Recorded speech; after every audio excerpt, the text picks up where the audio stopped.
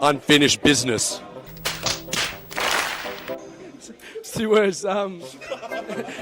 Disappointment. But there's room for improvement, and that's it, man. That's it. Well, that's exactly right. Signing off. James Daniel, starting captain, strikers. Yeah, and send hate to Alex Beckers and Lucas Mara.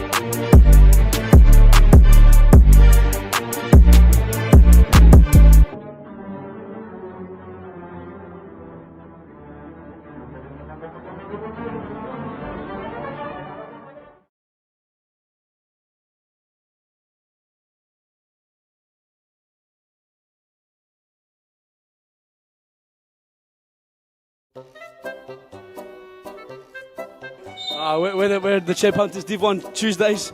We should not be in Div 1, but nevertheless, we lost 8-3 today, but we're missing Alex Beckers. Send him hate. If you know who he is, please send him hate, and that's it. Well, that's exactly right, James. Going on with that. Our gaffer, we've had a gaffer, for the whole team, and then he hasn't rocked up. Last 2 weeks, Lucas Smarra, you know who you are. You better sleep with one eye open tonight because we're coming for you, mate. You better sleep with one eye open, Lucas Smarra. You know who you are.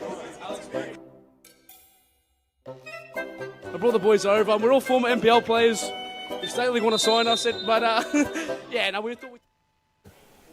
Good evening, wherever you're watching in Victoria, across the nation, or indeed around the world, and welcome to Darebin on what has been a delightful Friday afternoon in Melbourne's Northern Quarter. Equally delightful is the Friday evening ahead of Series Futsal. The season enters its most pivotal stretch, and all of these sides have absolutely everything to play for on a Friday night, which could certainly define things towards the table's foot. My name's Ethan Rigg, and I'm joined on commentary this evening by Adam Palombi. Good evening, Adam. Great to be here, Ethan. Welcome everybody watching at home to quite the round of futsal, as Ethan alluded to, and we've got a bit on tonight, don't we? We have Hume and Pascoe Vale reacquainting in early succession, it must be said, only a couple of weeks back. These two sides played to a 2-2 draw, claims in which Hume might have had to win the whole game. And they have an early chance and an early goal. Imran Turkman turned in Chichek's ball to the back stick. And within a minute, Hume hit the front. They have flown out of the traps on a night where they have to win.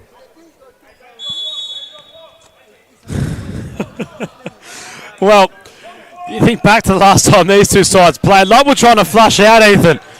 It was such a close game. There was claims from the Black Army to have had all 3 points in it. It was, I believe, Clenaris who went over the top. It was the railing which stopped his effort on goal from going in to the vacant net to make it what would have been a goal advantage at that stage. It would have proved the difference if it was to go through and stand. But Hume come into these games all the time with such intensity. You see it time and time again, Ethan, where they leave things a bit late in their season and they have to try and come back and get results against big teams. And right now, the Lions look stunned. Perennially slow starters. The Black Army have not started slowly this evening, and they have a corner already with an early goal. And as it stands, it takes them from the bottom of the league all the way to the top of the playoff places. Cicek's take was too long for Klanaris and was set all the way back for Murray, who speared it into Ramadan. Tried to turn Michael Newen, who makes his return to Pascoe Vale side this week following a 2-match ban. Turkmen, the scorer, couldn't get it beyond El Hayek. Klanaris couldn't get beyond Felipe Evangelista. And they're without Motenel tonight. The Black Army just got a bit of a quad injury. As the club captain, he is in the assistant managerial role this evening. In terms of the lineup for the Black Army, Yubiri Cicek is the captain. Klanaris on court alongside Turkmen and Ramadan. Murray is in between the sticks, of course, is voted in the Football Queensland Awards for Player of the Season. Their gala coming up very soon. We'll keep an eye on what happens there. As for Pascoe Vale, Mazen Abdallah is the makeshift fifth man right now. Their captain, Michael Newen, has the birthday boy of Felipe Evangelista further up the court. Nam Pham in support, as well as Adam Al Hayek. Here is Mazen Abdallah. Oi. Flicked it over Ramadan wonderfully. Oi. Tried to turn it towards Evangelista. Murray picked it off and went goal bound. 20 yesterday, Felipe Evangelista. What a start to this game. You've got Abdallah trying his best Ronaldinho, as if he was in the streets of Brazil. The Mad Cat trying those flicks. He was holding down L3 on the remote control, trying to flick over his direct opponent. Decent start to this one. Lucas Vaz was late to make his entrance inside DCSS. Giradate, Andre Caro, Matis Asumsau and Alson Lima all on the bench for Aidan Chachi. Having a look to our right, Nico Nardiadis has Hamza Swade and a few new acquisitions alongside Ninos Bertras and Mert Tuna and Najet Sahin to all choose from. Here is Evangelista. Went around Cicek, took a touch, and Pascoe Vale have a corner. Really wanting to get themselves level as quickly as possible in a game which to and froed the last time these two met. It was only a fortnight ago. Start of Fernando Di Moraes' coaching era at Hume. He's absent from the touchline this eve. Evangelista couldn't beat Klanaris. Turkmen tried to take over. Newen made sure he was slowed up. Before we got rolling tonight, Ethan, Reza Kawuglu had a couple of new names just all around him. Hayek. Toby Smith, one of them. Joel Kelsall, the other as well. It's a couple of new additions for Hume, and they might accept a gift. Cicek, Abdallah came, didn't get there. Turkmen and Ramadan sorted it out. Klanaris tried to spear it on. Evangelista's touch was heavy, and then he picked Klanaris' pocket. Newen scuffed effort. Found its way wide via the foot of Murray. Messi. That passage of play, Cicek perhaps had too much time on the ball. It was there to strike a lot earlier. The Madcap made himself big, and now the captain of UC7, Ethan, just looking a little bit gingerly right now. He's taking in some deep breaths. He's clutching perhaps at that very troublesome knee. That of his left, and it's caused him a lot of headaches in recent years. You hope it's nothing too serious. Evangelista's take with a lot of depth for El Hayek, who did well to keep that alive. Cycled it back for Mazen Abdallah, who had a scare in that collision with Cicek. That's a lovely ball for Newen. Murray's made a marvellous stop. Brilliant save, but what a ball from Abdallah to pick out Michael Newen. He's feeling it tonight, Mazen Abdallah. He's getting a lot more offensive with his distribution, but his counterpart goalkeeper at the other end, Murray, a fantastic save he had to make. Newen tried to drop it back for Nam Pham. Ramadan then took over. Evangelista tussled with two, and in the end, one out.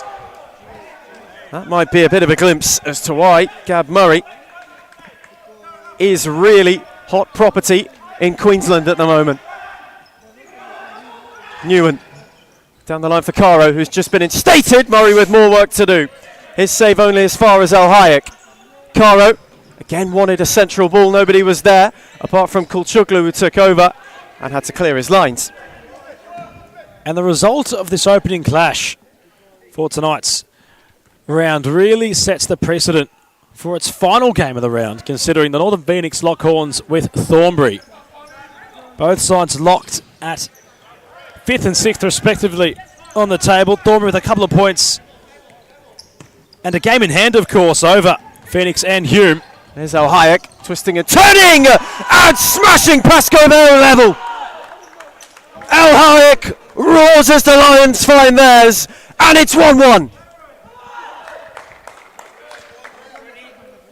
A major roar from Al Hayek, trying to get those around him to get going in this one. A war cry of "come on" comes out the number 23's mouth after he'd scored. Lots of power. Murray unsighted, not much he could do about it at such close range. And Ethan, right as I'm trying to have a moment to dissect the round which is tonight, this match not allowing us to really have any solitude on the broadcast. But I'm sure United and Phoenix watching this one with a firm eye. As Moreland will be as well, as if Pascoe Vale win. They go level on points with the reigning champions. Of course, have the bye tonight, so they will have a game in hand. But still, it'll be the end of the table, and it'll be the signs of progress that after an indifferent start, that Pascoe Vale would be looking for. And after a rocky start, they've got themselves back on level terms. Al Hayek. Tidy 1-2 with Caro. Went searching for Lima, who was held up by Tuna. Gives away a free kick.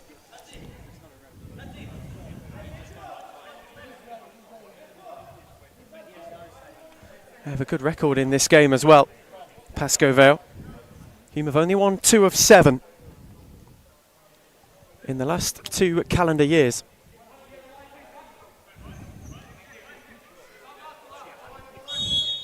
Pascoe Vale won 4, drawn 1. Andre Caro's free kick.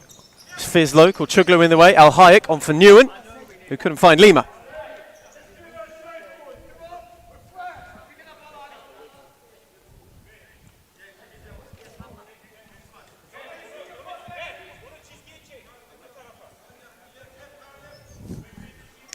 Never a dull moment in this league, and tonight might exemplify that to its fullest. Hume certainly hanging on for dear life after a slow start. They've picked up the pace a little bit, but they can ill afford to fall behind the onrushers on a night where one of them could pick up all 3.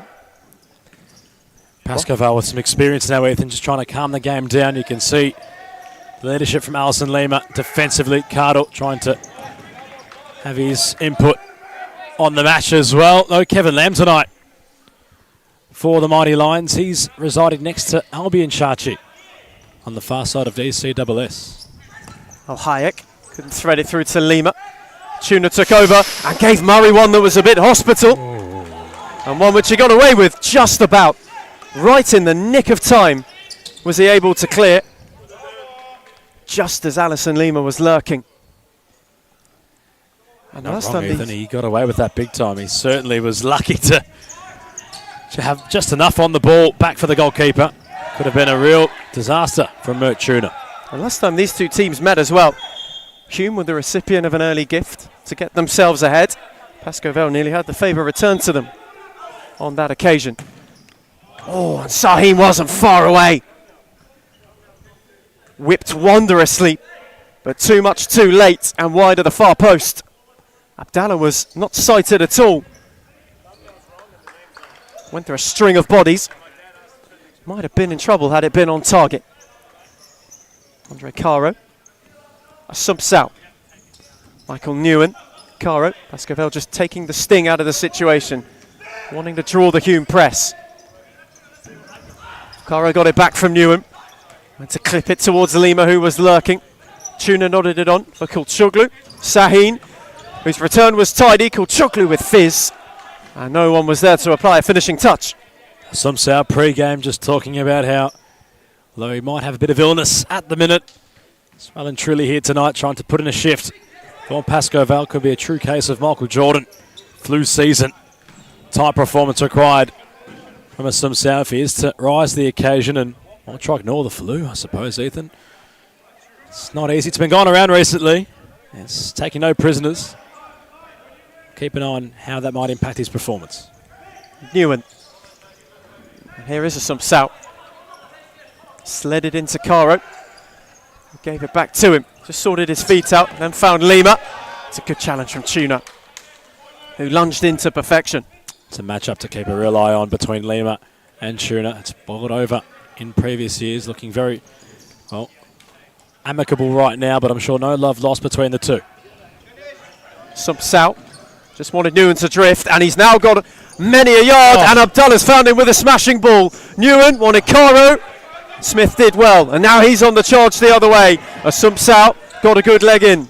Newen then tried to touch it beyond Tuna, who got the challenge in. You can hear the roar from the Pascoe Vale bench, Ethan. They're very, very satisfied with the standing challenge, in which was applied by Sumpsal in their defensive third.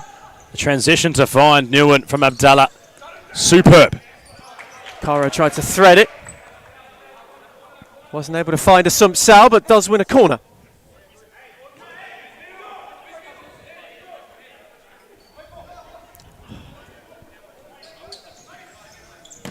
Caro from it. Crashed it over. Having gone behind early, Pascoe Vale just starting to find their rhythm. Where Hume have wanted to press high. You've just seen Newen drift into a lot of room in behind. Willing to utilise Abdullah, who is certainly able by foot. He's been able to find him wondrously. His hands are swayed. Sahin on for Cicek. Tried to steer it round the corner. Lima got a touch on it.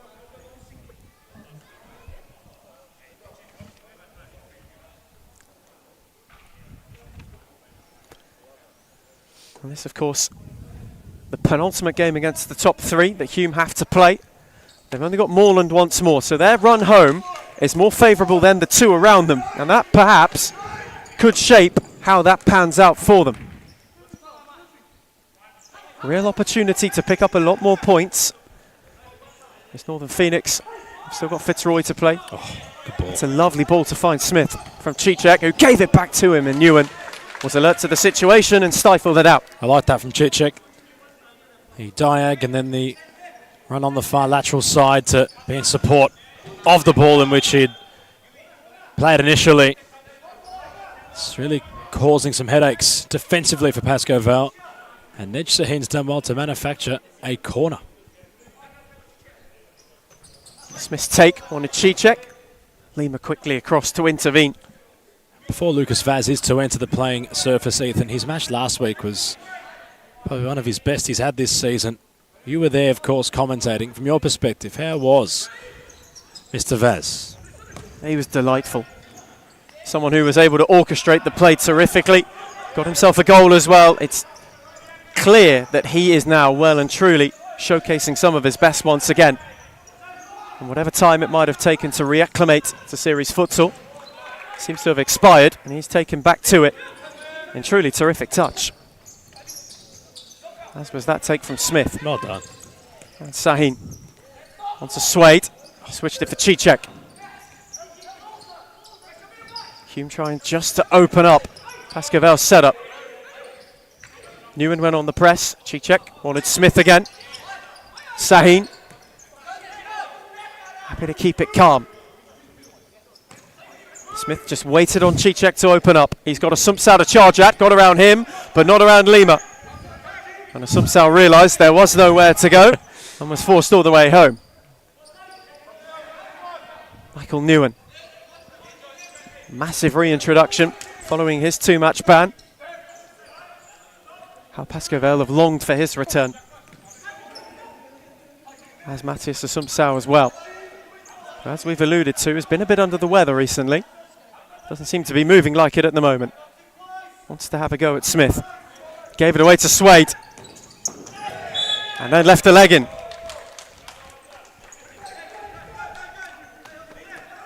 Perhaps a sign of the curse of the commentator. Smith on for Suede. Vaz instated. And immediately went on the high press. Sahin. Smith left it for Cicek. Rolled it on to Suede. Can't skip away from Vaz. Hume taking their time. Smith wanted to spin Caro. And then tried to keep the move alive, but showed too much of it to the doctor, who was surgically precise in order to win it back and win a free kick. Starting to boil, slowly but surely. Bit of physicality in that passage of play. Lima Tried to skip beyond Cicek. Wasn't quite able to do so. Must be said though, Ethan, I've really enjoyed the game of Toby Smith so far. He's come on, he's looked comfortable. Hasn't really missed a beat, I suppose, since being on. Delightful from Murray, although it's asked a bit of his teammate. He's just come on. Hayek, who had won it back, somehow stayed alive. Ricocheted out to Suede. And Kelsall, who was stripped of it momentarily, then went to win it back.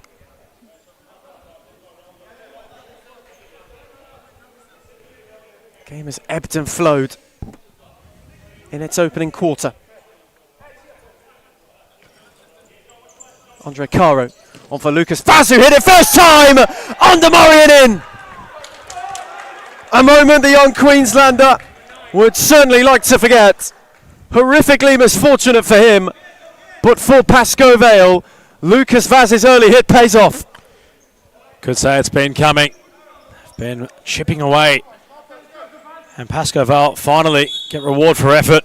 Perhaps a bit fortuitous by the goalkeeper calamity, but it's something in which they were certainly looking to try find Pascoe Vale, and they have found a goal in which has put them in front.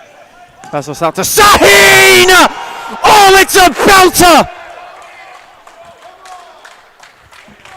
Oh, what a beauty that is! It's a Ned Sahin screamer for 2-2. What a hit! Stunned, speechless, unable to move. Many of the things in which all Pascoe Vale players couldn't seem to do there, Ethan. Hit with such power, a bit of an unkind deflection might have also helped it completely beyond Abdallah. But he was right out the equation. Sahin, he was invited to shoot. Doesn't need half an invitation, let alone a full one. And we're back on level terms. A searing hit. Absolutely smoked in. Could not have caught that sweeter if he tried. And one moment of misfortune is followed by a moment of magic, and Hume level. And now Cicek wants to charge at Vaz, who did well to hold him up. Decent first touch from Cicek, although Vaz was quick onto the case. But Ethan Riggs still trying to just find some wits about himself after that brilliant equaliser by the man in possession now. So he wanted Cicek once again. Such a sumptuous strike. Dictionary definition of a corker. There's Alison Lima. Claris wanted to go on the press. Evangelista on for El Hayek, who has Kelsall to drive at, gave it back to Evangelista. And rolled his effort just wide of the far post. Both sides, Ethan, have allowed each other to get within shooting distance. It's not been a rarity tonight, where they both tend to really enter inside the attacking third and find range to let fly. Sahin not able to get beyond Evangelista.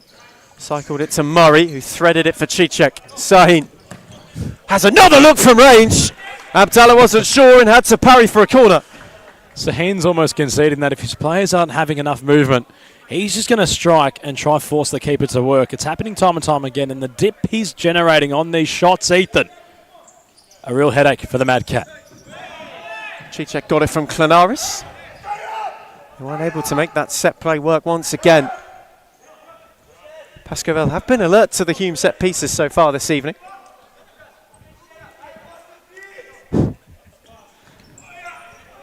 Searching for Vaz. Sahin quickly across this time.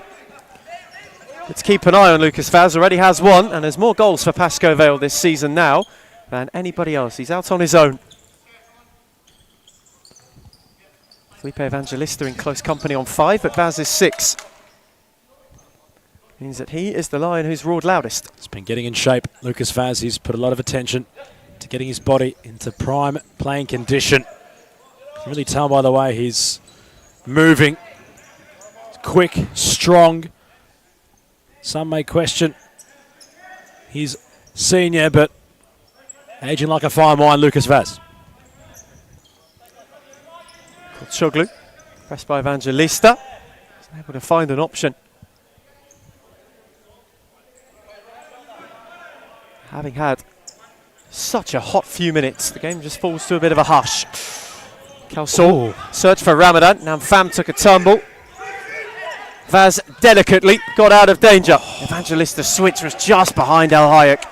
That would have been vintage Pascoe Vale if that had come off, considering it was fluid from Vaz defensively. Pham with a great readjustment to find Evangelista on broadcast side. Ethan, they weren't far away. And neither was Ramadan, who forced a save from Abdallah.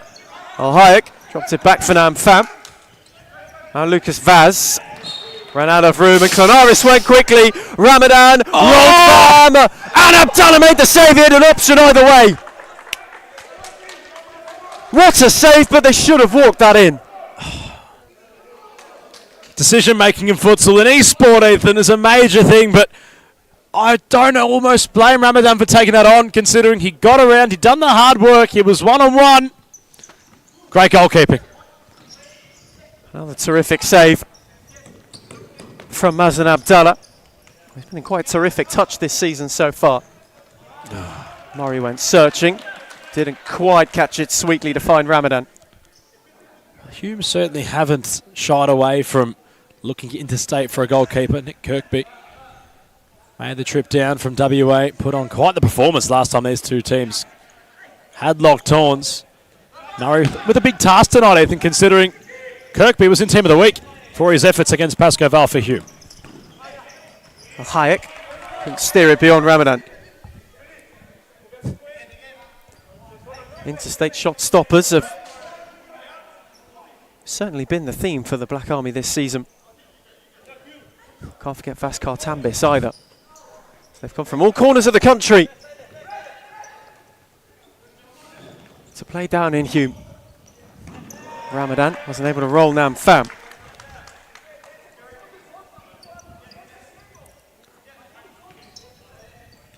Clonaris off for Turkman. Then went down the flank for Ramadan, but he just ran out of room before being able to get there. It's moving well, Lockie Ramadan. He's looking quick. Looks as if he's also been working on himself as well. Seen a lot of players across the competition just rejuvenated recently. Ramadan this time on the defensive end. In firmly but fairly on Pham. And now Turkman's on the drive, surrounded by Lions, all of whom were waiting to pounce upon him and did so overzealously.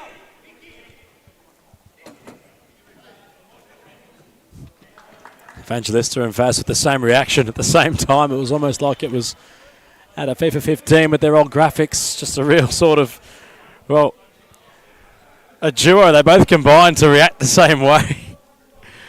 The reaction, painting that might not have been a spot kick for Hume, but that's what they've got right now. It's Ramadan's free kick. Deflection off Vaz. They'll have a corner. Really enjoying this from Hume. They're not lying down. They want to take shots on. They want to really try test the keeper. I don't care whereabouts they're going to shoot from, Ethan. They're going to shoot.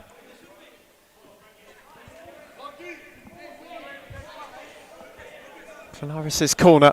Mazen Abdallah just having a word.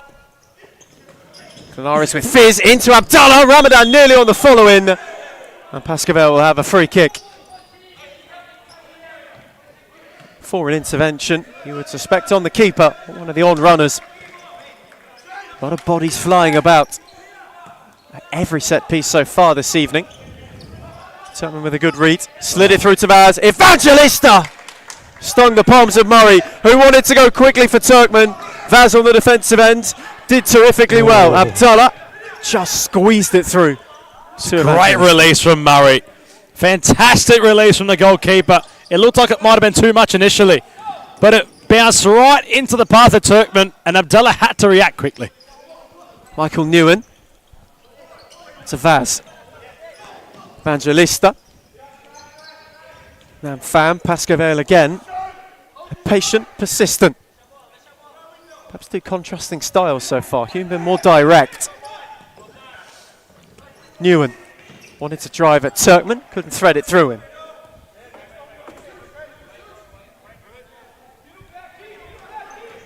Five and a half to the break in a first half that's flown by. Mazen Abdallah. Evangelista. Vaz, lovely, terrifically worked. Important from Kulchuglu. Vaz around him. Murray spilled it, but we'll have a free kick. had picked it up before Vaz prodded it out of his hands, and Murray just wanted to spear it for Tuna, who wasn't quite on the same wavelength.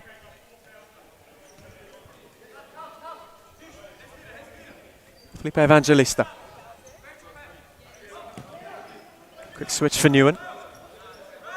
Andre Caro just operating in that space between the lines. Gets it from Felipe Evangelista this time round. Newen, lovely touch to find Vaz, and Kulchuklu stayed with him.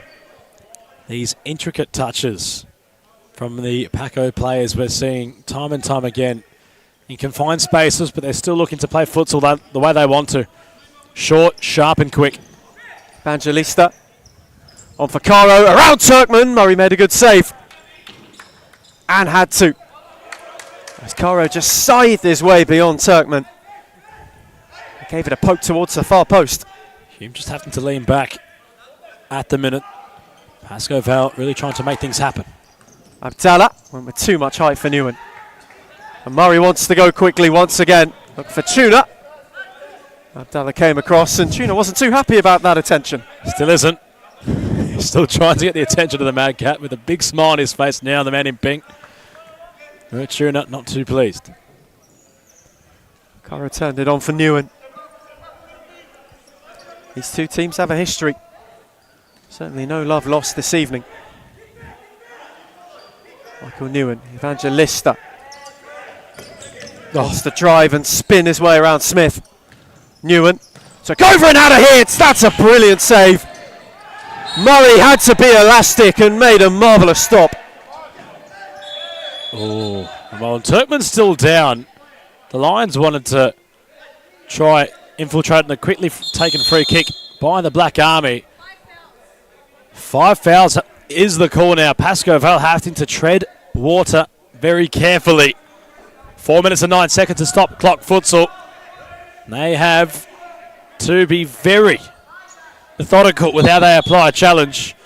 Tudor and Abdallah having a chat off the ball. The official will come across and try play school teacher. All smiles. All the laugh. They seem to be okay for now. So that's something just brewing underneath the surface, but on it completely is 5 fouls, which Pascoe Vale have conceded. The Black Army can try use their advantage, Ethan. Here is Kulchuklu who wants to test that out. Tuna. Pascoe Vale cannot put a foot wrong now to half time. Lima in with force. Won't take the sting out of this game, 5 fouls. It's been physical all half. Turkman on for Tuna. He's given room to turn. And might have a hit, it was bending, and Abdallah couldn't take any chances.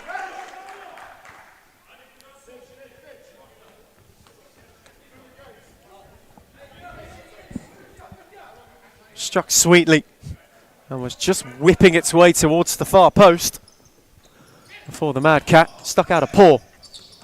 Sahin again. Every time he's within range, looks to smash it forward. Murray didn't get there. Sahin took over just as his keeper wanted to go.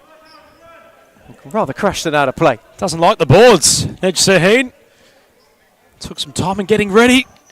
He's just completely thumped him out the way. Newen. Caro fisted across. Michael Newen on the follow-in, couldn't turn it in. Oi. After Murray's intervention the first time was clever, Hume was just lurking. Right place, right time. Couldn't find the net. Remarkable. Looked around himself to say, well, how'd that not go in? There is Tuna. He's going at a Futsal, took a tumble. Nothing was doing. Newen. Lima. Those two trying to work their way out of a corner, and Tuna bundled Michael Newen over as he was trying to break. Hume now only 1 away from 5 themselves. The free kicks quickly for a Futsal. Swade's just been reinstated. Smith stuck out one leg, Tuna did another, and eventually they slowed him up. It's always got the makings. That's why you tune in to a Hume Pascoe Vale clash. Could see something transpire before the end of the first half, but Pascoe Vale, since copping that early scare, have truly matured into this game and looking to play their best possible futsal. To the credit of the Black Army, though, Ethan, have been equal to the measure. Their high press has been effective. Some South charging at Sahin, who's initiating that again. Caro skipped his way from Tuna, rolled it on for Alison Lima, who's rolled it wide. What a chance. Angle was tight for Lima. He knew to try bend it around the goalkeeper rather than go for power. It's brilliant from Caro to shift away from Tuna. And once the Doctor was making some inroads on the far flank, thought for a brief moment he could have gone on his own. Went to play it instead.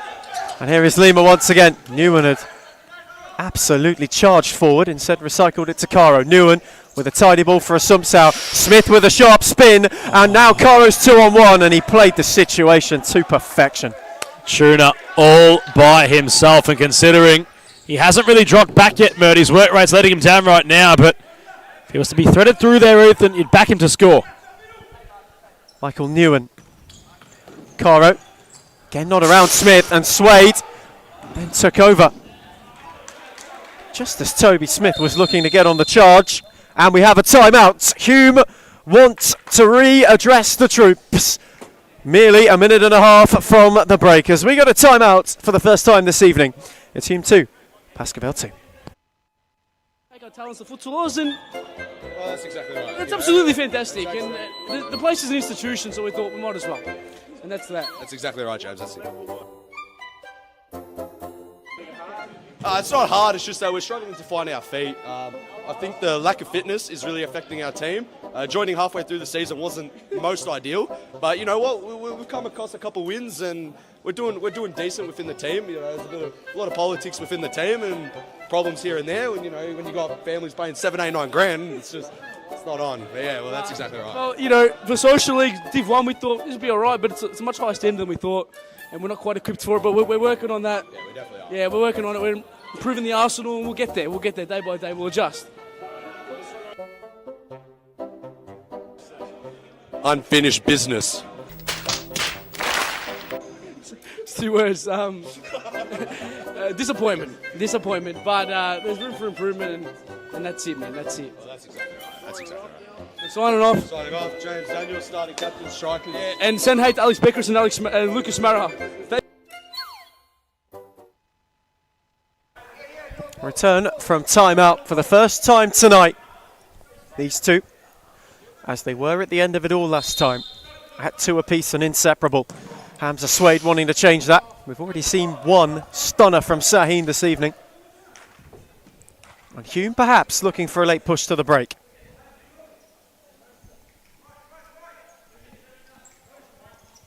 G-check side ball. On for Swade, who spun Vaz, who then dangled a leg. Assumpsal couldn't clear it either. Abdallah didn't have many options, so we went in search of El Hayek, who right against the line hit one for Murray, who quickly went on himself. Smith steered it, Assumpsal got a foot. Vaz got in ahead of Chichek, on for El Hayek, whose touch for Newen wasn't quite there. Now Swade on the break. Couldn't find Sahin, who was steaming forward. Breakneck speed. The ball travelling from end to end. Left and right, right and left. And there were passages of fatigue from Hume right before the timeout was issued by Nico Nadiadis. It was a perfect time to implement a stoppage, but you think about the sliding doors moments again. There was moments, Ethan, before the break where the Black Army had numbers of 3 travelling forward. It just could not apply the finishing touch. Some Sal. Vaz squeezed it back to Al Hayek just about. Assumpsal with a lovely ball for Newen, who's got Smith to go at. Dropped it off for Al Hayek. Assumpsal. Quickly around the corner for Newen. Final 30 of the first half, and Chichek's won it back via Sahin. Chichek steered it to the back stick. And Sahin, it was just too far ahead of him for him to get a touch. The Hume bench, to their credit also, Ethan, this entire first half, vocal, emotional, passionate, and their voice is translating onto their players on court. Must be said, Pascoe Vale a bit more reserved and had some voice. Some Sal. Shifted away from Sahin. Will not be on Suede. So had glimpses tonight, Hamza Suede. Decent defensive performance. He's had a couple of times an attack where he has been moments away from connecting sweetly. And Pascoe Vale are going to want a timeout. In the final 10 seconds to the end of the half, there might be one more look for the Lions before the break.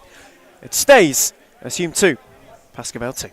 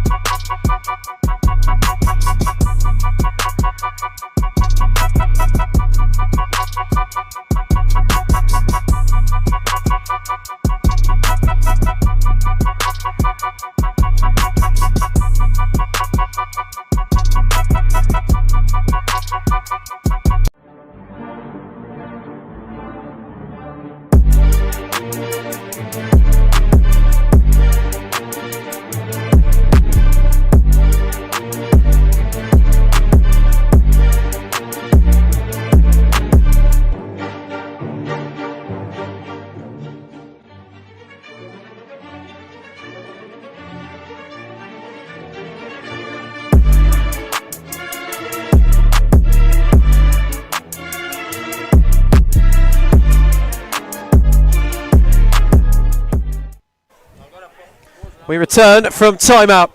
Final 10 seconds to the half. These two deadlocked. Is there one more sting in the first half tail? Yet one more line, even if it is a footnote to be inked. Sumps out. Evangelista peeled away. Pascoe Vale have got to get a shot off quickly if they want to make it count. Matis Sumpsal had it blocked by Cicek. And at the end of an entertaining first half, these two are as they were right at the end of their final encounter. Inseparable at the break. It's Hume 2, Pascoe Vale 2.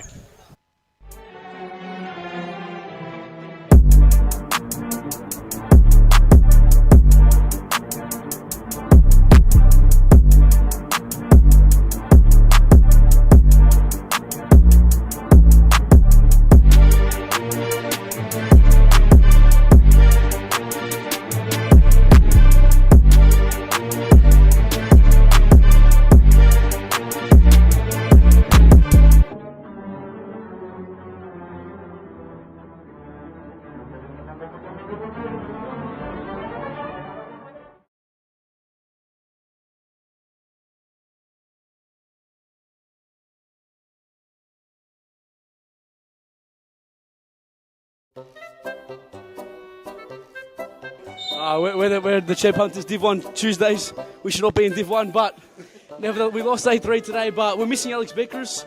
Send him hate. If you know who he is, please send him hate, and that's it. Well, that's exactly right, James. What's going on with that? Our gaffer, we've had a gaffer, for the whole team, and then he hasn't rocked up. Last 2 weeks, Lucas Smarry, you know who you are. You better sleep with one eye open tonight because we're coming for you, mate. You better sleep with one eye open, Lucas Smarry. You know who you are. I brought the boys over, and we're all former NPL players. If State League want to sign us, we thought we'd take our talents to futsalers, and Well, that's exactly right. it's absolutely fantastic. And the place is an institution, so we thought we might as well. And that's that. That's exactly right, James. That's it. It's not hard, it's just that we're struggling to find our feet. I think the lack of fitness is really affecting our team. Joining halfway through the season wasn't most ideal, but you know what? We've come across a couple wins and we're doing decent within the team. There's a lot of politics within the team and problems here and there. When when you got families paying 7, 8, 9 grand, it's not on. But yeah, well, that's exactly right. Well, for Social League Div 1, we thought this would be all right, but it's a much higher standard than we thought, and we're not quite equipped for it, but we're working on that. Yeah, we definitely are. Yeah, we're working on it. We're improving the arsenal, and we'll get there. We'll get there day by day. We'll adjust. Unfinished business. It's 2 words. Disappointment. But there's room for improvement, and And that's it, man. That's it. Well, that's exactly right. That's exactly right. Signing off. Signing off, James Daniel, starting captain, striker. Yeah, and send hate to Alex Beckers and Lucas Mara.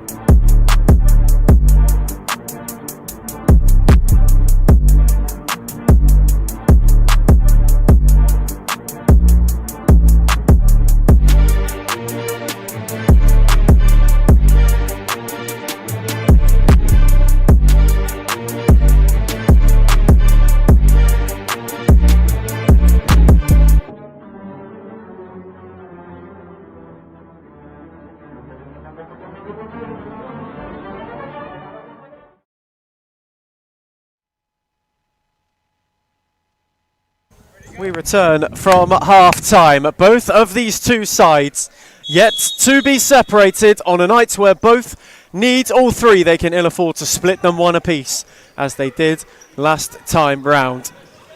In a game which could get feisty, in a game where there is history. The next 20, crucial. On all ends of the SFV Premiership ladder this season, Hume, it's so routine of them now, isn't it, to really ignite deep in the season. They always like leaving things late, and they've done it time and time again in recent years, the Black Army. You see much different in terms of club personnel, players and attitude perhaps, but some habits still remaining the same. But a win here against Pascoe Vale could certainly be a shining crown in their season. It would certainly start the late escape in very fashionable style. Evangelista wears another Sahin strike. Hume have a corner and have a bright start to the second half.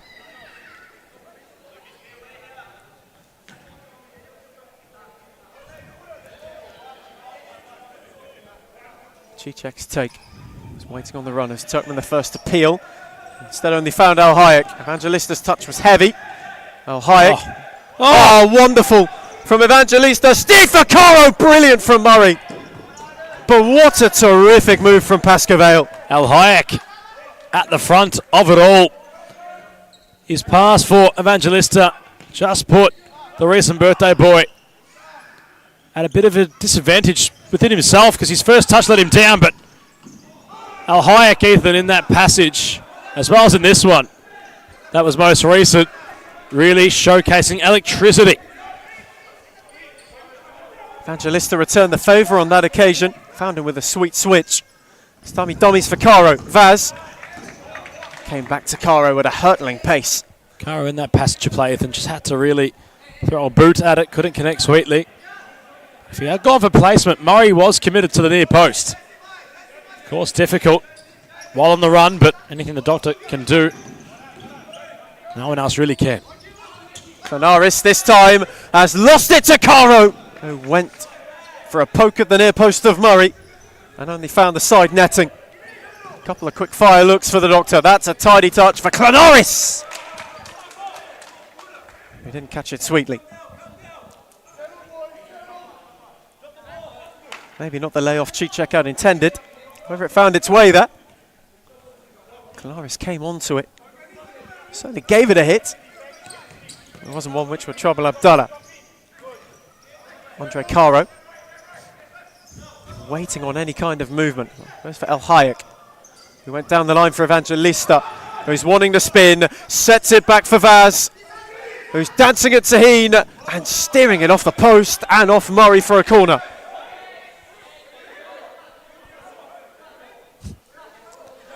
Well, Vaz had his hand on his heart as if he was going to plead perhaps sportsmanship, but his hand's gone straight up to indicate to the troops we've got a corner.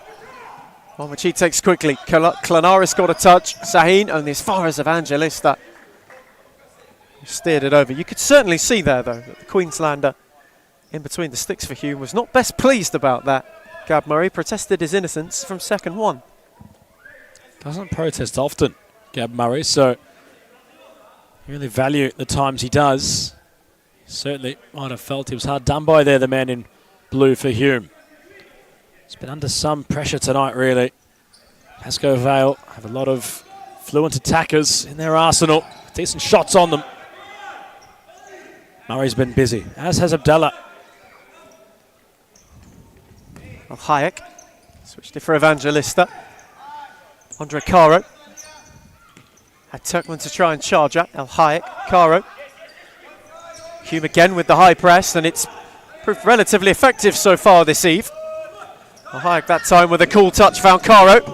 Taheen just across as El Hayek wanted to go on a charge.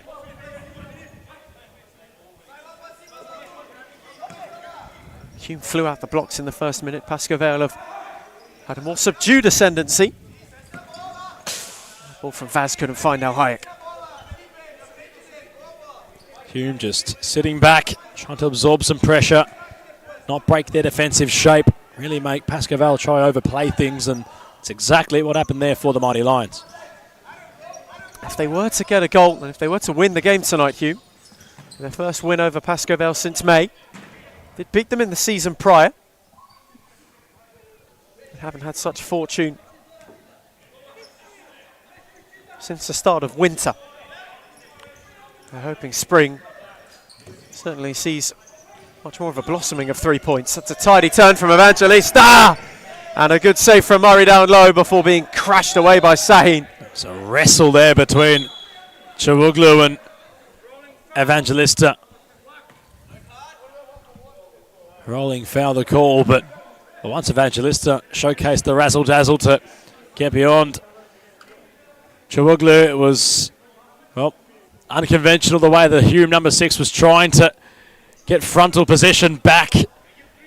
Arms are flying. Play resumed. Murray was tested. Certainly robust from Chawuglu and trying to slow up Evangelista. There's El Hayek. Took a deflection. Vaz wanted to make it work.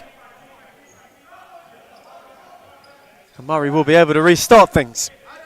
You can see two benches cutting two different figures. Nico Ignatiadis much more watchful. Maurizio Novak rather animated. Momentarily taking the Marcelo Bielsa approach. Needs an esky.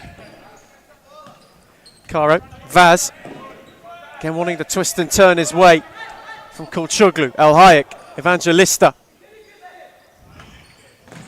Can he get beyond Turkman? He's growing, Evangelista, as the game continues. He's causing some real havoc. The likes of Chawuglu and Turkman defensively for Hume. Finds Caro, who was surrounded by four and twinkled his way out of them. This time Smith came across. It's a good challenge. Enjoying the game of Smith. Continued in the same vein, which he showcased in the first half, much in the second. He's been busy on and off the ball. The man in possession right now. It's a Chawuglu. Cicek. Evangelista had to get in the way, and it deflected for El Hayek, who's on the charge, and Murray makes a brilliant stop. Had to adjust mid-flight, Murray.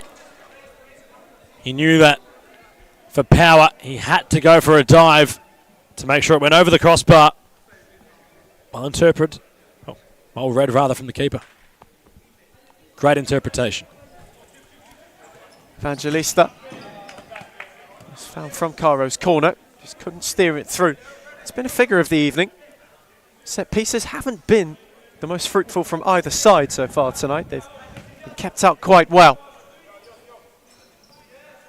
Still, of course, plenty of time for that to change. Caro Hayek left it for Evangelista.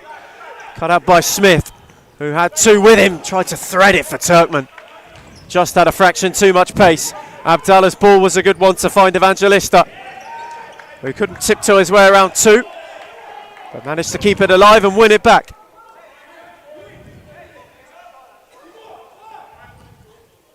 Hayek switched it for Caro. Turkman with a brilliant challenge and now has Cicek with him for support. Hayek got a read in, wasn't able to keep it alive, much to his frustration.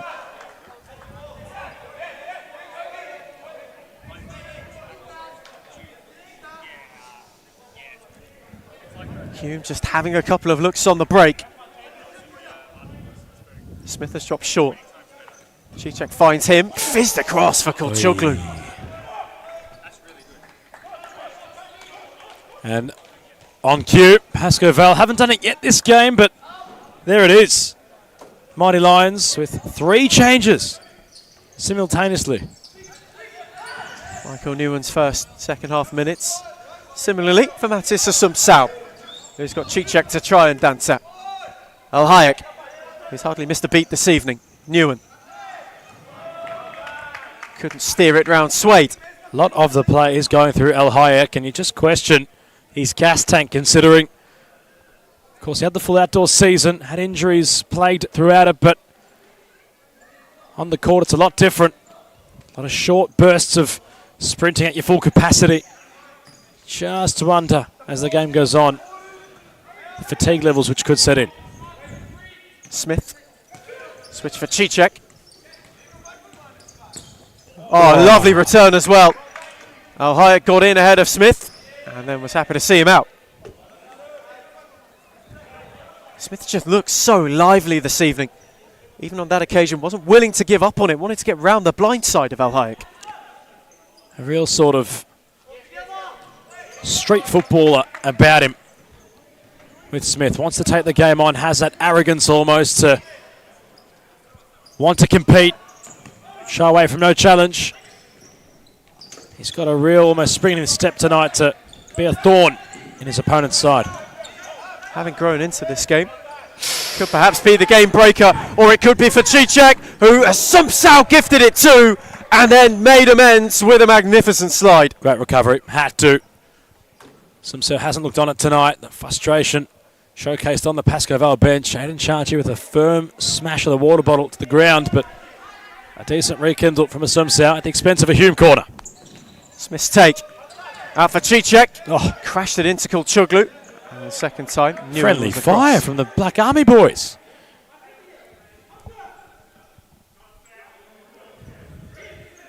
Take 2 for Hume. Cicek. This time out of hits! And Abdallah got a pour across to the expense of a corner. Lots of traffic. Looks deceiving on your screen, but at ground level here in person, can assure you it's a sea of bodies in the way of Abdallah before the ball reached him. Suede! Found by Smith's corner and was inches away from turning in for 3-2. Nobody went with him. He was completely unmarked. Space opened up invitingly. Just wasn't able to apply the finish. What a moment that could have been. Not just for Hamza Suede, but for Hume in their season. Here's Assumpção. Murray's come a long way to help Ramadan out. Lima on for Fam. Alison Lima once more. Suede on the high press. Assumpção threaded it for Fam, who got around Smith. His recovery challenge was a good one. And then improvised to tiptoe his way out of a bit of trouble. I don't think Fam realised that he actually had the better position when in the duel and tussle with Smith. As he's gone to turn away from the ball, it's hit him on his back heel. Lima. Assumpção. Fam this time goes down the line, and Smith, on this occasion, the one better placed. Perhaps still adjusting to life in the Lions' den. Now Fam. Have seen glimpses of the form he showed at Western City. Great ball. Great ball to find Ramadan. That's a good challenge from Fam. Newen went to take over and was dragged back. Ramadan might have just caught Newen rather high. Hence the captain. Well, Pascoe Vale was just clutching really the upper part of his face, but pedestrian from Hume to give the ball away so casually, and allows for the side in, well, desperate need of a victory to get back in possession. They're going through a Sumsau a lot now. Mauricio Novak's side, they're looking for some magic from the man in possession. Sumsau wants to go at Suede. Tried to steer it for Newen. Hammered away by Kulchuglu. Abdallah to reset. Again, search for Michael Newen. Kulchuglu got up. Suede had a slip, which allowed Sumsau to take over. Switch for Nam Pham. Down the line for Lima, who threaded it across. Murray sprawled. Newen took over, and Murray's now going on a march. Ramadan up with him. Pham with a terrific challenge, and he might have come off worse for wear.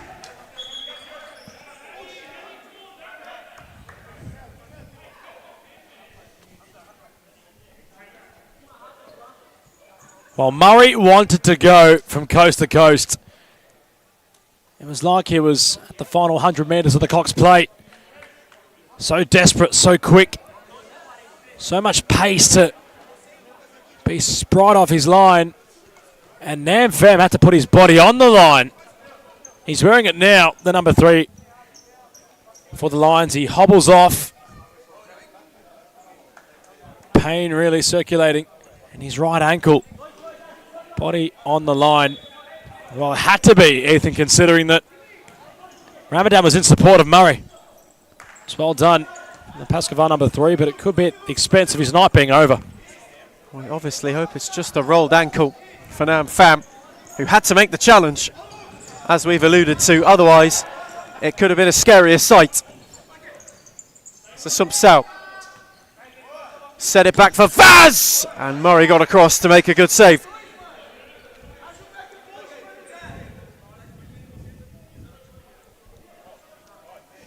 This game again, just with another moment where it simmers. Newen, Vaz. Matis Sumsau. Again for Lucas Vaz, who's rolled his effort just wide. He's looking to let fly Vaz a couple of times now, where he has the range. Has to really pick which part of Murray's goal to try and infiltrate. All the bodies getting in the way. It's a lovely turn. And a lovely read from Vaz. Just as Kelsall thought he might have been through. Just as he thought he might have picked Ramadan as well.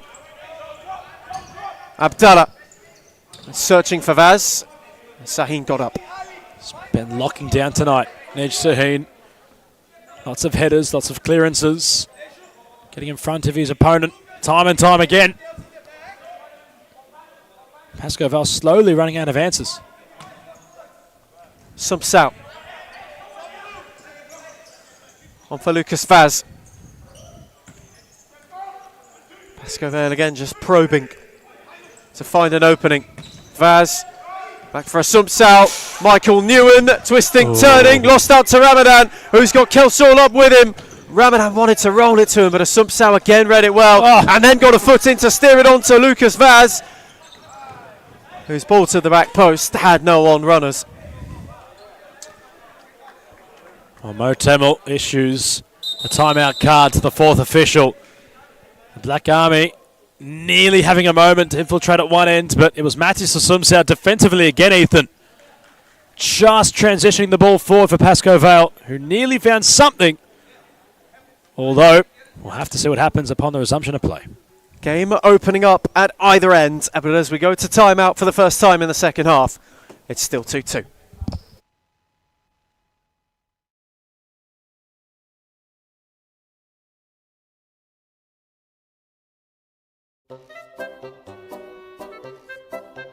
We're the Champ Hunters Div 1 Tuesdays. We should not be in Div 1, but nevertheless, we lost 8-3 today, but we're missing Alex Beckers. Send him hate. If you know who he is, please send him hate, and that's it. Well, that's exactly right, James. Going on with that, our gaffer, we've had a gaffer, for the whole team, and then he hasn't rocked up. Last 2 weeks, Lucas Smarry, you know who you are. You better sleep with one eye open tonight because we're coming for you, mate. You better sleep with one eye open, Lucas Smarry. You know who you are. I brought the boys over, and we're all former NPL players. If State League want to sign us, we thought we'd take our talents to futsalers, and Well, that's exactly right. it's absolutely fantastic. And the place is an institution, so we thought we might as well. And that's that. That's exactly right, James. That's it. It's not hard, it's just that we're struggling to find our feet. I think the lack of fitness is really affecting our team. Joining halfway through the season wasn't most ideal, but you know what? We've come across... Return from timeout. These two locked level. Near the halfway stage of the second half. The question now is who wants to go and win it. Sahin for Tudor. Clonaris! Hume hit the front. A terrific move from the timeout. Clonaris cool as you like at the back post. And Hume have their lead back. And it meant the world to their bench. Nico Gnardiadis with a massive roar. And well, Maria, our official on broadcast side's having a tough time in keeping all the Hume players in the technical area. They've been just itching and clawing their way out of it throughout the majority of this game. They know what it could mean tonight for a victory. And they've notched themselves in front for the first time since they opened the scoring early in the first half.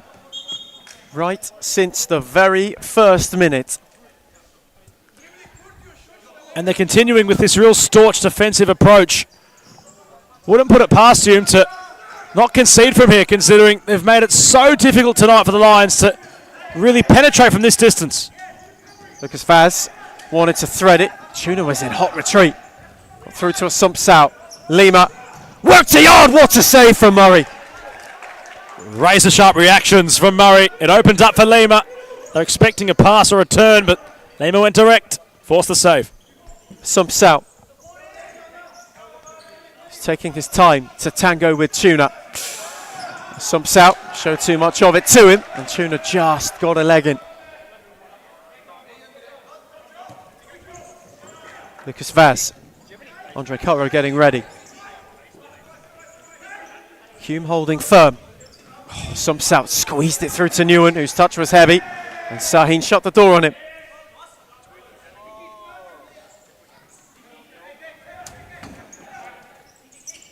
You can see many Hume members just starting to sense that a scalp could be on the cards.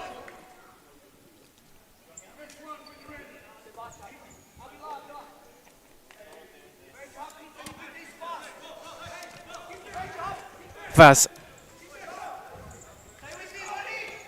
onto Evangelista. Lucas Vaz once more. Evangelista not away from Sahin. Threaded it into Lima. Kelsall made a good challenge. Vaz for Evangelista. Lima, who again has Kelsall to go at, who again holds him off well enough. Vaz wants to go around Tuna, on for Evangelista, who fizzed it across and was fouled late by Clonaris. In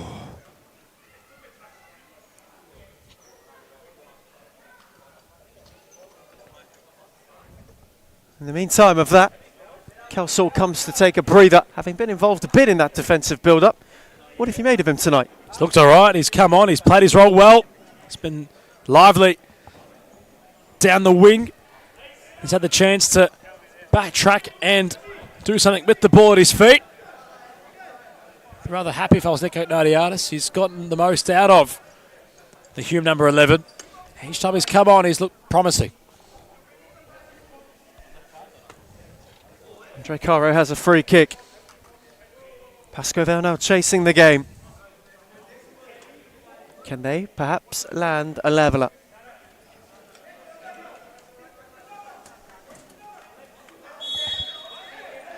Caro's take. Rolled it for Evangelista, who's fizzed it wide. And Murray wants to go. Tuna was on his bike, but didn't have the touch to take it down. Tried to control it quickly, but Tuna. The ball, yet again, poised up nicely by the keeper, Murray. From his own defensive D, and that transition's really helped Hume tonight. It's enabled them to get the ball forward quickly. Pascoe Vale have been caught out in the break because of it. Evangelista. A Clanaris to go at. Vaz left it for Caro.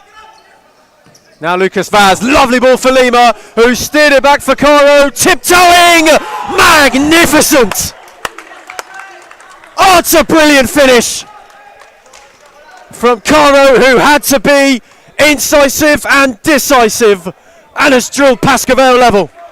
Razor sharp precision, almost surgeon-like from the doctor, Andre Caro.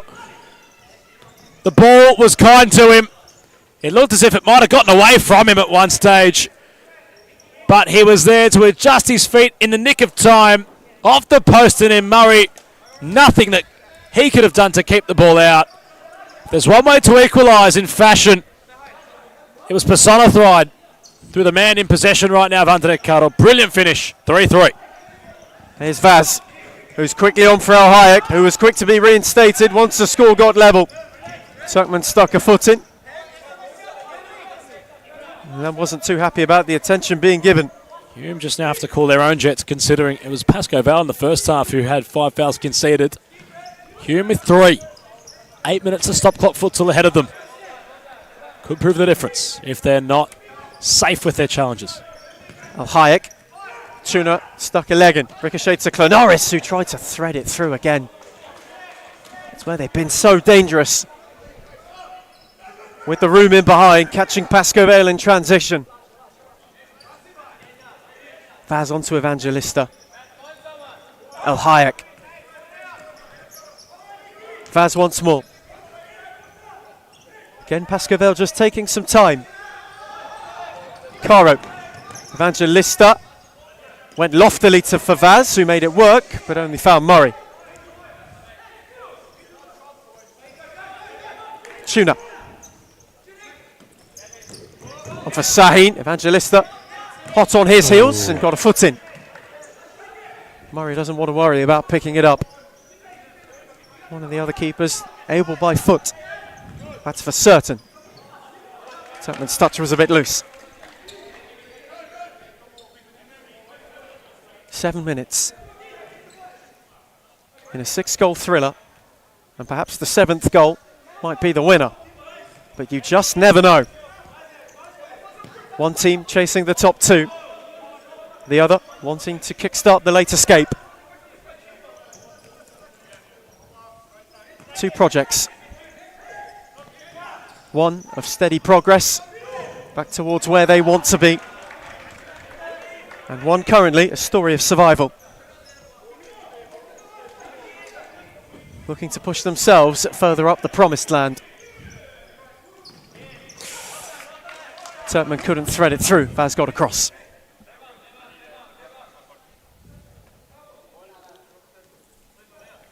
Smith. Sahin. And back to Toby Smith. They were short of options. Tried to thread it for Turkman. Vaz and Evangelista worked it out in the end. And just as he had done, Felipe Evangelista makes way for the skipper. What a time to bring him on. Newen could arguably win the game. Caro got inventive off the chest. He was looking for Newen, who was lurking. Made a beeline. Right for his attacking third, the captain, Michael Newen. Keep a firm eye on what he can do in the last 6 minutes of this one. Lucas Vaz stung Murray's palms, and it was via Newen's challenge. Gets another look, clipped it into Caro. Smith saw it coming, however, and is going on the march. El Hayek did wonderfully. Great matchup. 2 very similar players in size and pace. Separating them there come that time around. Smith in again with 2 to contend with. Couldn't squeeze it through to Cicek, but Vaz couldn't keep it in. Sahin. Again, Alhaya continuing the high press. And it nearly, ever so nearly trickled in. Murray had to be alert. Cicek's turning. Caro's blocking. And Hume have a corner.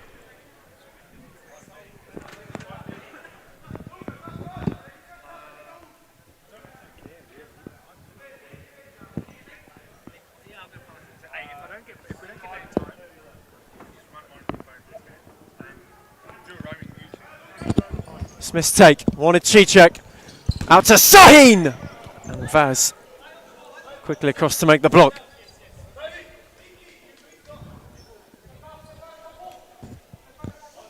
Hume just edging ever closer.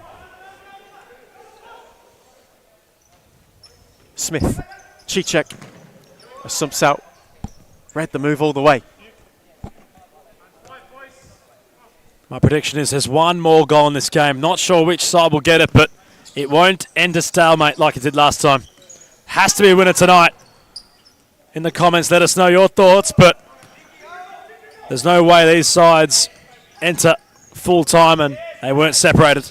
Smith wanted to shift away, broke for Turkman. Alhaya got an all-important touch, and now it's 3-on-1. Caro had to hold it up as him and Ewan made a mess of it. Turkman going the other way has flashed it across the face. What an opportunity at both ends. There's been so many moments tonight where, from both sides, Ethan, they just haven't had not so much the chemistry, but the communication, and that was a primary example there between Caro and Ewan. Alhaya was making a gut-busting run as the vacant player in the attack to make something happen. Another sliding doors moment perhaps unfolding right before our eyes for the Lions. Alhaya ricocheted off Sahin. They will just restart. 4.5 minutes for either to find a winner. For either perhaps, with their season at a crossroad, to find the right turn. Both are searching for it. It's been a funny old season for Pascoe Vale. Were a matter of points from the playoffs merely 2 weeks ago. Now find themselves possibly a goal away from the top two. Similarly for Hume, perennial slow starters. Now certainly up to steam and hoping it isn't too little too late. Caro, Newen.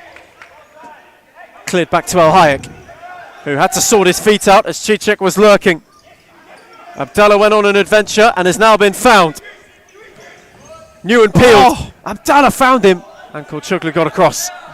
Went to screw it, Newen. It's there to be hit off the volley first time, I reckon. What do I know? I'm not sure, Ethan, but it was inviting. It was a great ball again from the Mad Cat. He's done that time and time again this evening. And Hume have not had any answers. Cicek, who was found by Smith, couldn't thread his way around Alhaya, and then gave him a drag down. And Maurizio Novak wants timeout. They'll have to wait for the next installation. Alhaya went searching. Kulchuglu, it might fall for Cicek. Oh. Alhaya and him took a tumble. Shout for a high boot as well. Newen for Caro, who fouled Sahin. This game is just simmering ever so slightly. Temperature turning up. Both these teams throwing it all at it. Smith on for Cicek, squirted for Sahin. Oh my word! Oh my word, what a look. And Pascoe Vale gets a timeout. Unsure of how, they're still level. Abdallah had the ball in his hands. He smashed it onto the canvas in complete frustration. Cicek and Sahin at the other end, mind you, were moments away from finding the goal to put Hume in front. Somehow the Lions hadn't conceded, but Ethan, this game's got a winner in it. Who's going to find it? We're not sure. Stroke of fortune and the game on a knife edge. Whoever wants to go and win it will have to do so after the timeout break. Couple wins and we're doing decent within the team. You know, there's a lot of politics within the team and problems here and there. When when you got families paying 7, 8, 9 grand, it's not on. But yeah, well, that's exactly right. Well, for Social League Div 1, we thought this would be all right, but it's a much higher standard than we thought. and we're not quite equipped for it, but we're working on that. Yeah, we definitely are. Yeah, we're working on it. We're improving the arsenal, and we'll get there. We'll get there day by day. We'll adjust. Unfinished business. It's 2 words. Disappointment. But there's room for improvement, and that's it, man. That's it. Well, that's exactly right. That's exactly right. Signing off. Signing off, James Daniel, starting captain, strikers. And send hate to Alex Beckers and Lucas Mara.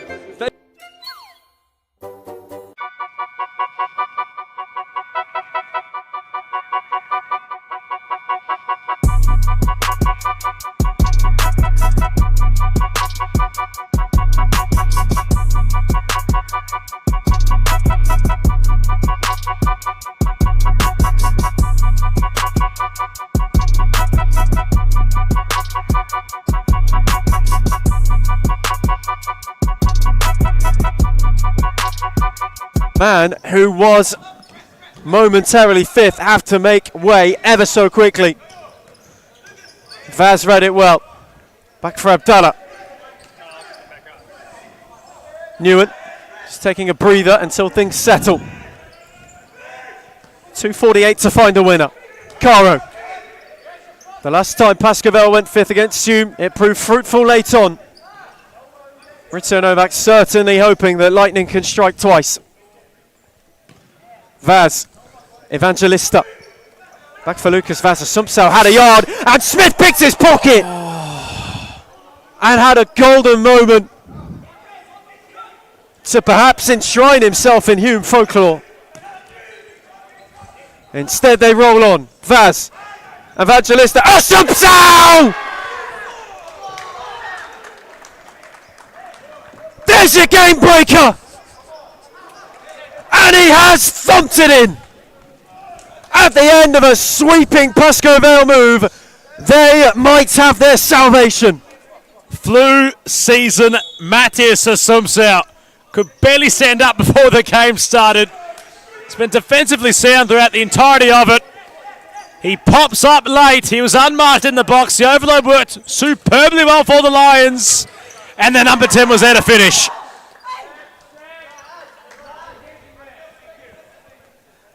Al Hayek showcasing the passion.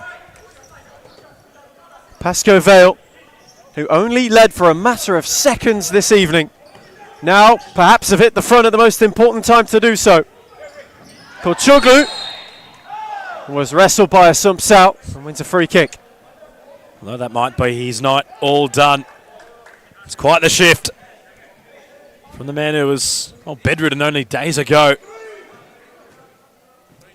He's done well, but the task is not completely home yet for a nervous Maurizio Novak. Mind you, at that timeout team talk issued by Nico Gnadiadis, they were full of voice, the Black Army. Have to find something deep in their character to get another equaliser late in this one. Hume must go to the well again. Sahin into the arms of Abdallah, who flung it on for Vaz quickly. Touched it away for Al Hayek. Korchoglu then took over. Turkman couldn't get away from Al Hayek, whose retreat was wonderful. That's a brilliant, brilliant read. And what a time to do it. Might have just questioned Pascoe Vale's voice from the bench. Very vocal there for Al Hayek. And here he is again! Just looping it over Murray's crossbar. And in fact, it took a deflection. It'll be a corner. It's about game management now.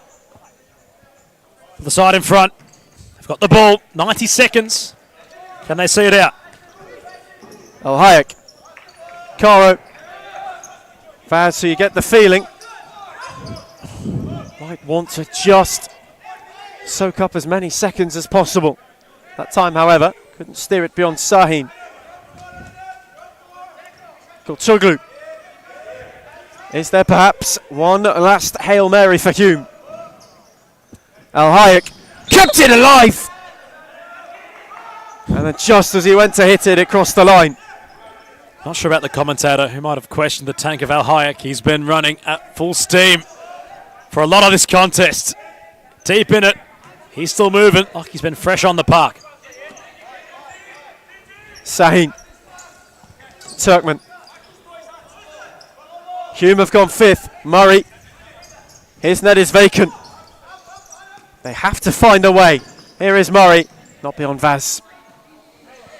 And yet more time ticks away.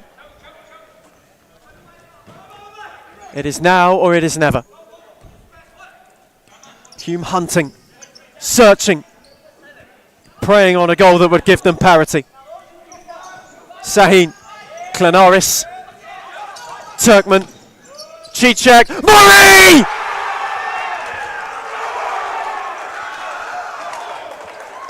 The keeper's only gone and done it! Unbelievable!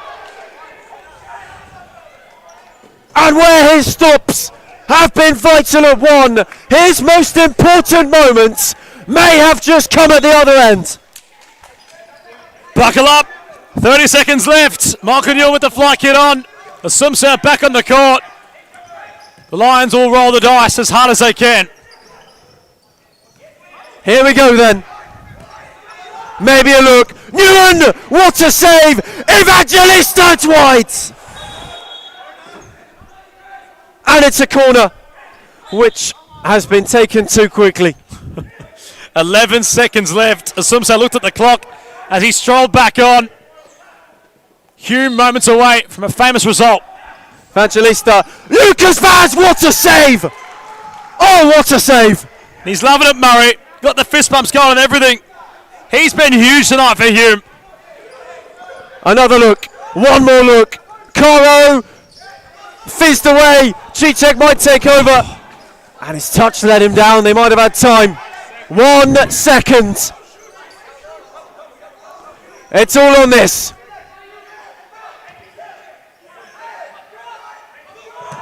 Caro quickly. That'll be that. That will be that. And where we said it couldn't end level, where we said it wouldn't end level, in the end, they could not be parted. A ridiculous game of futsal. Finished marvellously by the man from Queensland to steal a point for Hume right at the end. Outrageous. Well, he did a lot of shot stopping and he even found a goal of his own. Murray, well, if that doesn't showcase what he can do, I'm not sure much else can.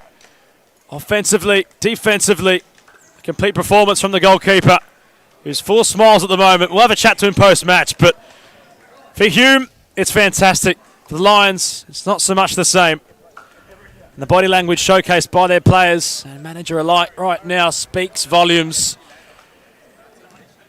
But Ethan, the commentator, might have suggested that there was a winner in it. Hume denied that to be the case. And in grand fashion, it's the goalkeeper with the equaliser late in this one. Terrific from Murray. And Hume hang on by a thread. Full time from the early kickoff. It's Hume 4, Pascoe Vale 4.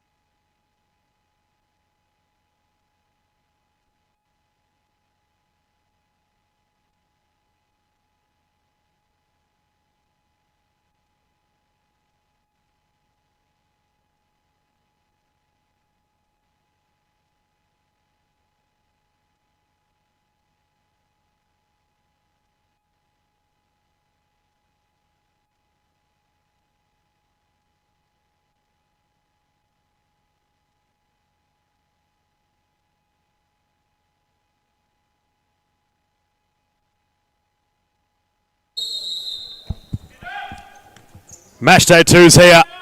It's Fitzroy up against Melbourne Aku. The Tigers have a 5-point lead at the top of the summit, of course. Mourned with the bye this evening.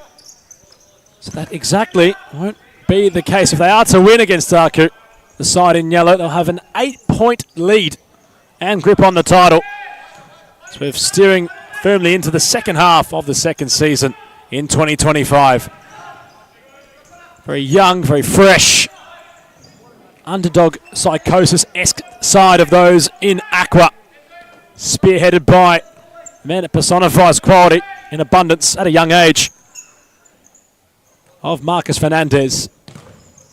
But Ethan, an intriguing clash. These sides, when they play each other, it's always close to start with.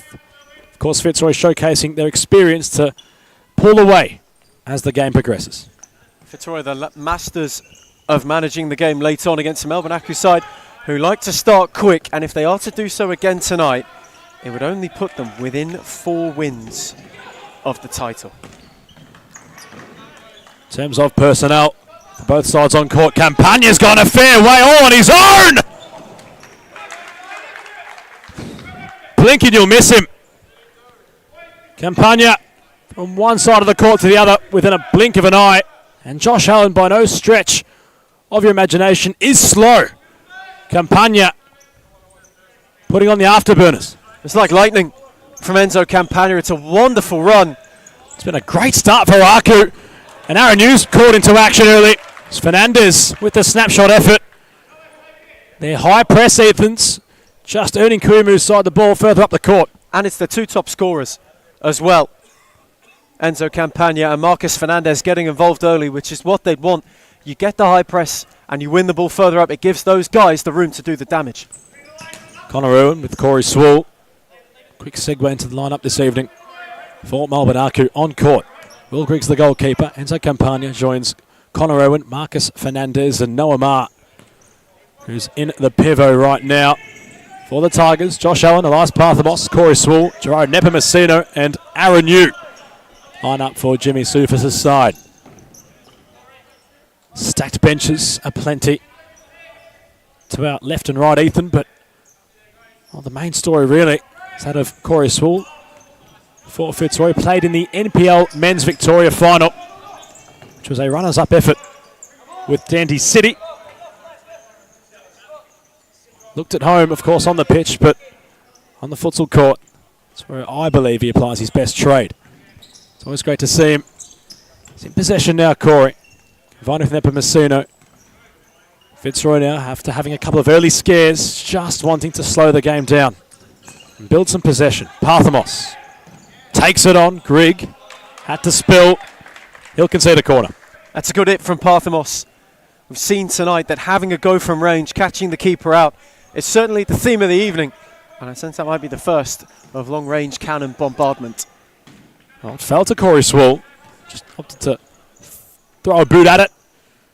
Up and over the crossbar, and not going to cause the 6'6" of frame of Will Grigg to lunge into any real cause for concern.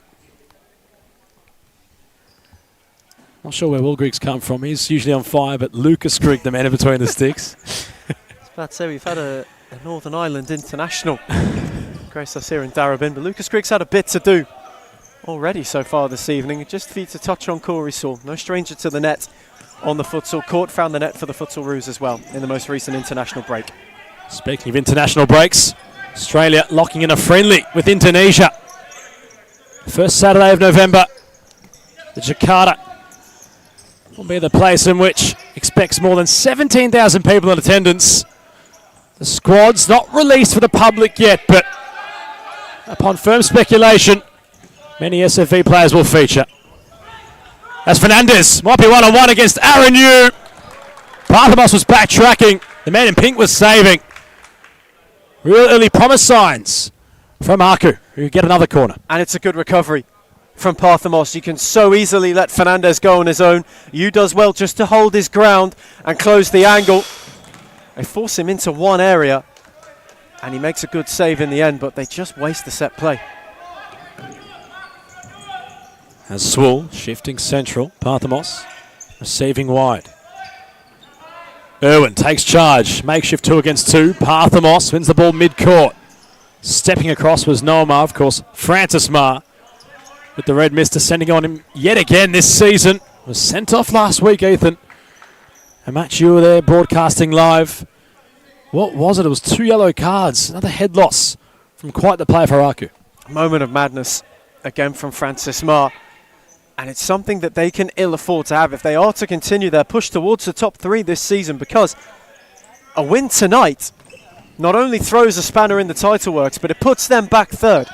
So they need all the pieces of the puzzle to come together, and I'm sure Francis Marr in particular will be ruining an opportunity to feature this evening. Certainly a true, genuine piece, an article for Aku. Francis Marr plays with a lot of passion, a lot of fight, real competitive edge to him. Fernandez with the spear a ball, not beyond Josh Allen. Nepomuceno trying to tease around Campagna. Out comes Lucas Grigg. No relation to Will. That's 2 Aku casualties this season. Of course, we think back to Connor Irwin, not Steve Irwin. And now it's, well, Will Lucas Grigg in the book. Apologies to the Aku boys. That's Fernandez. Decent start to this one. Especially from the side of Nakwa and their perspective. Oscar Yee's made an appearance. Swool tried to go right down the guts. Fernandez had a genuine sight for goal. Aaron Yu routinely made the save. Went quickly for Nepomuceno, flurrying back in time. And the backtracking Aku. Parthamos shifting centrally. Nepomuceno, ball on a string. Can he manufacture room for a shot? He goes down Javaro. The man from Curacao wanted the foul. Oscar Yee and Swool come together. And the official on the broadcast wing deemed that a foul. It's a good run and a good tussle between Oscar Yee and Salt, who might consider himself a little bit unlucky. But it's another good save from Aaron Yu just at the start of that play. Again, stays central, controls his ground, doesn't commit too early, and forces the decision to be made for him. And that's why he's able to make the save, because it gives him time to react and close the angle down. Nepomuceno gets unlucky, and now Aku, who've made a bright start, have an opportunity. Fernandez from the free kick opportunity, rolls for Campagna. Back to Fernandez, deflecting ball! Nearly. As Rogan at the other end, it's a great first touch from the captain. Against Fernandez. Grigg had the fine read, but it's a brilliant touch from Scott Rogan. Was having a bit to say to the official before the free kick was taken. Ray Patricus just getting a point across. At the other end, Fernandez, it's a great first touch for him to find the shooting angle. Nobody home in the centre as Cosy Russo finds Rogan. 2 futsal roos for the Fitzroy Tigers combining. Parthamos, Russo. Back for Parthamos. Swool holding things up. Parthamos with a snapshot. Campagna trying to escape. Rogan, provocative. Parthamos, Swool, Russo off the first time hit. It's a nice move from the Tigers. Weren't too far away from a tantalising effort on goal going in. It's a fabulous move from Fitzroy. It's wonderfully worked by Parthamos to take a ball that's played with real pace under control and just hold the play up. Back Aku back a few yards, lay it off for Saul. Nobody's then watching the run of Russo around the far side, and it opens up so invitingly for him to hit it on that side foot. He just doesn't wrap it as well as he would have liked. Oscar Yee took it on! Brilliant save. Magnificent stop from Aaron Yu, who flung himself across. He's had a bit to do to start this game, but Oscar Yee lets fly, and that's where Aku have been braver to start it. They've taken more gambles from range and were almost rewarded, if it wasn't for a terrific stop from the Australian international. Nakano and Luong, both with their maiden appearances tonight. With Irwin and Fernandez just having a makeshift spell. Pep Filio on court, so is Seb Wickett. So changes have been plentiful from both sides to start. Filio wasn't sure where to go. Luong sensed the opportunity to try steal the ball high up the court. Got overzealous, conceded the foul. Too eager, far too eager, and he didn't need to do that in that situation because Oscar Yee was circling around to add that second wave of the press for Filio to try and evade. So it's a gimme for Fitzroy to get out in that situation because you take all of the sting out of what was essentially becoming a violent pressure cooker. Rogan. Russo. Filio just circling out wide. Has Oscar Yee to try get around. It's well done from Yee. Falls back to Aaron Yu. Rogan. Cosi Russo. Xavier Fernandez now on court. Brilliant ball from Cosi Russo. It's Scott Rogan. Better goalkeeper from Lucas Grigg. He goes the up and under. Yee. Confronted by Wicket. Out comes Aaron Yu. Russo with the overlap from Rogan, who goes on his own. Game just opening up a little bit there, Ethan. Both sides having a glimpse or two on goal. Fitzroy's captain just wide of the mark. I'll tell you what, Lucas Grigg might be on fire as well. That's a brilliant first save. The readjustment, having had his entire near side open when the strike came in, was magnificent. And then from there, Russo does the right thing. He keeps that run down the flank going. It's a decoy. He doesn't necessarily want the ball, and it gives the space for Rogan to have the hit. But he just doesn't catch it as sweetly as he wants to, and it rolls wide.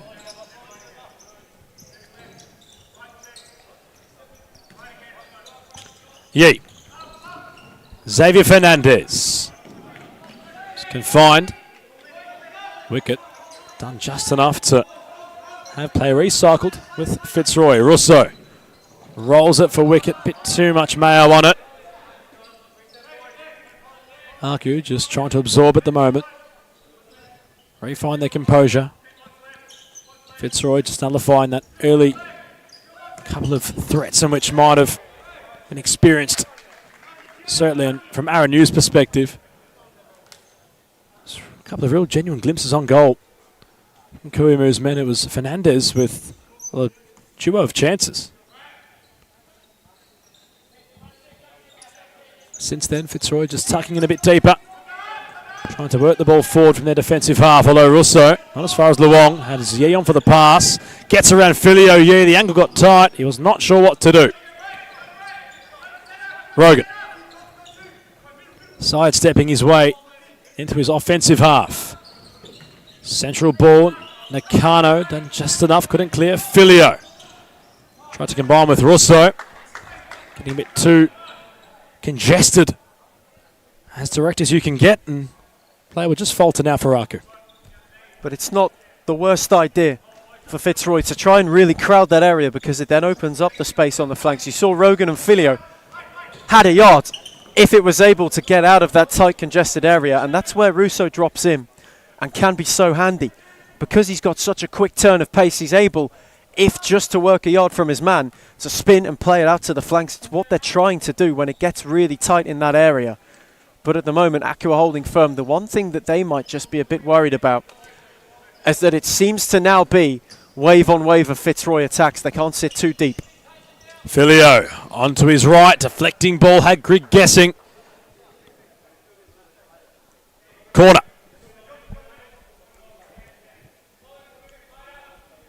Filio looking to set up. Wicket central. Russo receives short. Irwin had to try escape. He wasn't sure which way the ball was rolling towards him.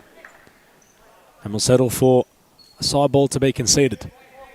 So nearing the halfway mark of this opening half. Scores remaining level. Both sides with a couple of chances each. Rogan. Rolling, says the referee. And so far, I think both sides would be very impressed with how defensively they've set up.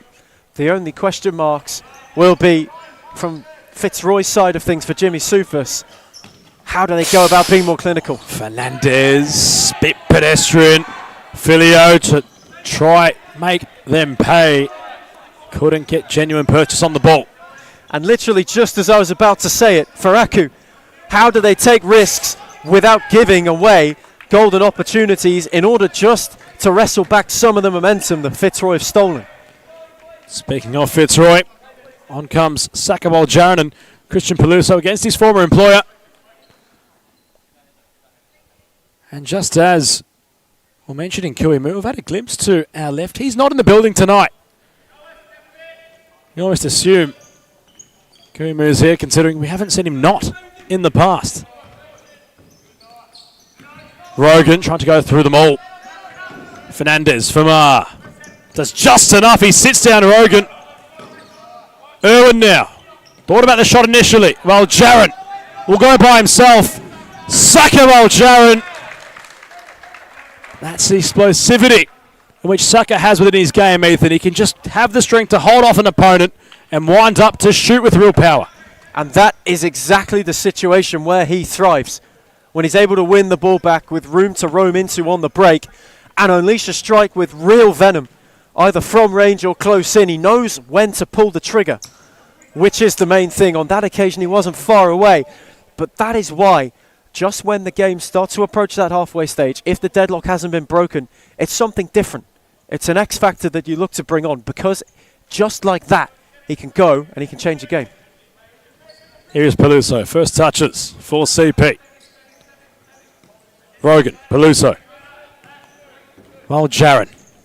Central for Rogan. Russo, lovely control. Campagna equal to the task, and isn't that a fun matchup to keep an eye on? Campagna and Russo. Two wonderful players who are having very, very good seasons. Campagna, silky, quick.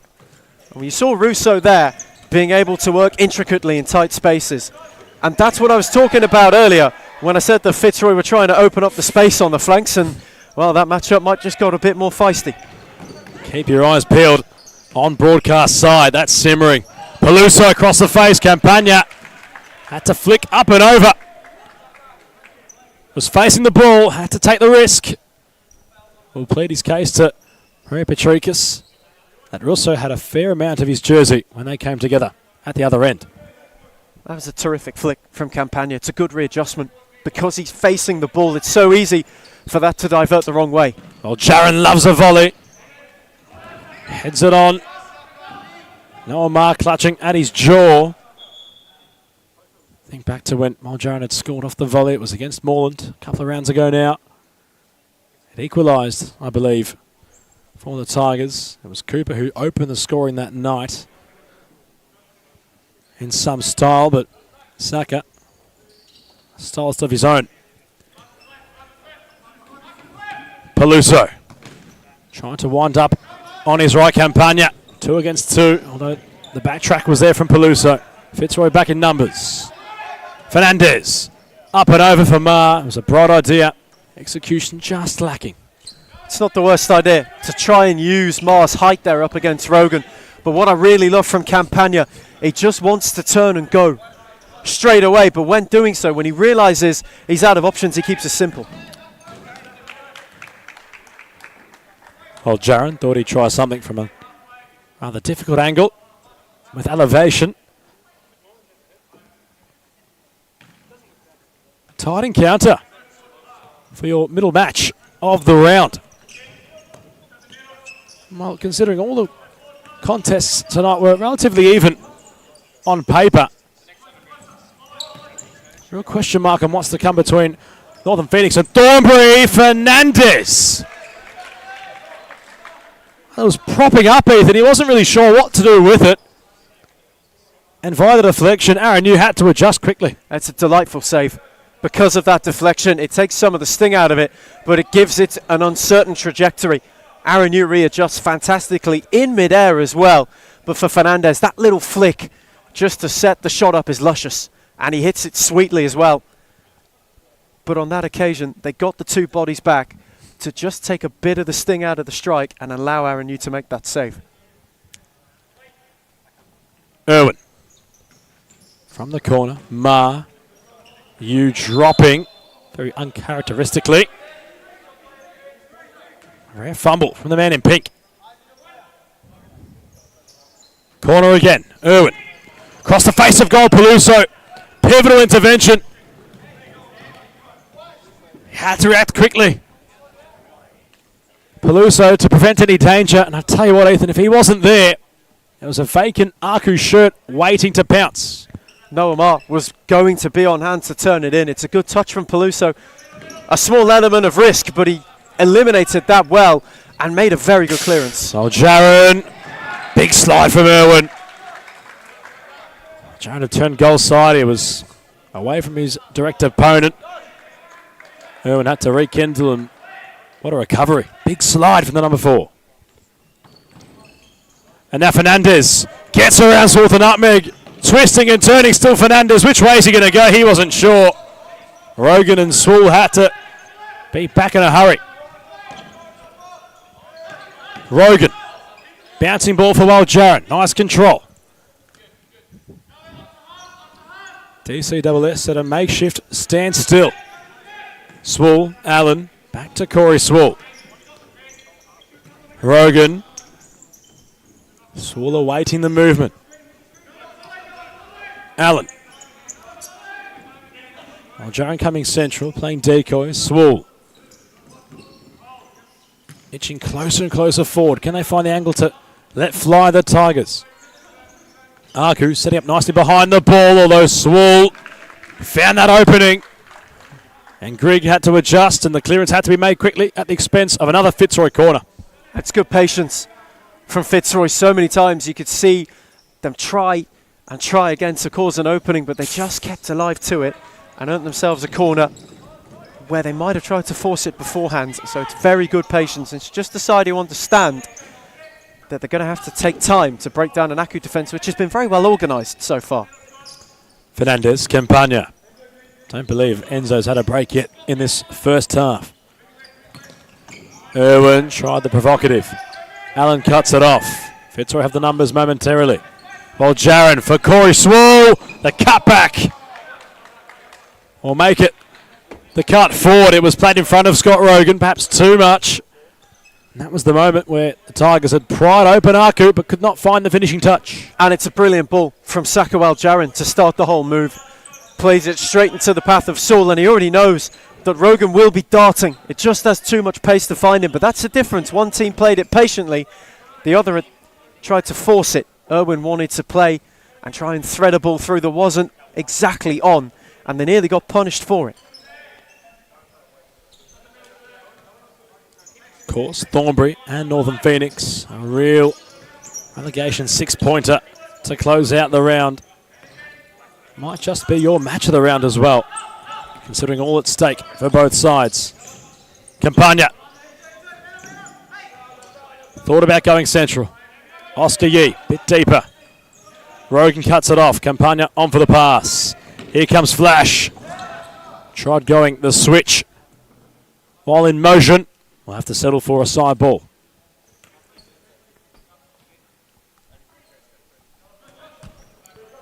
Josh Allen. Well, Jaron off his left, deflecting ball. That was the play. That's what they're looking to try manufacture, Fitzroy. And via the deflection, nearly found their reward for effort. And it's a sweet strike from Sakawal Jaron, his final involvement before he goes for a breather. And it's terrifically shifted onto his left to open up that space. Swool. Back to Aaron Yu. Chipping for Scott Rogan. It's a great pass from the goalkeeper.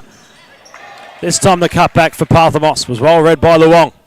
It's a good read from Luong, but the ball from Aaron Yu is weighted wonderfully for Rogan, who just has a knack of peeling into that channel at every opportunity he can at the moment. The cutback was almost too easily telegraphed, and that's why Luong was able to get in the way.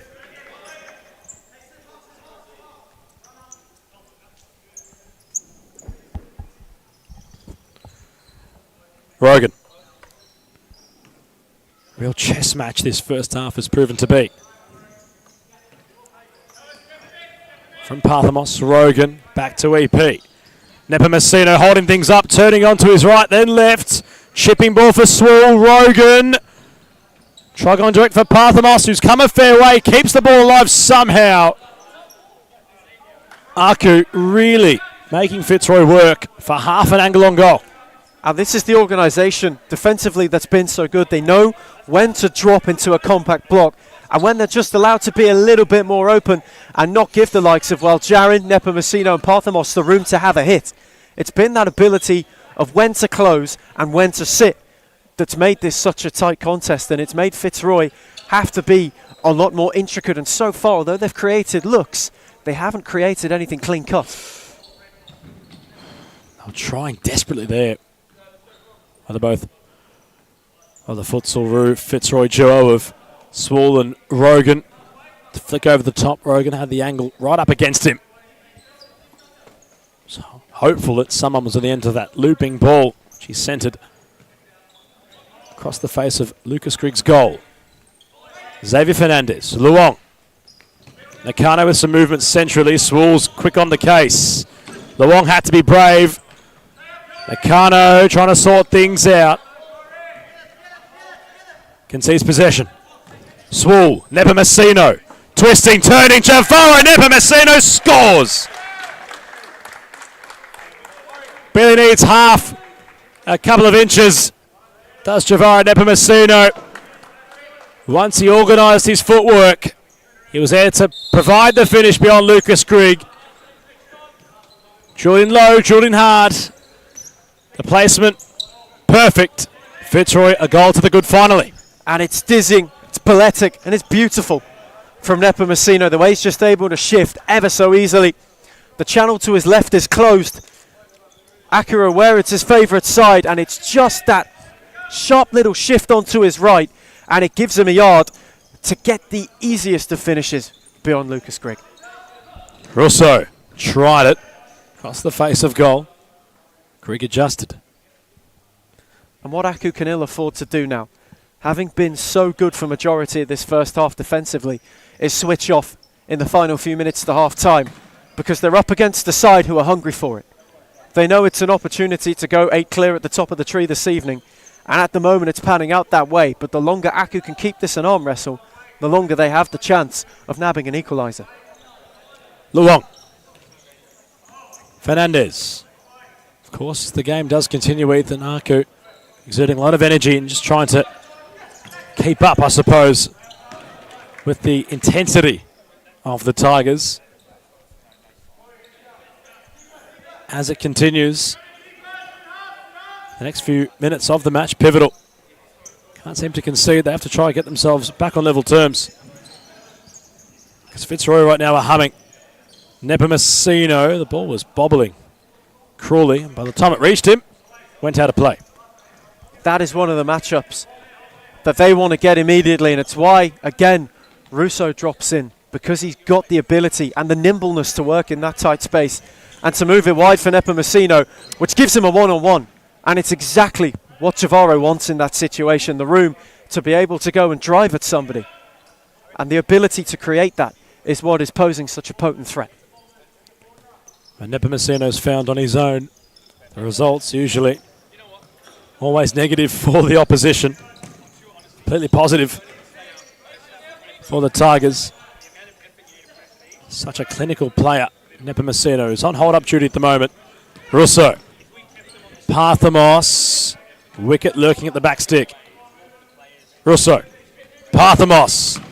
And distance to shoot. Luong there to shut him down. And it's a good central close from Luong. Again, easily read that Parthamos, the second he got a yard inside, was going to let fly. But I've really liked the link-up between Parthamos and Russo down this left flank. Two players who are intelligent enough to understand each other's games very well and just alternate who shifts and who sits. It's a very difficult matchup, and in fact, they might want a timeout now.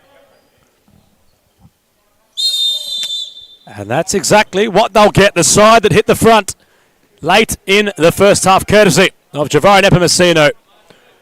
Call for the timeout. Upon the resumption of play, it's Fitzroy with a free kick deep inside Melbourne Aku's half as the Tigers have a 1-goal lead heading into timeout.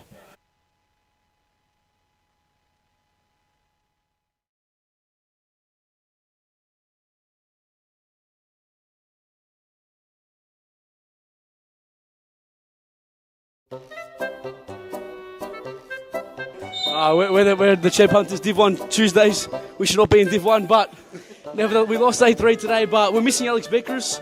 send him hate. If you know who he is, please send him hate, and that's it. Well, that's exactly right, James. Going on with that. Our gaffer, we've had a gaffer, for the whole team, and then he hasn't rocked up. Last 2 weeks, Lucas Smarrow, you know who you are. You better sleep with one eye open tonight because we're coming for you, mate. You better sleep with one eye open, Lucas Smarrow. You know who you are. I brought the boys over, and we're all former NPL players. If State League want to sign us, we thought we'd take our talents to Futsal, and Well, that's exactly right. it's absolutely fantastic. And the place is an institution, so we thought we might as well. And that's that. That's exactly right, James. That's it. It's not hard, it's just that we're struggling to find our feet. I think the lack of fitness is really affecting our team. Joining halfway through the season wasn't... He scored the opener. He earned the free kick and has the rights to it as well. Nepomuceno inside the last 2 minutes of the first half. Loves the dead ball. Rolls it for Cosy Russo! Well placed from the sniper through the gates of Lucas Grigg and the wall in front of him. And Fitzroy, within the last 2 minutes of the first half, have a 2-goal lead. Just heard at the end of the timeout, Jimmy Soufis goes to Cosy Russo, starts centrally and then Peel, and it's exactly what he does. And Nepomuceno waits it wonderfully so that once he can then have that space to stroll back into, he can come onto it first time, and he hits it brilliantly, hits it hard, hits it low. There's nothing Grigg can do, but it was just that little word from Jimmy Soufis to go start wide and then find your way back in once you've already peeled, that just earned him the space to score. Aaron Hughes come a long way. Stings the palms of Grigg. Russo still lurking. It's a brilliant save. Grigg was under the pump there and he provided a much needed double save from Albanaku. Fabulous stop. What is it with keepers thinking that they can have a fly tonight? Parthamos and Russo. Slows the move down momentarily. Russo. Back to Parthamos. Aaron New came a long way to get the shot dispatched, which forced Grigg into a first save, and the follow-up even better than that by the man in blue. Nepomuceno firm but fair upon Luong. Parthamos! Another great save from Grigg. Irwin had to take it on. Nepomuceno against Luong, sits him down. Nakano, great recovery. Here goes Xavier Fernandez. 2 against 2.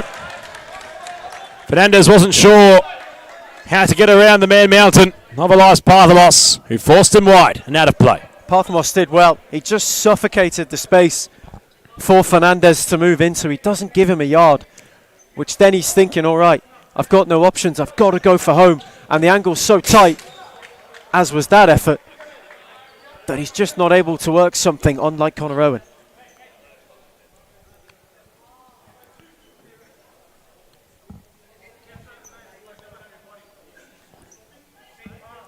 Corner. Fernandez. Luong arrives at the near post. Aaron New perhaps fortunate.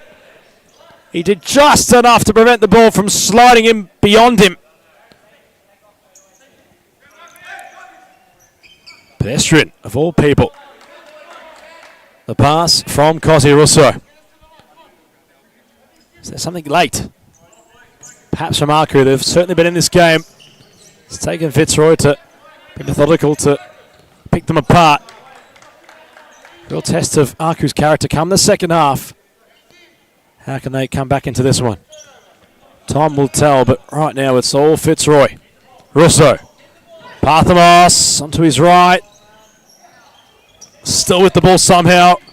Russo.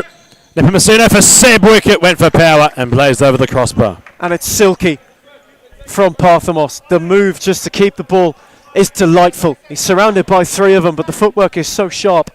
And the shift to Nepomuceno is as smooth as you like. And it nearly worked out for wicket in the end. Fernandez tried the nonchalant approach, if you will. Luong tried to make something from nothing. In fact, that was Nakano. And that will be the first half. Fitzroy enter half-time with a 2-goal lead. Melbourne Arcu with a couple of early scares, yet nothing to be to fruition for them. Nepomuceno and Russo in on the goal-scoring act. As we cross to half-time, it's Fitzroy with a 2-goal lead. most ideal.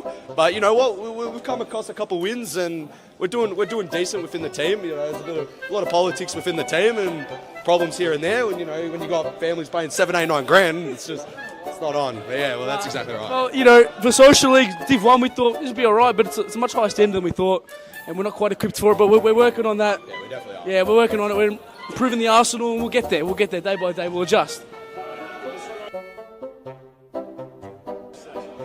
Unfinished business. It's 2 words. Disappointment. But there's room for improvement, and that's it, man. That's it. Well, that's exactly right. Signing off. Signing off. James Daniel, starting captain, strikers. Yeah, and send hate to Alex Beckers and Lucas Mara.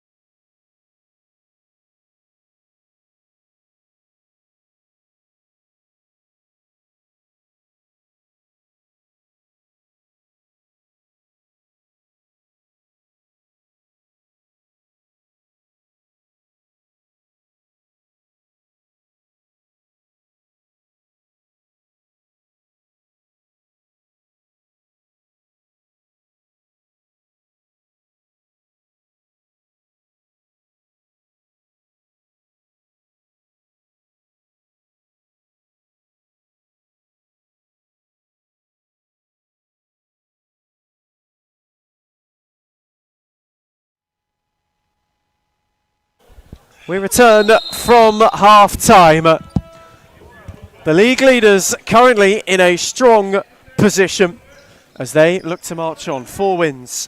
That's all that separates them from supremacy once again. At the moment, as it stands, they're taking that chance to go 8 clear. Aku, to their credit, have made Aaron Yu do some work so far this evening. A few in an early flurry, but since then the Tigers have taken the momentum, they have taken the ascendancy, and they have taken a 2-goal lead into the break. One which they will not want to relinquish.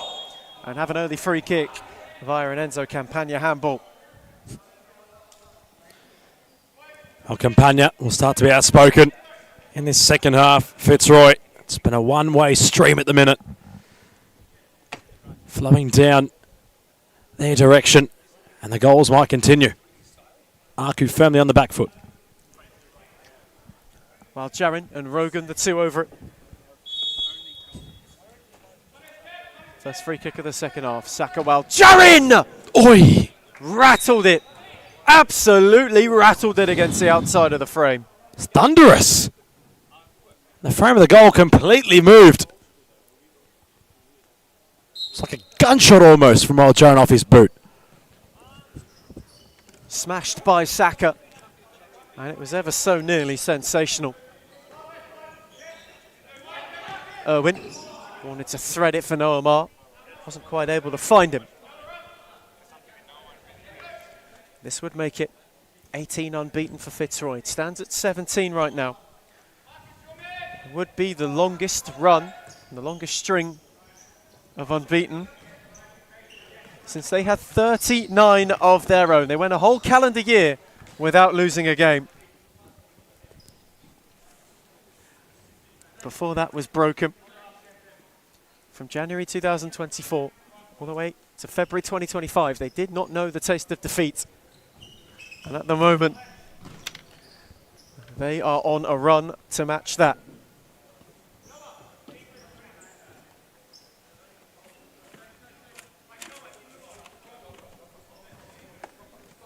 Fernandez, Kadaku perhaps break it.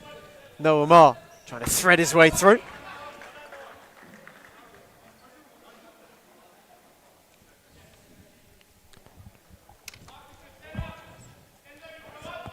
Wasn't quite able to do so. Filio for wicket. Rogan.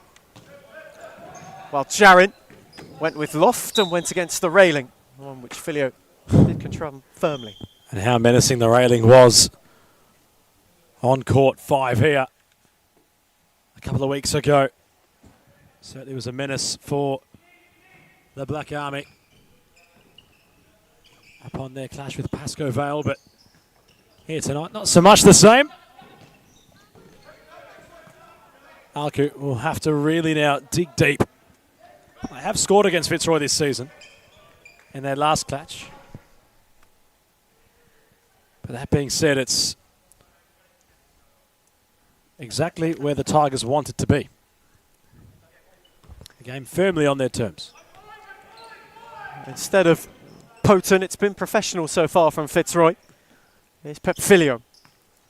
While Jarin gave it back to him. That's a smashing ball for Rogan, whose touch was a little loose and allowed Marl to recover. Wicket on for Filio, who's tiptoeing his way, and Connor Owen on the slide made the block. What a wondrous ball. So pick out Rogan, who had his touch been better would have been on his way. And here is Filio, fizzed across, and Fernandez got a foot in.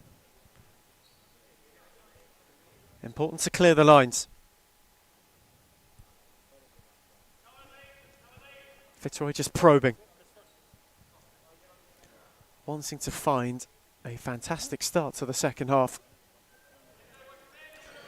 A third could be the straw that breaks the camel's back in their search for another league title. One which they are clawing themselves towards tonight. Could be the night, in fact. They go from would-be champions towards the real deal. It's approaching thick and fast. Aku still wanting to have a say in that. Campagna. Irwin, got beyond Rogan. Credit to Aku. Certainly looking to play with some poise, some calculation. Fitzroy, though, just still managing the game properly, Ethan. They're not wanting to give away too much. They're happy for Aku to sit with the ball in the middle of the park. Although the opponents, if you will, do have possession from a Fitzroy perspective, it's not too menacing or much for them to deal with.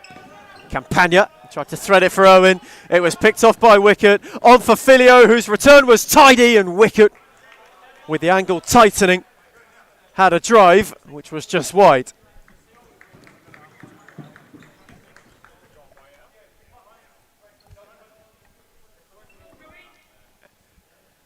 Fitzroy showing their ferocity on the break.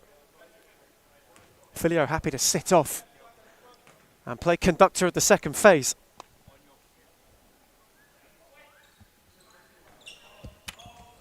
Campagna on for Oscar Yee. Wanted to drive at Saul, and that was a bit pedestrian and behind Fernandez.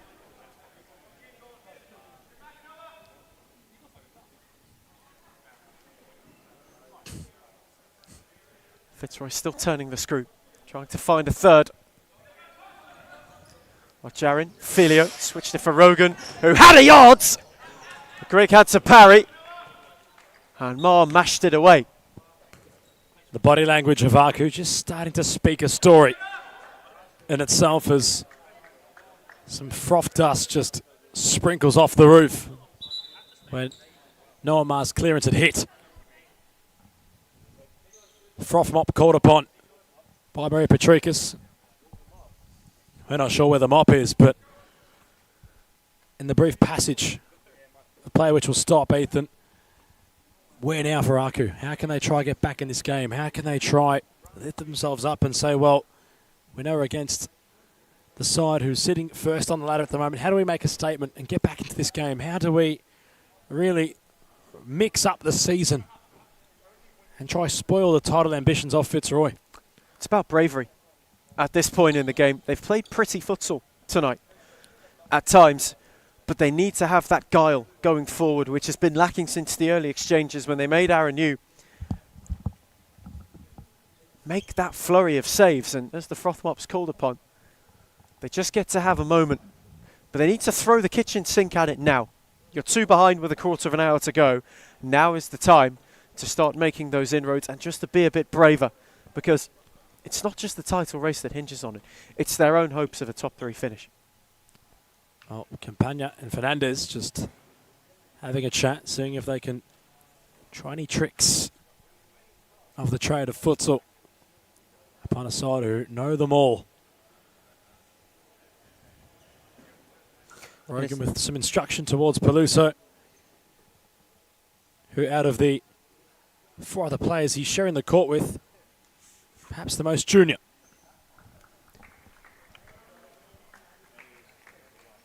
Some slow applause for a makeshift froth mop.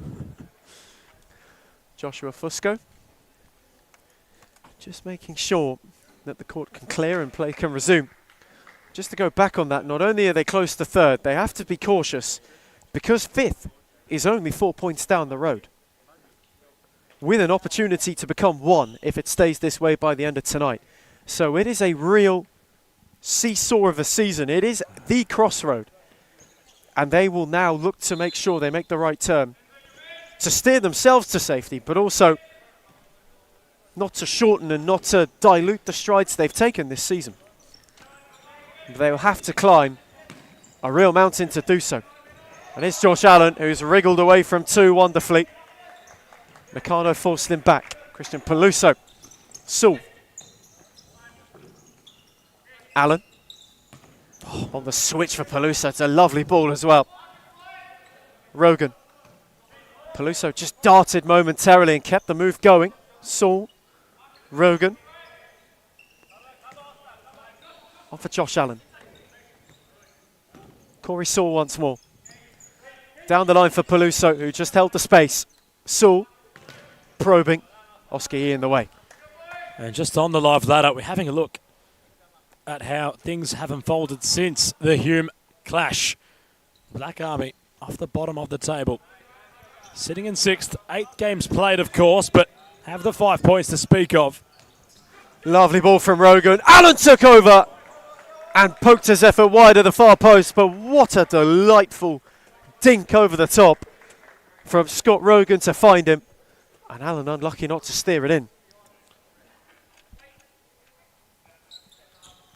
Oh, before that passage of play, just a quick knock on towards next match and how Thornbury, if they were to get a victory, Ethan, could certainly start testing Aku in 4th place.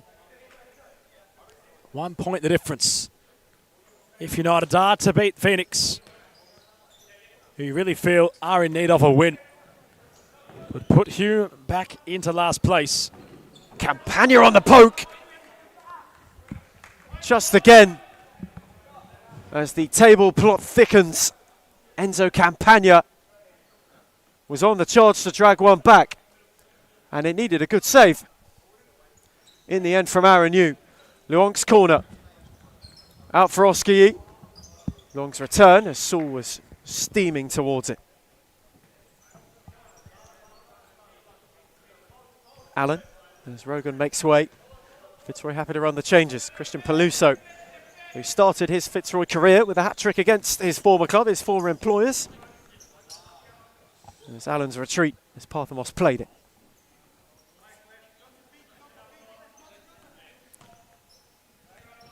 Campagna. On for Nakano. And so Campagna once more. Oscar Yee. Aku now perhaps needing to find a bit of a polish to their presence. Campagna just about got it through to Yee. Luong couldn't re-find Nakano. Saul ever so quickly in the way.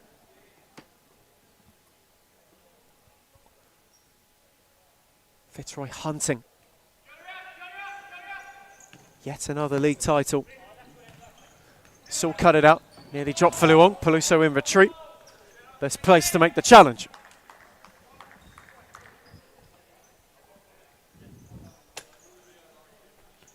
The froth mop has been acquired. A very proud Josh Fusco planted down like a flag. Makeshift bib was what we used before to just clean up the court. Our commissioner doing what he has to do to keep things running here. Luong cycled it to Xavier Fernandez. Oscar Yee. Again, Aku find themselves in this situation. Does this one perhaps hold more potency? Luong, not beyond Peluso. Fitzroy happy to sit deeper. Shape has been so good at becoming compact and then almost like a spring, bouncing back to its width when they win it back tonight. And it's been too hot to handle at times for Aku. Yee on amazing run. Peluso's challenge, and Luong lets it trickle out. It's more positive from Aku. It's certainly not relenting or giving in. They want to keep trying, keep prodding. Keep attempting to try. I'll dissect apart Fitzroy. Their positioning off the ball, just not allowing Aku to be damaging when they are to have it under their spell. Parthamos. Found Saul via Allen. Josh Allen just waiting for an opportunity to find Saul. Nakano, Luong swarmed on him. He evaded both. Parthamos. Allen, who's orchestrating, on for Saul. Face to face with Luong. Saul went alone and Peluso couldn't turn it in. Nearly a wonderfully worked third. All it needed was the finishing touch. Off half a step, Corey Swall. Lots of power. Peluso perhaps could have gotten the way, or at least he thought he might have. Although Aku had a quick spring in their step following that minor scare. That's what the Tigers can do. Off half a step, Ethan. Remind their opponents of what they're capable of. And they weren't far away from a third. It's Parthamos. Allen had peeled away for him. Checked away from Yee. Parthamos rolled it to Russo. Took a touch via Luong. Nakano just happy to clear his lines, and Aaron Yu will reset the move. Saul, Allen, and Fitzroy suffocating, swarming. Allen on for Russo. His ball for Parthamos was hit with too much whip. Though Tas Maliaros is on the bench tonight for Melbourne Aku. No, Lachlan Maliaros, who's accompanied Francis Marr in the stands. Fitzroy bench looking rather cordial. Looking pretty content with what they're seeing. Oscar Yee again couldn't thread it beyond Saul. And what they've done really well so far at the start of this second half, Fitzroy, is just take the sting out of the game. They've made Aku really have to work to break them down. And it's still with that thread as Oscar Yee had a hit. Oy. Shouts for handball waved away. Fernandez couldn't steer it beyond Russo. Natural position, the arm, but, well, perhaps an obstruction. For Messino, the man who got it all going. Russo. Saul. Got it back from Russo. Steered it on for Parthamos.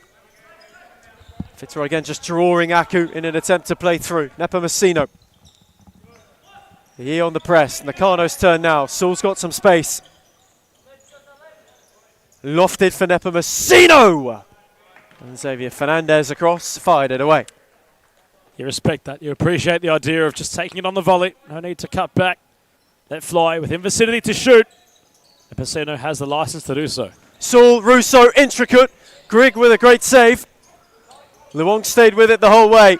Steered it onto Nakano, who wins and who gives away a side ball. Aku wanted a foul.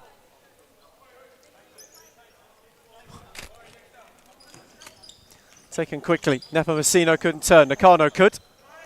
And they shifted it back to Parthamos. Russo. Nakano's press stayed high. And he got a good foot in. Parthamos. Stayed alive down the line. Irwin. Unwilling to take the risk of it trickling out. Had the possibility of a corner. There to make the clearance. Rogan. Russo. Parthamos. Nepomuceno, lovely. What a brilliant ball. And Parthamos couldn't apply the finishing touch. Fitzroy appeal for a penalty, one which is waved away. Nakano went searching, and Fernandez wasn't able to get there. There was a quote from the Fitzroy bench, and I quote, I can't state this enough. Ref, he's tried to kill him. Well, it appeared that way upon the first glimpse. Body's hitting the canvas, and the move just coming to its natural conclusion, but Aku really tucking in. They're absorbing a lot of pressure now. Fitzroy having the ascendancy. Russo shifting. Took a touch off Mar. And Owen cleared. Just on that. Perhaps the inner Alex Ferguson coming up from the Fitzroy bench. Fitzroy with one more goal could certainly land that killer punch in the contest, and be too much of a mountain for Aku to climb from. Rogan really rattled that into Mar, who had to wear it. Fernandez gave it away. Russo took over and smashed it over. That might have been the look for 3-0. Opened up invitingly. Good ball. Lovely ball from Owen to find Mar, who went on the clip, but nobody obliged him. Aaron Yu. Parthamos, Rogan, Nepomuceno. Russo effortlessly dropped off. Tidy for Rogan, who checked his way back. Gave it on to Parthamos, and it was stolen away by Noah Mar, who might lead the break the other way. Had 3 Tigers around him, all of whom pounced as a pack. Rogan, Parthamos. Back for Rogan. The press slightly disjointed. Mar nodded it only to Nepomuceno. Russo. Nepomuceno, oh, that's delightful. Russo rolled it back for Parthamos. Givaro playing with joy. Rogan, Parthamos kept it in. Not away from Fernandez. Rogan kept the move rolling. Nepomuceno set it back for Rogan, who had 2 in violet around him. Nepomuceno, Rogan, not away from Irwin, stayed alive. Nepomuceno gave it back to Rogan, switched it for Russo wonderfully. Dropped it off for Parthamos. Rogan with fizz and a deflection into the palms of Grigg, with the sting taken out of it. Building closer and closer and closer to the D are the Tigers, ready to pounce. They had all the territory. Aku practically almost played off the court. Now sitting back that defensive, they'll push right back to the byline. Although Aku done well enough to force Rogan and company wide on each attack. Tigers really trying to find angle to get that killer punch locked in. Fernandez dancing, switching for Owen, who made its way back for Fernandez, but an all-important touch from Wicket meant that he wasn't able to take it on the swivel. An ever so important intervention, just as he was looking to spin and strike. And that is all that matters, the fine margins, just a foot on it. Here's the difference between 2-0 and 2-1. Rousseau, here is Wicket. Rogan, around Campagna. Fernandez hustled and won it back, and now it's on the charge. Fernandez went alone and fired his effort wide. It's not decisive yet, the result. Although Fitzroy want to make it all but a certainty. 2-0 in any code, whether it's football or futsal, always a dangerous margin. Rogan wanted to put some of those worries to bed. Was not far away. 7 minutes for Aku to find 2 to save themselves. Or will Fitzroy at the third that might be 8 clear? Campagna. Fernandez. Aku just waiting for an opening, for an opportunity to be inventive. Irwin tried to force it, steered it off Nepomuceno into wicket. Nepomuceno now has it, rolled it back for Russo, on one more for Rogan, and cleared by Noamar. Quick feet, hot potato at the kitchen. Noamar had no worries in providing clearance maker there. Nice cutout. Rogan with fizz, this time it's Irwin's intervention. Ma couldn't find Campagna, Nepomuceno took over. Did wonderfully, silky, delightful. Wins a corner.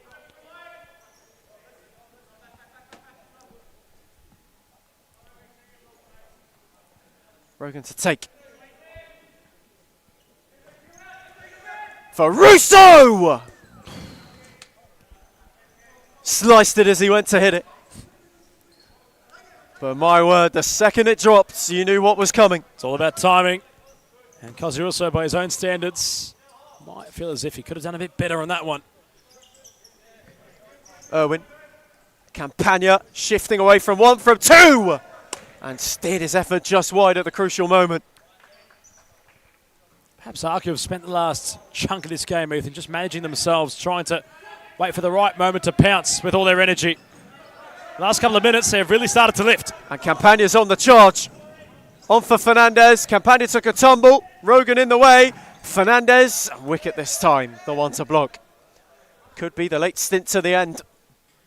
Left enough fuel in the tank. Managed the tyres well enough for the final few laps. They'll have to steal it if they are to do it. One soon puts it within reach. Fernandez wanted to clip for Campagna, but while Jaron was watching.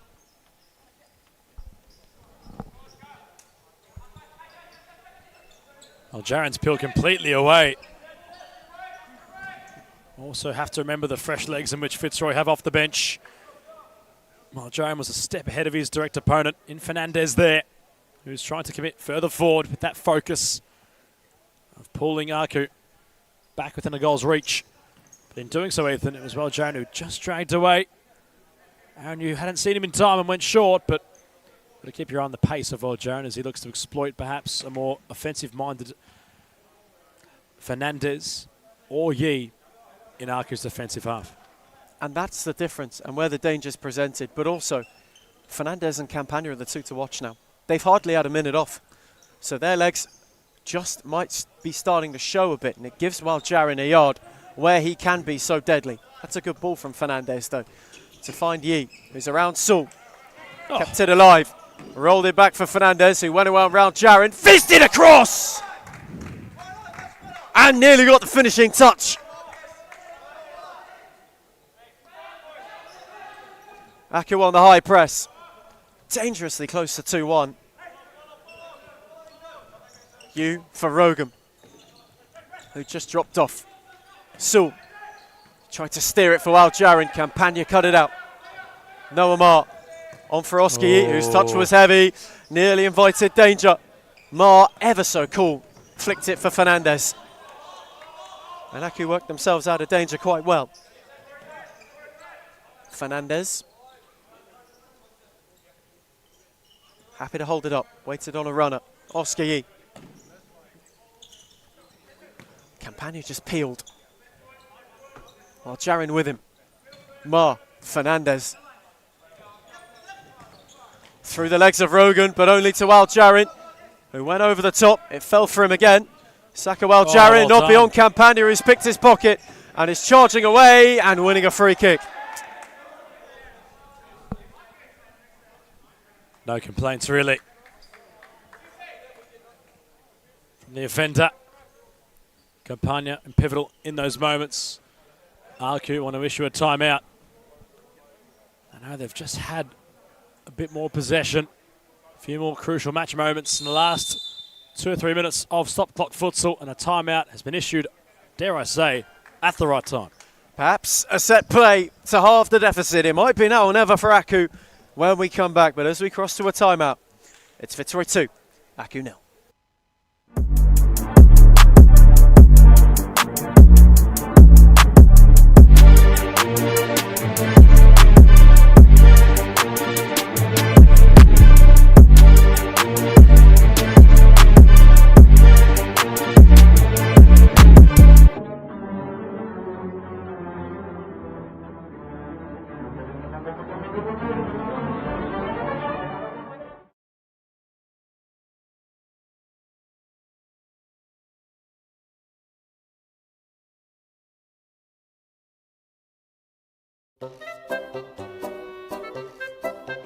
We're the Champ Hunters Div 1 Tuesdays.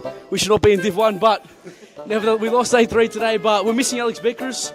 Send him hate. If you know who he is, please send him hate, and that's it. Well, that's exactly right, James. Going on with that. Our gaffer, we've had a gaffer, for the whole team, and then he hasn't rocked up. Last 2 weeks, Lucas Smarry, you know who you are. You better sleep with one eye open tonight because we're coming for you, mate. You better sleep with one eye open, Lucas Smarry. You know who you are.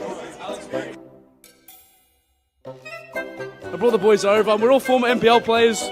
If State League want to sign us, we thought we'd take our talents to futsalers, and Well, that's exactly right. it's absolutely fantastic. And the place is an institution, so we thought we might as well.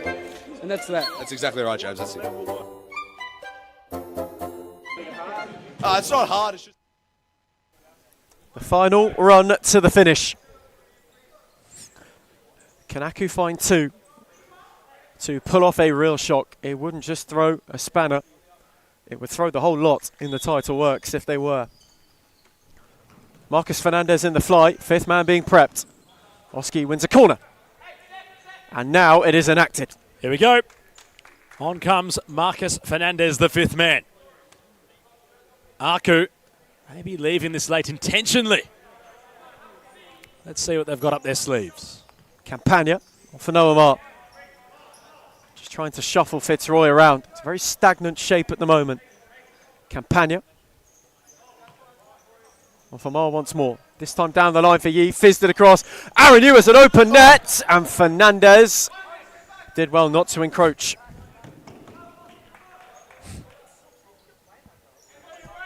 Love the ferociousness of Marcus Fernandez. Made the block upon Aaron Yu. Protested there was nothing wrong with it to the official. And bolted back to the bench to allow for the substitution to be made. Oski peeled off for Grigg just to give him an option. Fitzroy press high. Luong hustled by Rogan. Didn't sort his feet out.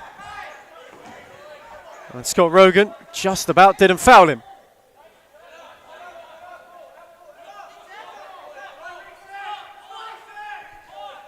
Some on the Fitzroy bench unhappy about all that.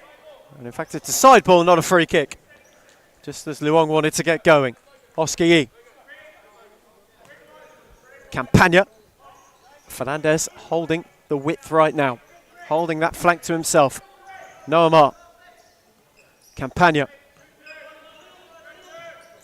Switch for Fernandez. Campagna. Aku trying to work it around. They might have to go soon if they want to get one back. Enzo Campagna once more. Mar. Campagna. Checked away from Saul. Threaded it on to Fernandez, who sorted his feet out in the nick of time. Mar on the slide, kept the move alive. And then had to contend with Corey Saul. Threaded it for Luong. They have somehow, some way, evaded all of that pressure. And Mar spun down the line for Yi. No Mar. Campagna, that's terrifically done from Aku. Luong.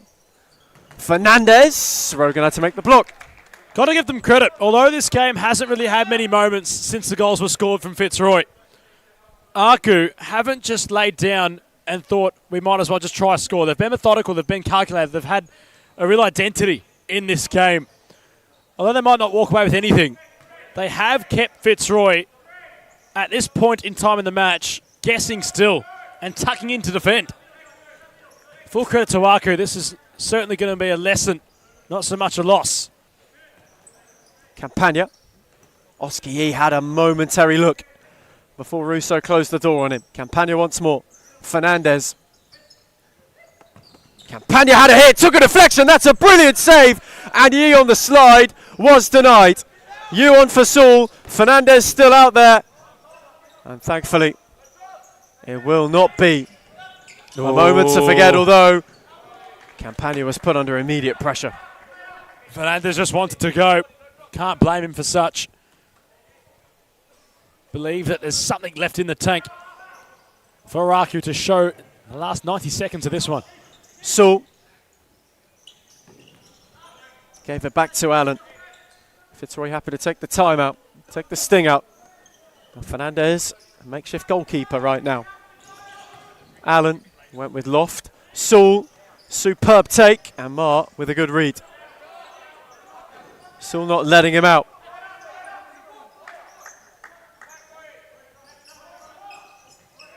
And with Loft, nearly! Oh my goodness gracious me! Noah Mar ever so nearly steered it into Saul and into a vacant net. My word, what a gamble. What a gamble. One which only came at the cost of a corner. It could have been so much worse. It could have been that. With a minute to go, it still may be. Luong with a good leap. Nearly a moment of madness.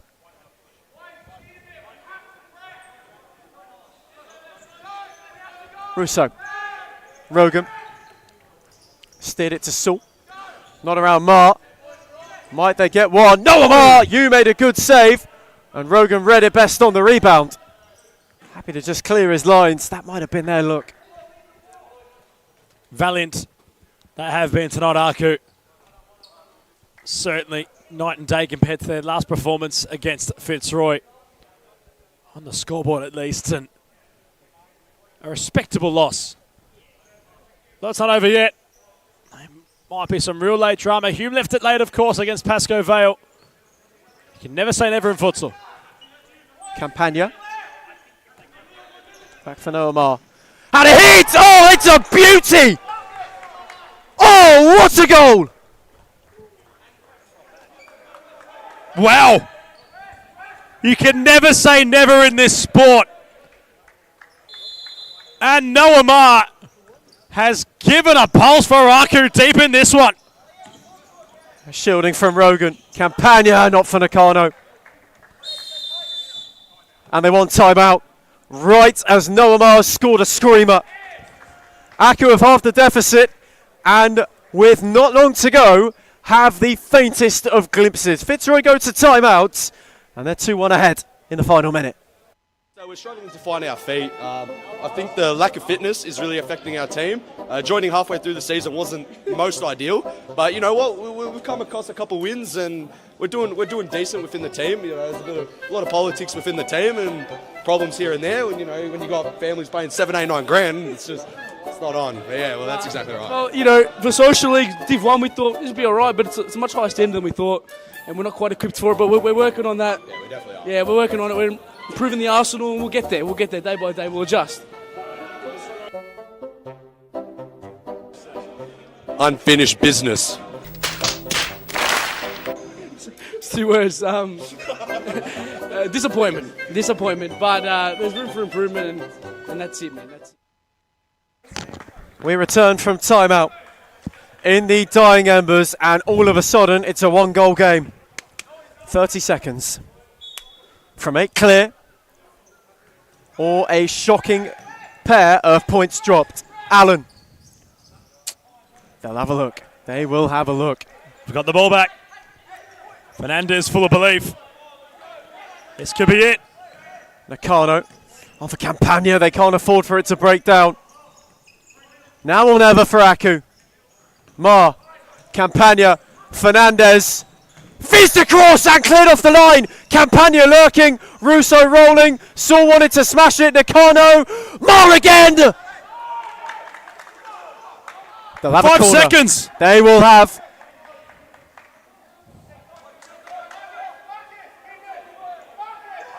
And in fact, no, it won't be. That'll be that. Unless Fernandez can do it, that will be that. Fitzroy March 8 clear. Only just. Only just. They were given a fright. They were given a scare. A test of their mettle, one which they prevailed from. And full time in Darebin. It's Fitzroy 2, Melbourne Aku 1. That's exactly right. Signing off. Signing off, James Daniel, starting captain, striker. Yeah, and send hate to Alex Beckers and Lucas Maraha.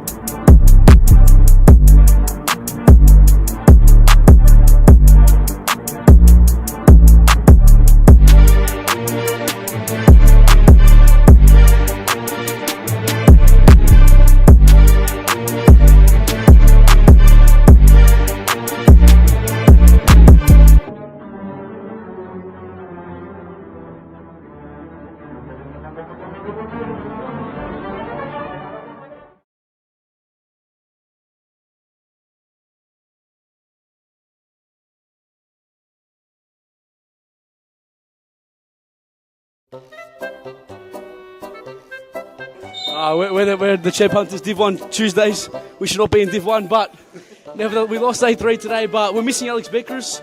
Send him hate. If you know who he is, please send him hate, and that's it. Well, that's exactly right, James. Going on with that. Our gaffer, we've had a gaffer, for the whole team, and then he hasn't rocked up. Last 2 weeks, Lucas Smarra, you know who you are. You better sleep with one eye open tonight because we're coming for you, mate. You better sleep with one eye open, Lucas Smarra. You know who you are. I brought the boys over, and we're all former NPL players. If State League want to sign us, we thought we'd take our talents to futsalers, and Well, that's exactly right. it's absolutely fantastic. And the place is an institution, so we thought we might as well. And that's that. That's exactly right, James. That's it. It's not hard, it's just that we're struggling to find our feet. I think the lack of fitness is really affecting our team. Joining halfway through the season wasn't most ideal, but you know what? We've come across a couple wins and we're doing decent within the team. There's a lot of politics within the team and problems here and there. When when you got families paying 7, 8, 9 grand, it's not on. But yeah, well, that's exactly right. Well, for Social League Div 1, we thought this would be all right, but it's a much higher standard than we thought, and we're not quite equipped for it, but we're working on that. Yeah, we definitely are. Yeah, we're working on it. We're improving the arsenal, and we'll get there. We'll get there day by day. We'll adjust. Unfinished business. It's 2 words. Disappointment. But there's room for improvement, and that's it, man. That's it. Well, that's exactly right. That's exactly right. We're signing off. Signing off, James Daniel, starting captain, striker. Yeah, and send hate to Alex Beckers and Lucas Maraha.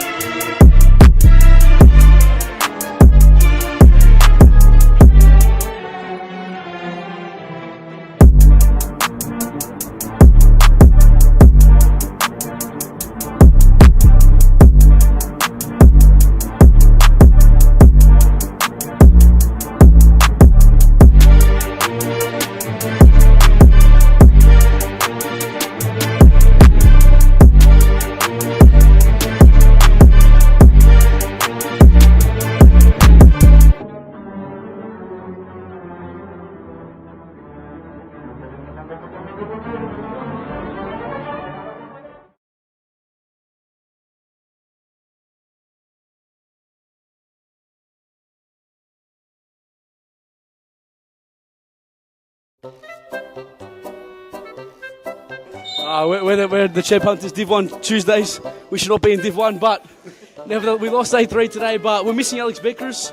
Send him hate. If you know who he is, please send him hate, and that's it. Well, that's exactly right, James. Going on with that. Our gaffer, we've had a gaffer, for the whole team, and then he hasn't rocked up. Last 2 weeks, Lucas Smarra, you know who you are. You better sleep with one eye open tonight because we're coming for you, mate. You better sleep with one eye open, Lucas Smarra. You know who you are. I brought the boys over, and we're all former NPL players. If State League want to sign us, we thought we'd take our talents to futsalers, and Well, that's exactly right. that's absolutely fantastic. And the place is an institution, so we thought we might as well. And that's that. That's exactly right, James. That's it. It's not hard, it's just that we're struggling to find our feet. I think the lack of fitness is really affecting our team. Joining halfway through the season wasn't most ideal, but you know what? We've come across a couple wins and we're doing decent within the team. There's a lot of politics within the team and problems here and there. When when you got families paying 7, 8, 9 grand, it's not on. But yeah, well, that's exactly right. Well, for Social League Div 1, we thought this would be all right, but it's a much higher standard than we thought, and we're not quite equipped for it, but we're working on that. Yeah, we definitely are. Yeah, we're working on it. We're improving the arsenal, and we'll get there. We'll get there day by day. We'll adjust. Unfinished business. It's 2 words. Disappointment. But there's room for improvement, and that's it, man. That's it. Well, that's exactly right. That's exactly right. Signing off. Signing off, James Daniel, starting captain, striker. Yeah, and send hate to Alex Beckers and Lucas Smarra.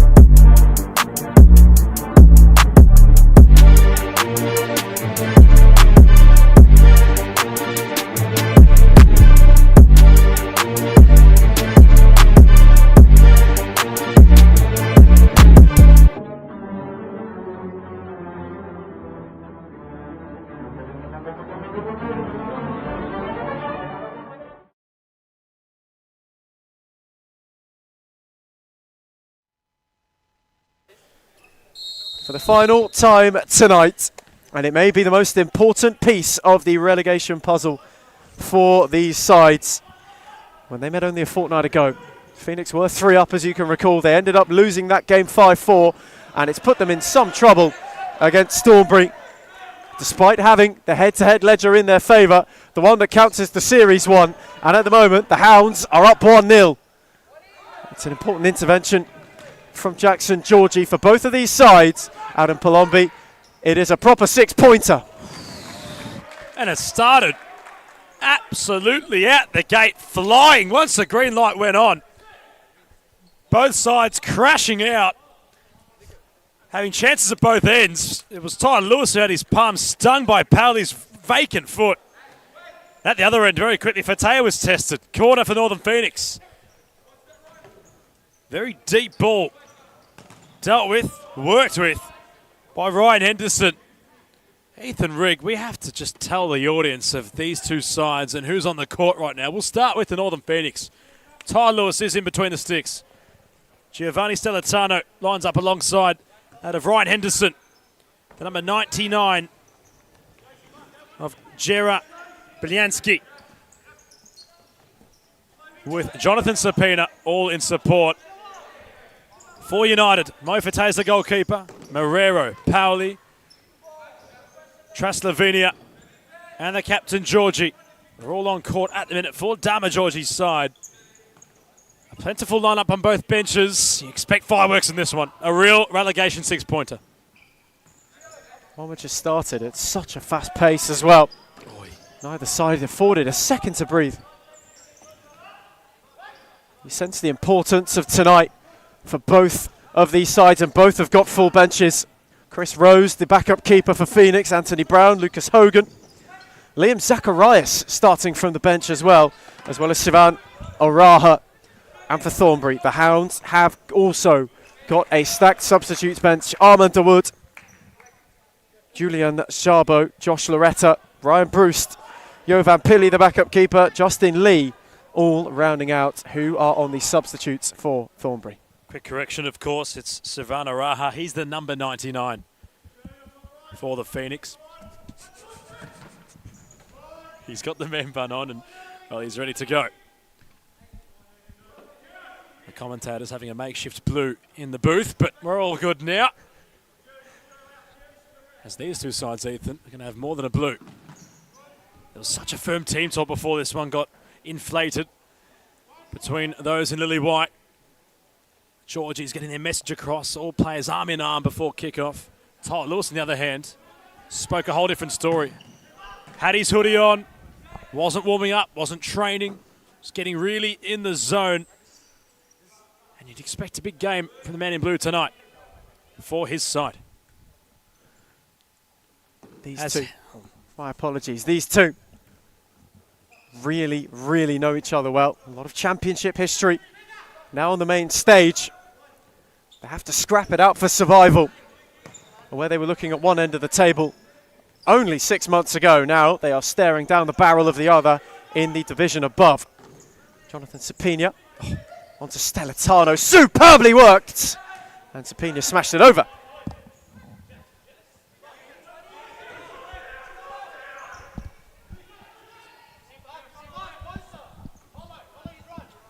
Fatea, nice and long. Stellitano on the backtrack. Paoli came across. Araha delegates for Sapina. Now Stellitano. Shifting centrally. Georgie, the captain, puts down the number 7 for the Northern Phoenix. Just dangled a leg. Jackson Georgie knew Stellitano was going to skip his way inside. Just left one there, hoping it might take a flick on the ball and slow him up. But it gives Phoenix an opportunity in what already has been an end-to-end start. Sapina has left this in the capable feet of Stellitano, who went for the under-the-wall driller. It's the keeper's near post. Fatea not bothered by it. Goes direct. Traslavenia. Ball just bounces away from him. Henderson back towards Tyler Lewis. Stellitano. Araha wanting to receive the ball diagonally. Sapina. Araha. Stellitano providing an option. Sapina, fluid futsal player. Likes going as direct as he can. Chipping for Stellitano, around Fatea. Lost the angle. Traslavenia ushers out of play. And they had Henderson on the switch throughout that entire possession. It was intricately worked to find Stellitano. But once you go around Fatea, change the angle. Don't come back to where it's just come from. Try and find the guy at the far post. Henderson has to gamble as well and get himself in the way. Marrero cuts out the pass intended for Henderson. Georgie scuffs it. Lewis launches it. Stellitano, lovely cushion header. Sapina, they'll claim a foul. Phoenix, play will resume. Paoli strolling. Georgie. Traslavenia on for the pass. It's Paoli! Up and over the crossbar, but what an opportunity it was for the Lily Whites. Terrifically worked on the break from Thornbury. It was very patient, and the ball back is weighted wonderfully to allow Paoli to come on and hit it first time. It's set for him just to smash it goalwards. And Sapina was incensed at the other end, thinking there was a foul. Stellitano, again, just not finding adequate infrastructure to work within. Marrero holds off Henderson. Has Traslovenia on for the pass. Ricochet ball, Traslovenia off the turn. Lewis had the near post covered. And, well, it's had that really intense start. Hogan jostles onto the court.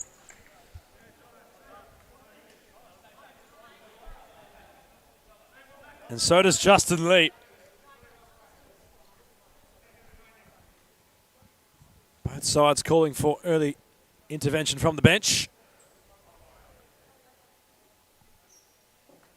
And while both benches, we do allude to, nice and stacked evenly at that. Some new faces also popping up, but one in particular for Thornbury we'll keep an eye on. And of course, the brilliance of the youngster of Armand Dawood. It's itching to come on.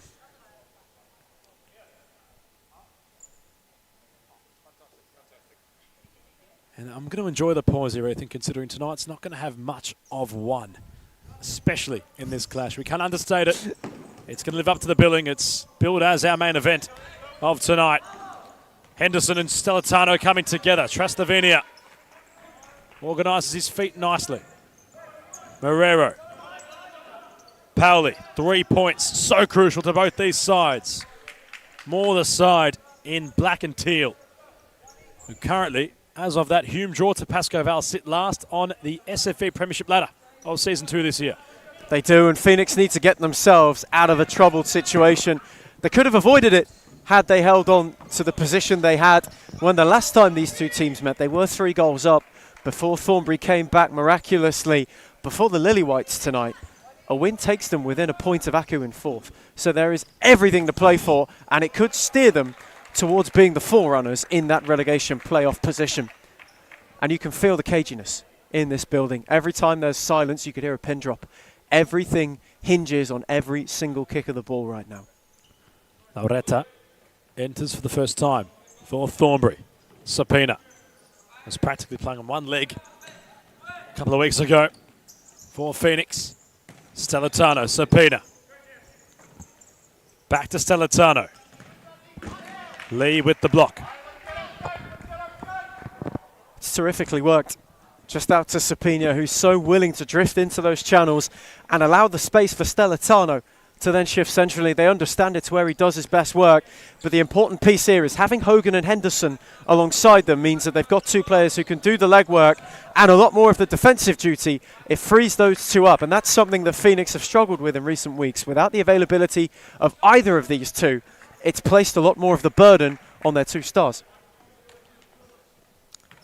Pauli. Armand Dawood running at Sapina. Lofting over the crossbar.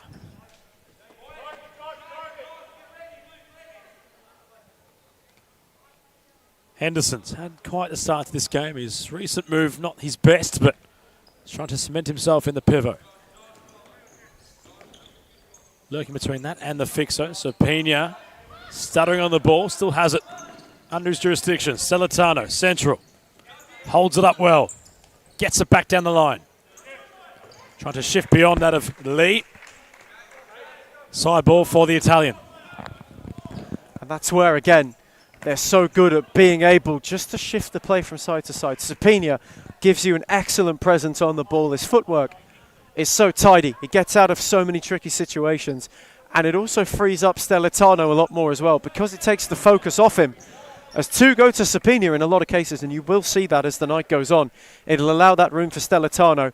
And I cannot stress how important it is that they have Hogan and Henderson back. Those 2, as it stands right now, playing deepest, will give a huge helping hand. Sapina onto his left for Taya. Wrong-footed as the ball ricocheted out of play for a corner.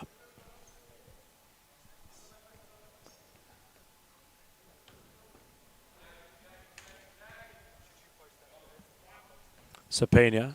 Henderson. Blocked by Pauli.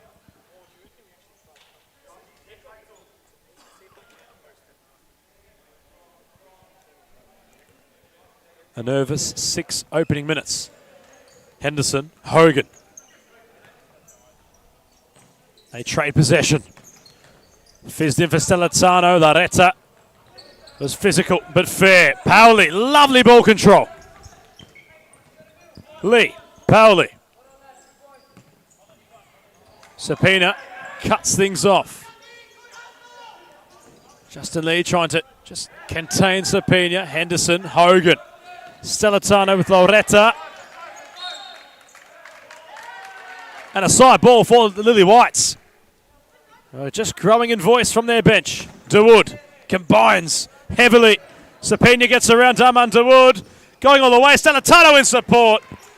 Yet again, the angle just getting so narrow right at the final knockings for the Phoenix in attack. And it's silky from Sapina. It's wonderful the way he just dances beyond DeWood, opens up the yard, invites Stellitano to hit it. And it's just, he takes it at the wrong time. It's on the instep. He does the right thing by trying to whip it almost under and through for Taya. But the angle's too tight that he can't get the curl he needs in order to bend it devilishly. DeWood. Sapina, isolated. Has 4 Lily Whites to get around. Hogan with support. Henderson with the overlap. Pauli with the hustle. Loretta. Phoenix, flurry back. Lee. Pauli. Loretta. Great ball from Lee to DeWood. Routine save from Lewis. It's good from Tyler Lewis down low. DeWood drives it with pace, and it's a very, very good stop. Gets his angles right early, which allows him just to take the sting out of the entire situation, and it allows him just to be able to fulfill that sort of confidence that you want in the keeper early on. His first involvement of the night, and he'd be thankful it's a very comfy one, because he is still carrying a couple of knocks into this season, but it's a very calm save for him. Sapina for Stellitano. Pauli defensively sound. Loretta. Lee. DeWood wanted it diagonally. Gets it finally, although Henderson had the best read of it. He takes a strike on!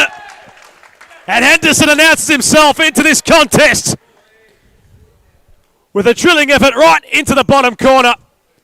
It's first blood for the Northern Phoenix. And it's a beauty. It's a great hit from Henderson. It opens up invitingly for him. The two runners either side realise he wants to take it on, and they act as decoys. They drag the runners, and it gives him the space. It gives him a pinpoint sight for Fatea's bottom corner, and he absolutely batters it in. There is nothing Fatea could do. And for Phoenix, who have had to withstand a bit of pressure, they get themselves that all-important first goal.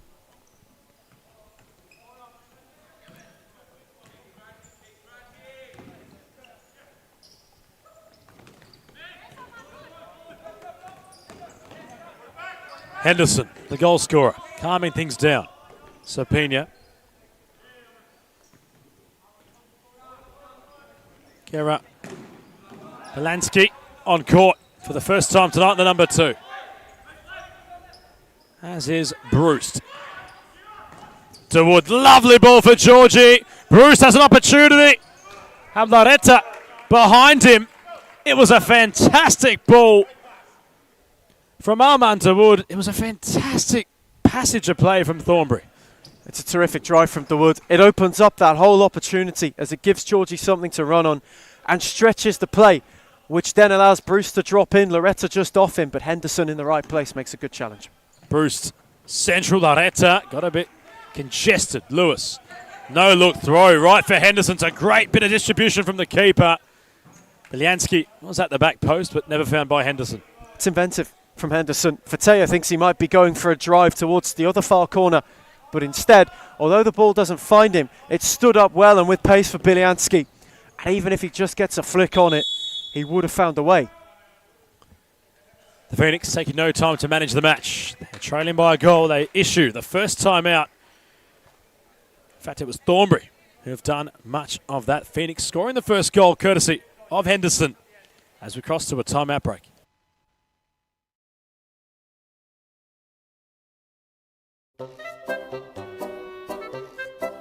We're the Champ Hunters Div 1 Tuesdays. We should not be in Div 1, but nevertheless, we lost 8-3 today, but we're missing Alex Beckers. Send him hate. If you know who he is, please send him hate, and that's it. Well, that's exactly right, James. Going on with that. Our gaffer, we've had a gaffer, for the whole team, and then he hasn't rocked up. Last 2 weeks, Lucas Smarry, you know who you are. You better sleep with one eye open tonight because we're coming for you, mate. You better sleep with one eye open, Lucas Smarry. You know who you are. I brought the boys over, and we're all former NPL players. If Stately want to sign us, yeah, no, we thought we'd take our talents to futsalers, and Well, that's exactly right. it's absolutely fantastic. And the place is an institution, so we thought we might as well. And that's that. That's exactly right, James. That's it. It's not hard, it's just that we're struggling to find our feet. I think the lack of fitness is really affecting our team. Joining halfway through the season wasn't most ideal, but you know what? We've come across a couple wins and we're doing decent within the team. You know, there's a lot of politics within the team and problems here and there. When when you got families paying 7, 8, 9 grand, it's not on. But yeah, well, that's exactly right. Well, you know, for Social League Div 1, we thought this would be all right, but it's a much higher standard than we thought, and we're not quite equipped for it, but we're working on that. Yeah, we definitely are. Yeah, we're working on it. We return from the timeout in which Thornbury had to call for. Marrero receives from Georgie over the top toward the target. Sapina brings the ball down nicely. Marrero ricochets towards him. Trying to get around Henderson. Shot dispatched, although Lewis says not today. It's a good save again from Lewis down low at his near post, but it's better from Marrero taking the game on. Thornbury have been a bit tongue-tied early. Very incisive move from Phoenix as Sapina. Well, the body language from Henderson was to slow things down. It was a decoy. Had everybody confused. Considering he played the ball for Hogan, who went first time down the line. Phoenix combining nicely all together. Testing for Taya, who forced the corner. Sapina shot over the crossbar. Hogan. Sapina. Belansky. Back for Henderson. He's yet to have a spell. Hogan. Gets it back across the face. Sapina at the back post to double the Northern Phoenix's advantage. It's brilliantly worked. And it's a terrific ball across from Hogan. It's hit with real pace. And it says to Sapina, who's gliding, just tuck it in. Just finish the move. And he obliges. Phoenix's top scorer. Third in the Golden Boot race this season. And it's another delightfully taken. It's a real poacher's effort from the Spaniard, who doubles Phoenix's advantage. That second goal was what they're looking for. But you can also just see Dalma Georgie asking for a bit more defensively. The last time in which Phoenix had taken to court, it was against the Blues. It was not their night, conceding 13 goals to the champions of last season. As for Thornbury, well, this season, aside from games against only the Blues and Fitzroy, they haven't really had a team blow them out the water completely. As DeWood went central, Sapina holding off Georgie. Marrero, Belansky tried going on a real adventure. Flick-ups have been an undertone of tonight's proceedings. Marrero. Darting inboards. Bit deep for Georgie. Allows for the Phoenix to settle behind the ball. Traslovenia. Bruce back to Traslovenia. First touch set him up nicely. Belansky tried to go around the man mountain. Sapina around Georgie. Belansky, they're queuing up here. And they move forward with such venom in their play to the Phoenix. Earn a corner. Henderson. Belansky. Try the snapshot. Goes across the face of Fatea. But Ethan, each time those in black and teal are to come forward. They don't come alone. They come in numbers. They hunt, don't they? And they really surge forward to Northern Phoenix. And it goes through Sapina, who has been silky so far. He takes 2 out of the game. And Thornbury have just got no one who can go with him right now. Georgie. Wanted to wind up. Traslovenia. It's been the bright spark for the Lily Whites so far. Interplay has been there, although Hogan, lovely first touch. Even better save from Fatea. Acrobatic was Lucas Hogan. to control the ball and get his shot away. It's fabulous futsal from both of them. Hogan's touch is divine. It's Dennis Bergkamp-esque. And the save from Fatea is a very solid one. He comes out quickly, makes himself big, and closes the angle. Sapina. Hogan. Belansky, the cutback will find Henderson. Deflecting ball. Had to be cleared. It's been one-way traffic. It's opening 12 minutes. Sapina. Marrero, that was questionable. Sapina, Traslovenia. Not as far as Belansky. In complete control are the Northern Phoenix right now, although Georgie, off of one mistake, nearly had half the deficit. And with the way that this night has gone, you just expected that to nestle in the bottom corner as well. It's a really good drive from Georgie, and that's where Thornbury are going to be able to get themselves into this game. It's not about playing the better futsal through Phoenix, it's picking off the mistakes because they will come. This is a side that have conceded 5 or more in 5 out of 7 games. Marrero went on a journey, and all by himself. That was the direct pause of the cause in which the Georgies were after. They weren't pausing on that attack. Pauli. Traslovenia. Thornbury's turn to chip away. Marrero. Over the top was Henderson. It's a clearance in truth, but had Fatea honest. Traslovenia. Marrero. Pauli had to readjust. Skips away from Henderson. Marrero went across the face of everybody. Pauli, Traslovenia. Back to Pauli. Georgie with the chance. In the build-up. What's happened here?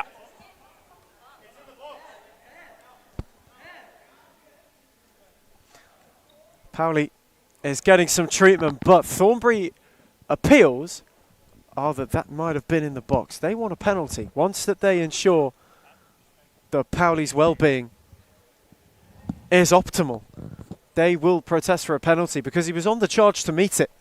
The ball back, and he just collides with somebody. He gets taken out of the move. In the air, he's clutching at his shoulder, which is never a good sign.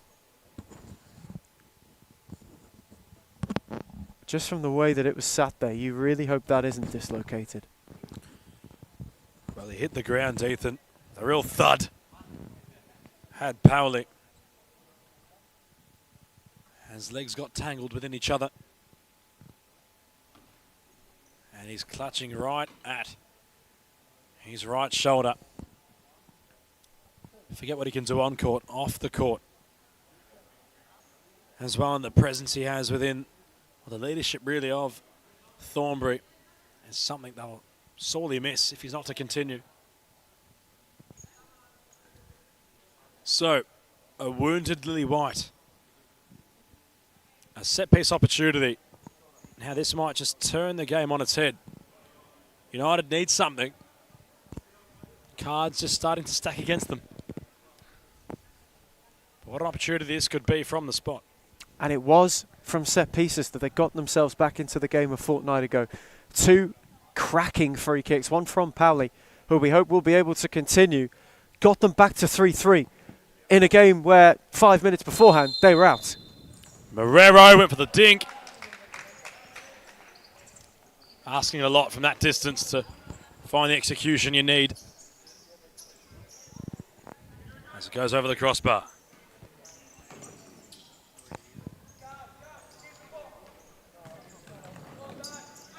Anthony Brown with his first couple of touches. Zacharias also on court. Hogan fixing things up. Zacharias went short centrally. Traslovenia cuts it off. Well done from Lee. Now Marrero trying to find his right foot. Traslovenia squaring it. Marrero finishing it. This side play on pure emotion. And they've drawn one back. And it's a brilliantly worked goal. The move from Marrero to skip his way inside and not go to Traslovenia the first time is a good one. It breaks his way to him, and instead of firing where Tyler Lewis has come to close the angle, he does the right thing in squaring it. Phoenix are all at sea, at the back. Thornbury created that on the turnover, and this time they have the quality and the peace of mind to finish the move. Well, it looked as if Moreira had bitten off more than he could chew once he was trying to find his right foot in the middle of all the traffic. And still could be positive news for the Lily Whites, considering Pauli might just be okay. He might have just gone and popped his shoulder back in to continue on. It's outrageous. The signal from all of the Thornbury bench was that he's all right. He appears to be all right. He's just stretching that shoulder out now just to make sure it's solid. Zacharias with a solid first touch. Traslavenia does enough. I really like what Traslavenia's brought to this last 5 minutes. He's injected a new energy into this side. Justin Lee is starting to look part of the Thornbury fabric as well. And it's those two that have turned the chance. Zacharias for Taya, double parry. Releases Marrero, the recent goal scorer. Loves his right foot. Zacharias on the transition.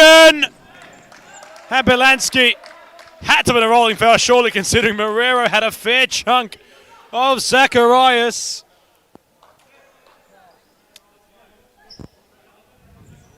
For Taya, it was important there.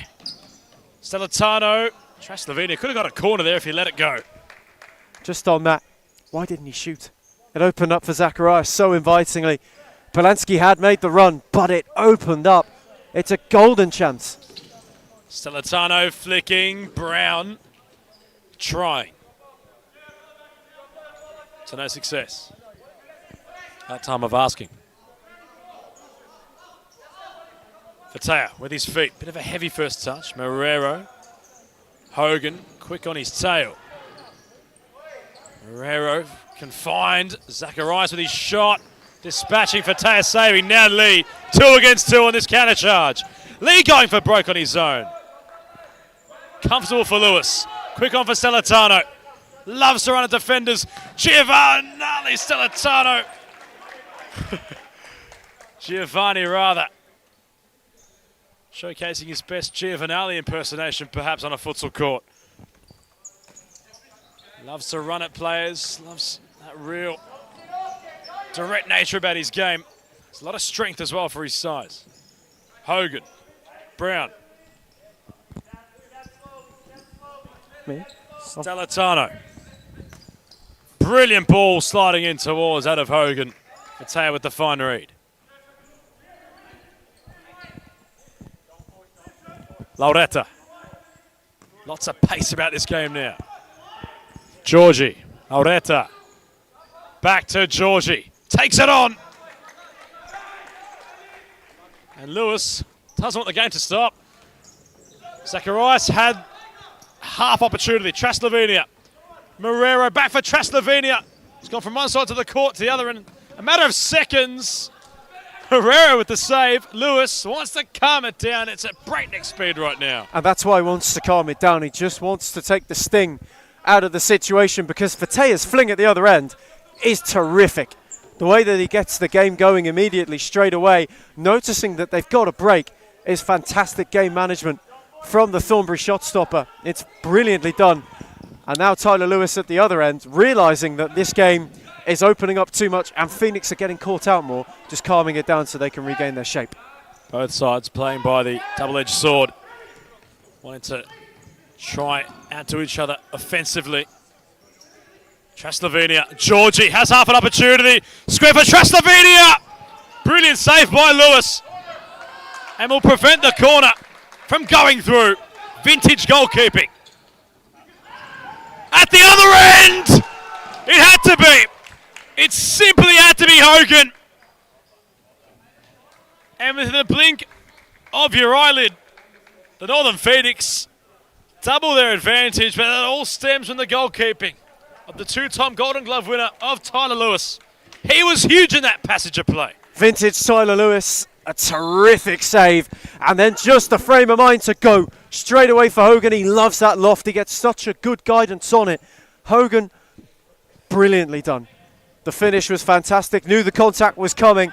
Didn't care. He was courageous. And that's about taking the risk that you need to win this game. Tyler Lewis chalking up an assist for the season as well, which I'm sure he will be quite happy about.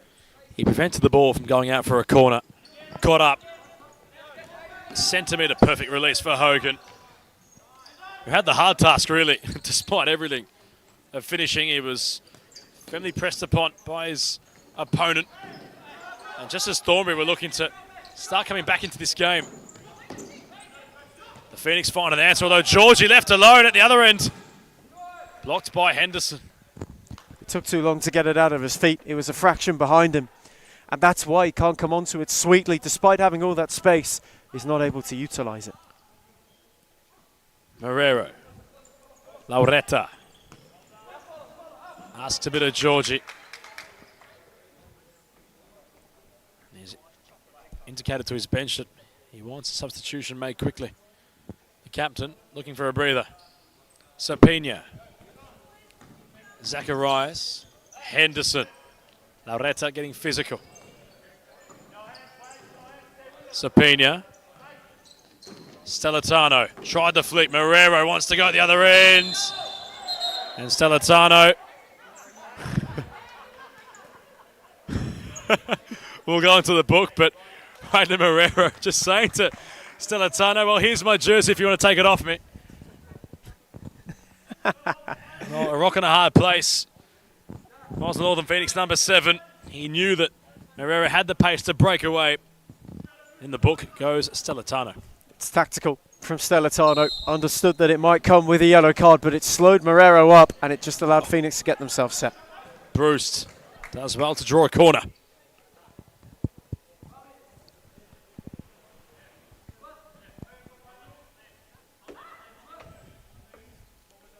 Communication firm from Lewis upon his teammates. Bruce snapped in towards Stellatano. Ball rolls out of play.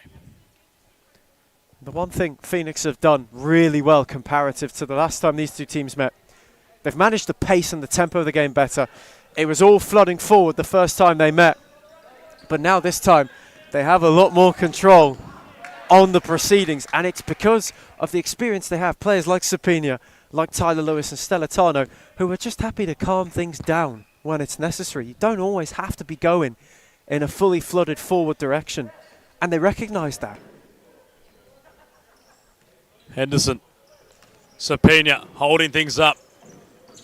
Trying to get around Bruce, who's done well to just nab the ball away from that of the Phoenix number 9.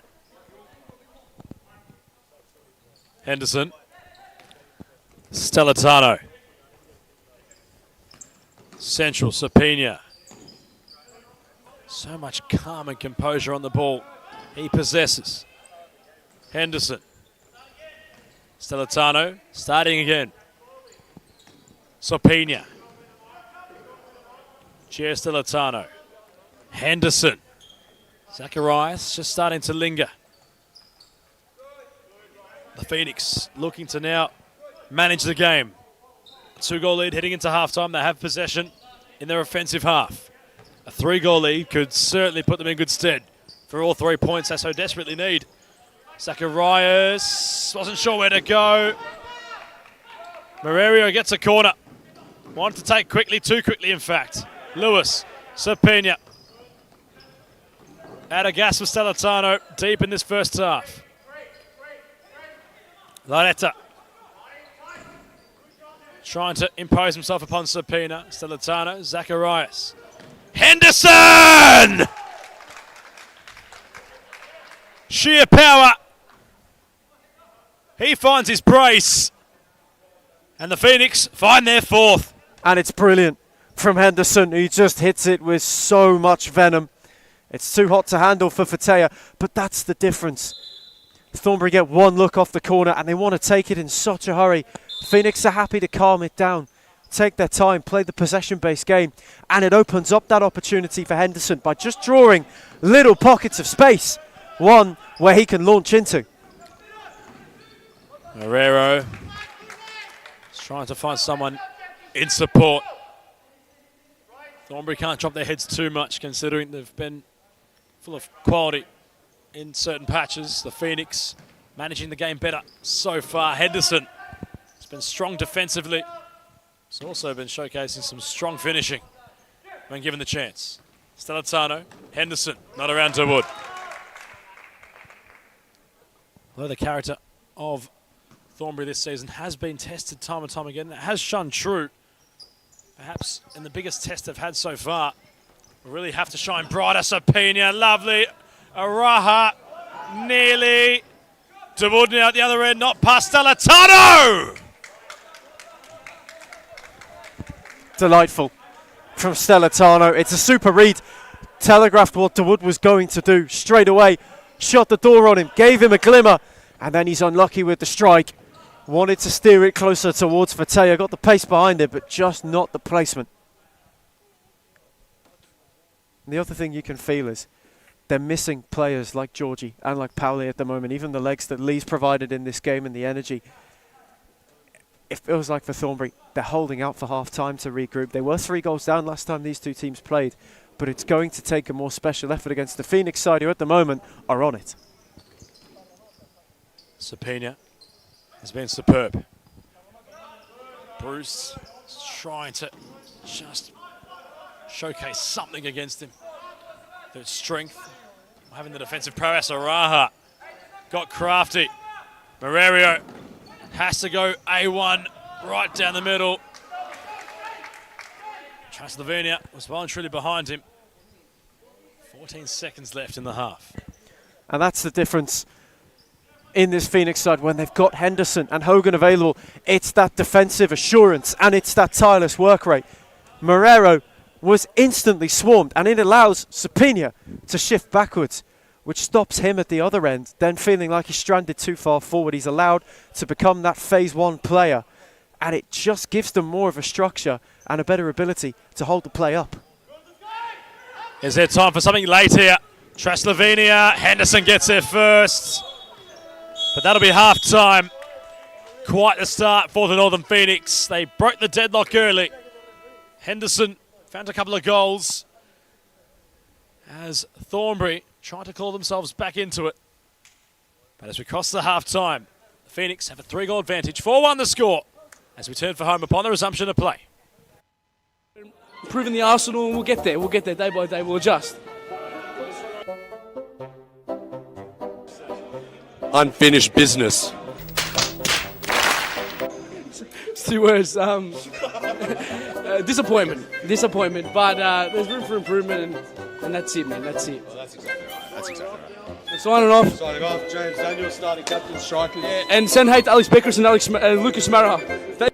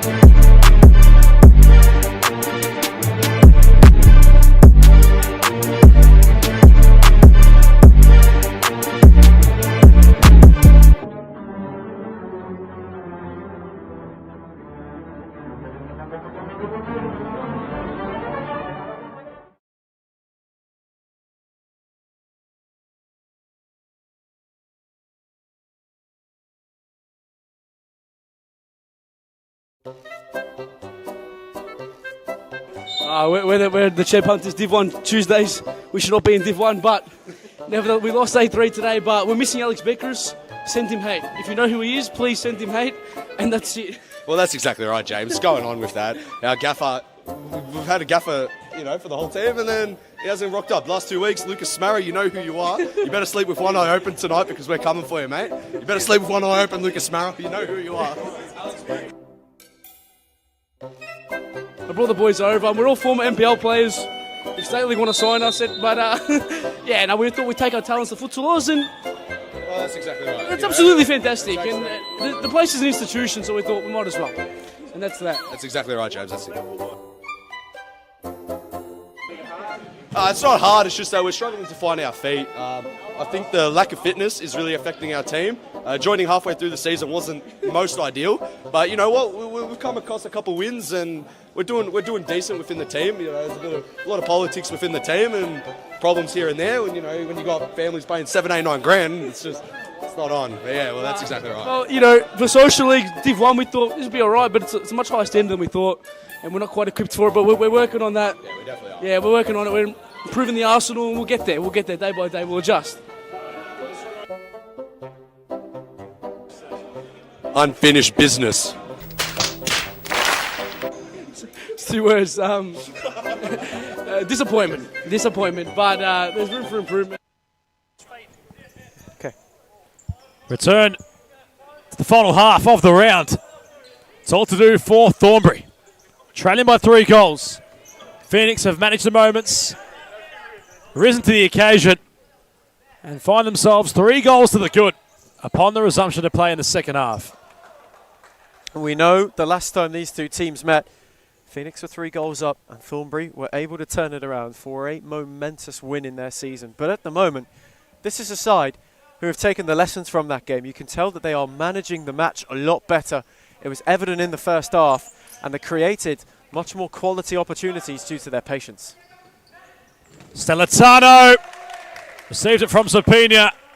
Mattea just holding hope now for Thornbury. Doing his part as the goalkeeper. Stellatano. Henderson. Liansky. Sapina. He's drawn so many Thornbury players towards him. Powley's back on court. Soldiering on from the right shoulder injury.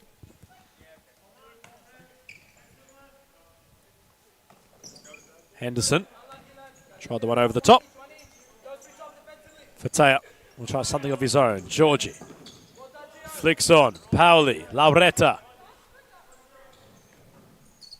Trying to just force the ball to go out of play. Off a Phoenix shirt. Thornbury's side ball. Pauli. Loose ball to run. Georgie got there first. Low Henderson has the cavalry arrive. Bilansky. Cut back. A brain fade from the man on a double. That could have been the hat-trick for Henderson. It opened up wonderfully. Biliansky does superbly to make the overlap initially and then get on it and cut it back cleverly. Stellatano was lurking as well, but for Henderson, he just slices it when it comes to that crucial moment. Lauretta. Corner. Herrero has been electric tonight for Thornbury. He's really been evasive with his footwork. He's caused a few headaches. Georgie bounces off Stellatano and out of play.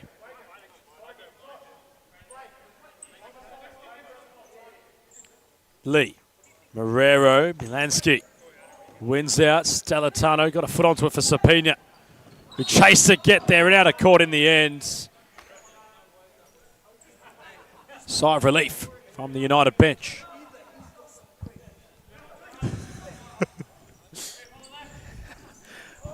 Mario Barho just seeing the funny side of that Sapina side ball. But Phoenix have looked lively to start this second half. And the one thing that's been really big from a lot of the other games this season so far is we talk about the management. They've been able to keep their heads very well. They've committed 5 fouls in many halves so far this season. And in the first half of this game, they committed just 2. And they start from afresh. That's his best yet. That's his best yet. That's your best. What you just said, that's the best thing you've ever said. Sapina trying to flick it on for Stellatano, but again, Fatea does quite well. To quote Salman Mohammed, the official from the far side must have the best vision possible. What was the comical moment in this one? Play does resume, although Marrero is feeling it a little bit on his right shin. And Ski and Lauretta exchanging pleasantries. Northern Phoenix are definitely enjoying this game so far. They can't take their eyes off the prize of the 3 points. And the way they're playing, the throttle, Ethan, hasn't really been pulled back at all. No, it hasn't in one bit. And Henderson is really the person pushing down on it at the moment. Stellitano and Sapini are playing their bit, but Henderson has been the big into this side. He's got a double, and he just looks a threat whenever he's able to go forward. Lee and Marrero combining. Sapina having glanced behind him. And again. Lateral, Stellitano. Sapina. Back to Stellitano. Try going incisive. Marrero. Goes right down the engine. Right down the engine room of his offensive half. Splitting the middle. Marrero. And well, he perhaps at the last knockings of the play just rushed his move. That's what he can do. Sapina. Lauretta there to usher him out of play. And that move for Marrero, you can just see the corridor towards goal getting smaller and smaller.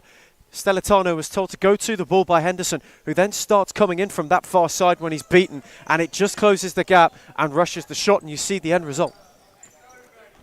Stellitano onto his left. Still going across the face of goal. Hogan will arrive and score for the Northern Phoenix. And now they're truly starting to latch away from Thornbury. And it's superb from Stellitano, just that explosiveness to shift that ball onto his left foot. The cutback is excellent.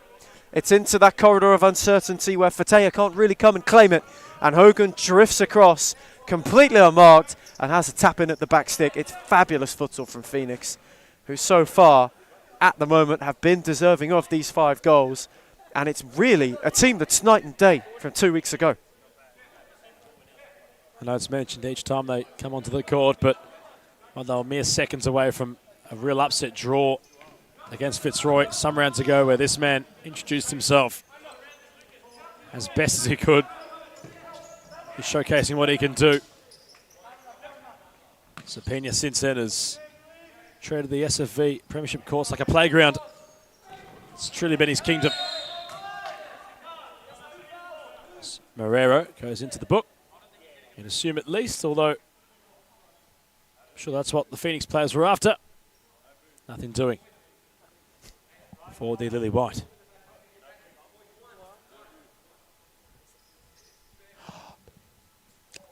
And Stellitano won't be enjoying any pleasantries from tonight's match, says Suleiman Mohammed, although he has some time to perhaps earn himself the man of the match accolade. Sapina, lovely touch on towards the arriving Henderson. Fatea with a brilliant save towards clearance. Nearly found that of Marrero. Bruce. Marrero now has to get around Hogan. Will get a corner. Fantastically done by the Wood to keep that move alive. They could easily have conceded the play, but it just keeps the door open. Bruce does well. It's a calm touch, which then allows him to make it out for Marrero. Hogan tracking all the way, as he always does. Bruce hits Sapina. Stellitano, 2 against 2. Sapina. The ball rolls ahead of him. DeWood. Slovenia. Back to DeWood. Back turn towards the goals. Perhaps, based off that passage, a lot of spring, a lot of pace, a lot of energy still with Thornbury. Sapina and starting to look a little bit perhaps when not in possession, not tracking back as much.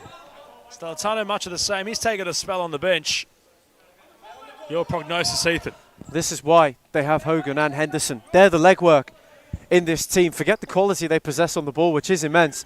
They do the defensive dirty work and the hard yards for this side, and it allows Sapina and Stellitano to be able to regain themselves. Traslovenia tried to go on his own. 3 against 1 now for Thornbury. They have to deal with. Fataya does so. Traslovenia into Henderson.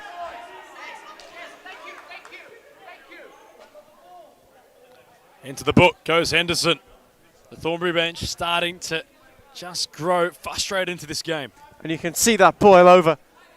And it's robust from Henderson, right? He kind of leads with an elbow and he catches Traslovenia. There's nothing malicious about it, but it's just the way that he catches him. And it is a yellow card. Just in that caution alone. But you can see right now a tale of two benches. Phoenix calmed down immediately. Thornbury, a team who run on emotion. It's a blessing and a curse, because although it allows you to play with a real fire, sometimes that fire burns out of control, and that's what they're at risk of seeing here. I think Tyler Lewis was just turning peacemaker there. Play resumes. Marrero with the free kick. Fataya. Bruce will hold things up. Traslovenia. DeWood. Stepping inside. Lewis goes long, finds Hogan nearly. Fataya with some body. Marrero going down the middle again, and well, Bruce wasn't there in support. And Fataya doesn't really do anything wrong in claiming that Phoenix shout for a penalty. Hogan's the one, actually, his momentum takes him into Fataya. So that's why it wouldn't have been a spot kick. The keeper's won the ball. Oh. Brown and Hogan. Nice combination. Sapina. Traslovenia. Now DeWood. Sapina just dangles out a leg. Does enough to throw DeWood off balance. Marrero. Traslovenia. Oh, the scoreline reads a different picture. Thornbury just showcasing some real character, some real spirit, some real fight in this one. And you can see them trying to wrestle back that kind of momentum in this passage in the second half. They've had to hang in there a little bit, but they're just starting to sense that Phoenix's ascendancy could be fizzling out a little bit. And you see the way that Marrero stepped up, Traslovenia stepped up, and DeWood. It's giving them the opportunity now to try and wrestle some of that back, but they've got to be careful. Traslovenia had the dog in him to go for it. Despite being mismatched, showcased some real fight. Sapina! They'll get a corner.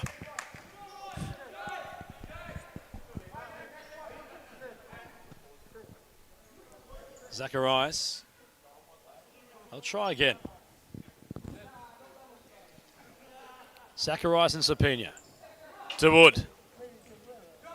Might have an opportunity opening up. Traslovenia on for the pass. He had to lunge to get there. They're starting to showcase some flashpoints, Ethan, of real brilliance. United. And that is so similar to the goal that Traslovenia got 2 weeks ago, where the play just opened up. The ball this time was just a fraction too heavy. Otherwise, he's in. But he's also got Marrero up with him too. It's just those nearly moments for Thornbury that need to start coming together if they are to mount something. And they do have time. They have certain time to do so. 13 minutes of stop clock futsal ahead of them. Brown. Hogan. Back to Brown. Shifting onto his right. His left finds Sapina. Wanted to go right down the guts on his own right. Now Traslovenia. It's a wave forward for Thornbury. Marrero across the face of goal. Still alive. The move! Off the line. Zacharias somehow. Unbelievable defending. Fantastic from Zacharias, because Lewis cuts the angle the first time, then doesn't get there as it's belted across at the second time. DeWood's thinking he's got a tap in, and he gets them back in the game. Zacharias comes across, and it's a glorious block. Smashing ball from Hogan to Brown. Fataya had to be strong off his line. Traslovenia getting around Zacharias. A cutback for Marrero. Zacharias somehow clears for Sapina. Trying to draw away the players. Marrero comes away with the ball. Has the wood on for the pass. Hogan provides a block. at both ends. Real sliding doors moments. He got away with that, Sapina.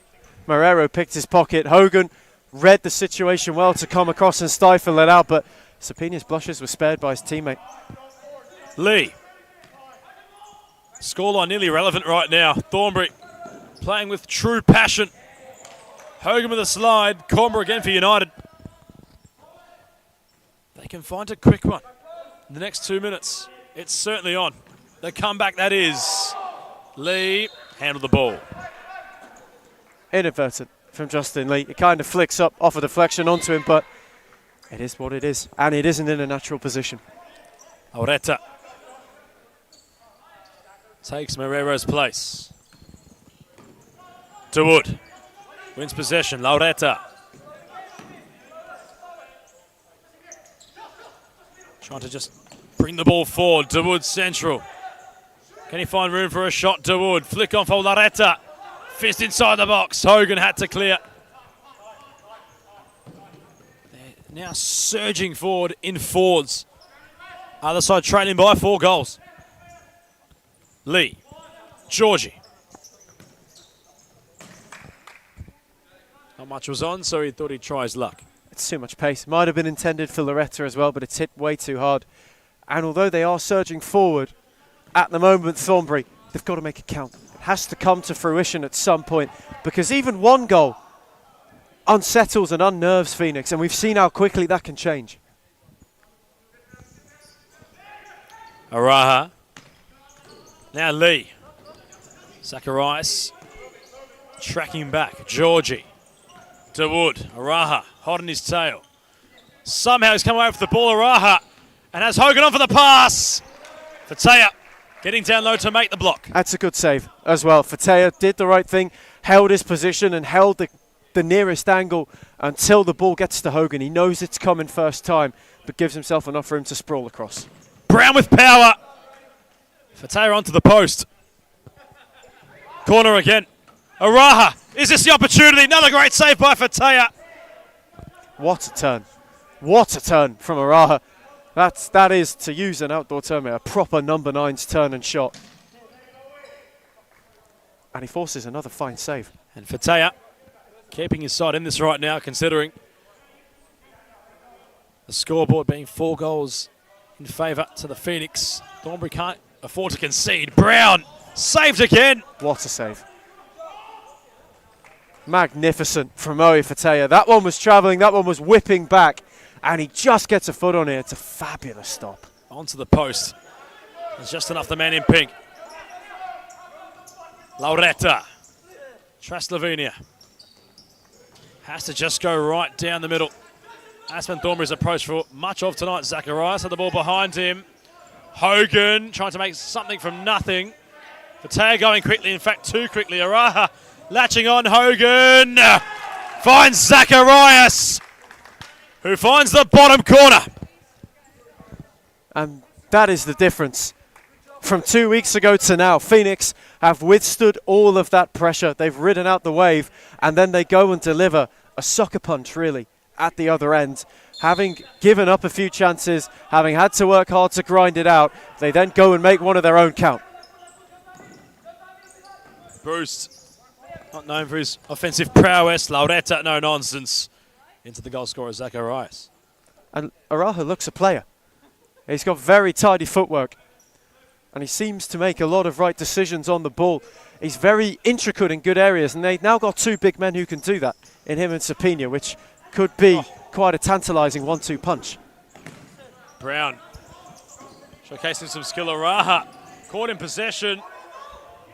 Bruce was quickly in there to, again, make something from nothing. Brown. Lansky not as far as Traslovenia. Bruce. Lee. Bodies defending for the Northern Phoenix. Bilansky. Araha. Unmarked on his own. The number 99. They had to scramble as quickly as eggs.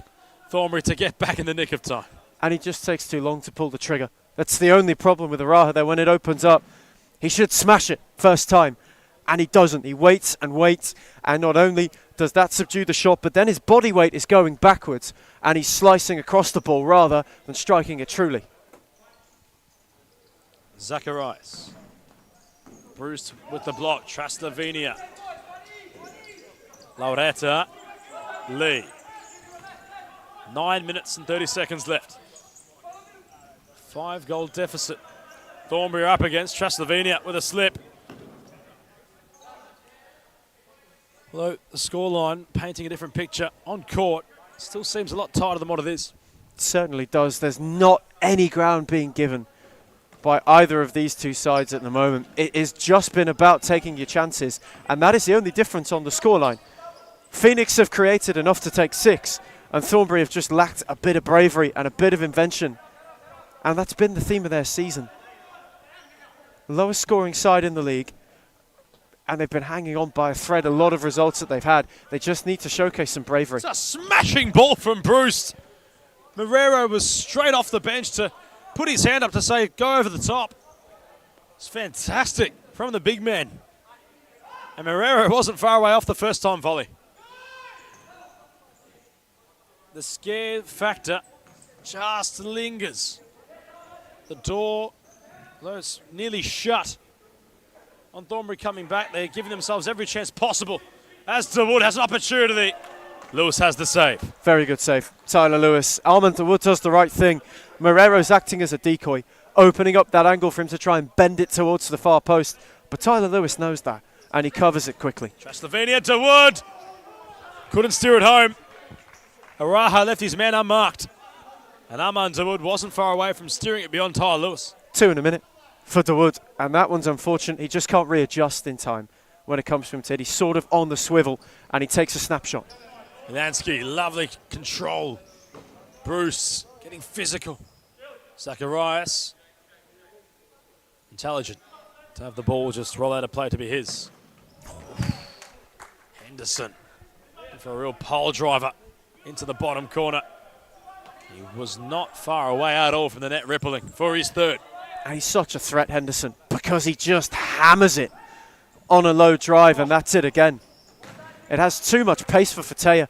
You can see that he's beaten at his far post, and it is just a matter of it dragging wide. Henderson could have had many more. Bruce, Henderson remaining involved. Another corner. Traslavenia, DeWood, Bruce. The squaring ball. Levade all comers. Zacharias down the line quickly. Araha. Lovely first touch. Trying to flick with his left. Bruce on the line to clear. Too much pace on the ball for Traslavenia. This contest's really starting to slip away perhaps from United. Scoreline not doing them any favours. Intricate play between Milansky and Henderson, but in the end, just out of real estate. And it's the right idea, though. That's the thing. It's that intricate 1-2. Biliansky times his run round the outside beautifully, and he gets on the blind side. The ball is just a fraction too heavy, and they don't have enough room. Here goes Stellitano, shifting gears. Araha. Milansky all on his own. Now Marrero has Traslavenia on for the pass. Lewis has just slapped the ball away. Fabulous save from Tyler Lewis. It's a terrific stop. Traslavenia's tried to turn it round that outstretched hand, and he just comes and swats across, and he makes a good stop. Marrero tried a snapshot effort. Henderson out of play. He has so much power, doesn't he, the number 4 for Northern Phoenix. The connection he makes with the ball each time, well and truly sweet. He's got a left foot like John Arnorisa. It's a brilliant hit from Henderson. But it's just the way that he's able to get over it as well. It's not that he's firing higher and wide. It's the fact that it's drilled every time, which is such a problem and so potent. Sapena getting rather frustrated with Lauretta's physical nature. Stellitano, Araha, Lauretta. Best position, Sapena. Sidestepping, getting it back from Stellitano. Might have just gone out of play before it reached Fatea. DeWood. Try the diag for Traslavenia. Araha. Decent game he's had tonight. Skipping through the centre. Now Georgie has Traslovenia and Wood on for the pass. Chance for Thornbury. And they had to take it. They swarmed forward. It was 3 against 1. And Traslovenia was there to score. And it's the first time in those 2v1s that they've taken that opportunity. Wood's unselfish. Where he's gone beforehand and Lewis has saved. This time he picks Traslovenia, who turns it in tidily. And well, the door is definitely maybe open. Time a factor, 7 minutes. Just done that, in fact, left to play. Test of United's character really now coming to the surface. Georgie around to Raha, who's backtracked in time. No look pass, so nonchalant. Sapina nearly the diag coming off. Traslovenia couldn't keep his feet. Sapina has Stellatano in an acre of space. Wood cuts off the ball intended for the back post where Araha was lurking. And this might benefit Thornbury if the game becomes stretched like that, because it leaves room for runners like Wood, like Georgie, to get forward, whereas Phoenix, by taking the sting out and slowing it down and ensuring that whatever attack has to be well built up. So by the way of it staying a more run and gun style, it gives opportunities for the Lily-Whites. Sapina flicking, Araha getting inventive.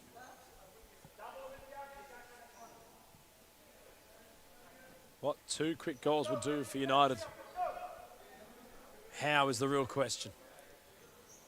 Stellatano. Henderson. Katea using the full length of his box. Quick release, Wood.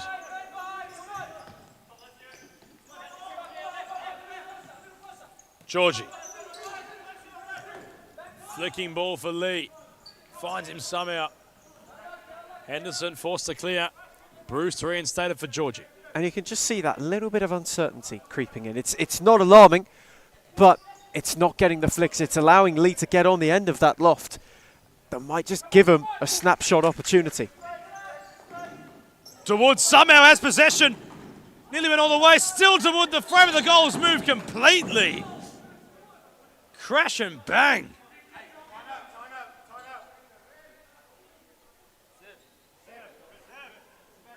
And Thornbury want to issue a timeout amidst all the chaos, but Wood found himself somehow with some space to infiltrate Tyler Lewis's goal. And the whole net came down. It's remarkable. Absolutely remarkable. Henderson with so much power that he took the entire goal down. And what Thornbury are cooking, we might have to find out on the resumption of play. Timeout issued by United. They trail by 4 goals. Northern Phoenix with a 6-2 scoreline written in their favour. And that's it, man. That's it. Well, that's exactly right. That's exactly right. Signing off. Signing off, James Daniel, starting captain, strikers. Yeah, and send hate to Alex Beckers and Lucas Maraha.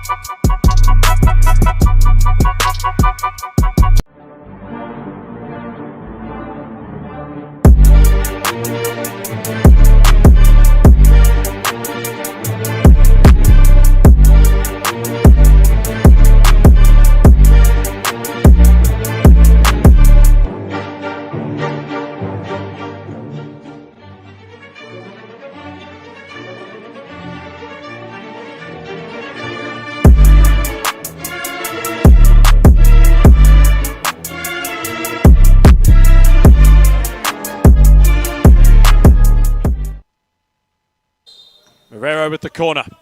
Wood, 5th man. Initiated by United. Wood. Moreira had to get there before Stellatano. The ball remained alive. Moreira crossing in. Traslovenia hadn't judged it properly. What an opportunity for Traslovenia. It opens up. That's a great ball from Marrero to the back post. But Slovenia just doesn't get there in the nick of time. If he's able to adjust himself quicker, he could have steered it in and Lewis might have been in trouble. Henderson controlling, still alive. Slovenia had the body. Georgie back on.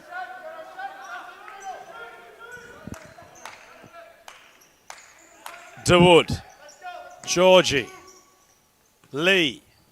Too much on it for DeWood. And that's where they need to be so precise in those fifth man movements, because it gives you the opportunity to open it up. But at the same time, if you get it wrong, you just provide so many chances to slow the game right down again. And away we go again. DeWood.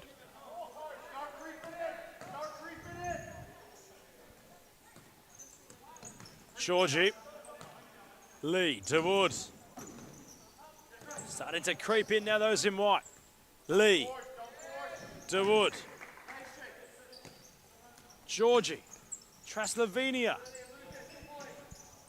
Hogan hits the roof.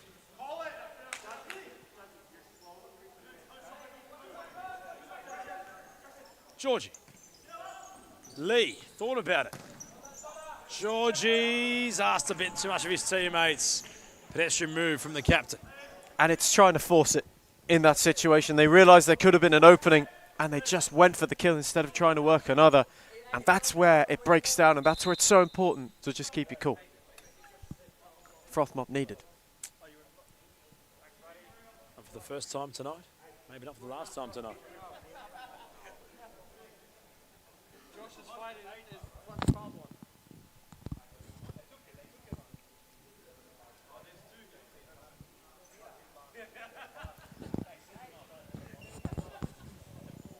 4 minutes, 4 goals. The difference between these two sides. Though Thornbury might manufacture a couple of goals late in this one, you still feel as if the Phoenix will hold on to the 3 points. Which an update from the live ladder will certainly not do them any disservice. As we enter over halfway played of the second season. DeWood, though, can't be stopped tonight. Full of pace, hits the post.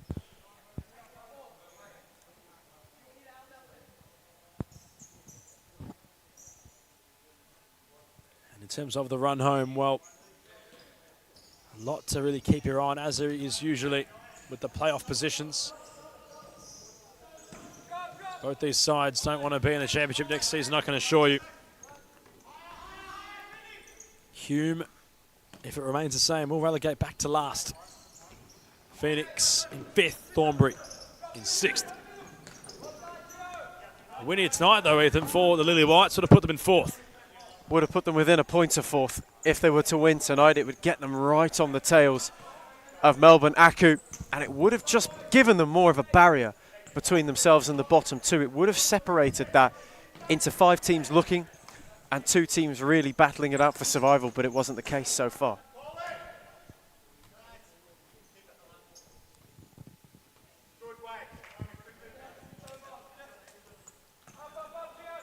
So time for something late to transpire here. DeWood. Marrero. Back to DeWood. Lee. Marrero. Trying to find the corner. It's the right idea. It opens up for him. And you have to get inventive sometimes if you're searching quickly. It can come off. It can not come off on some occasions too, but it's worth having a go to try and catch Tyler Lewis out on that occasion.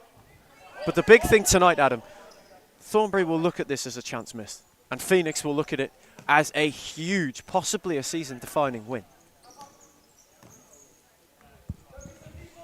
Lee for DeWood.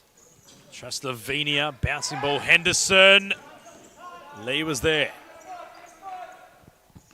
when required. DeWood. Is that a decent game tonight? Slovenia hits the post somehow. Stellatano tried to go around Georgie.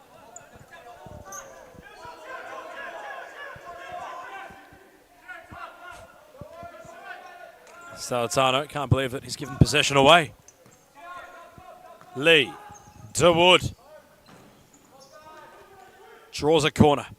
They've got to start making some of these chances count now. This is the last ditch.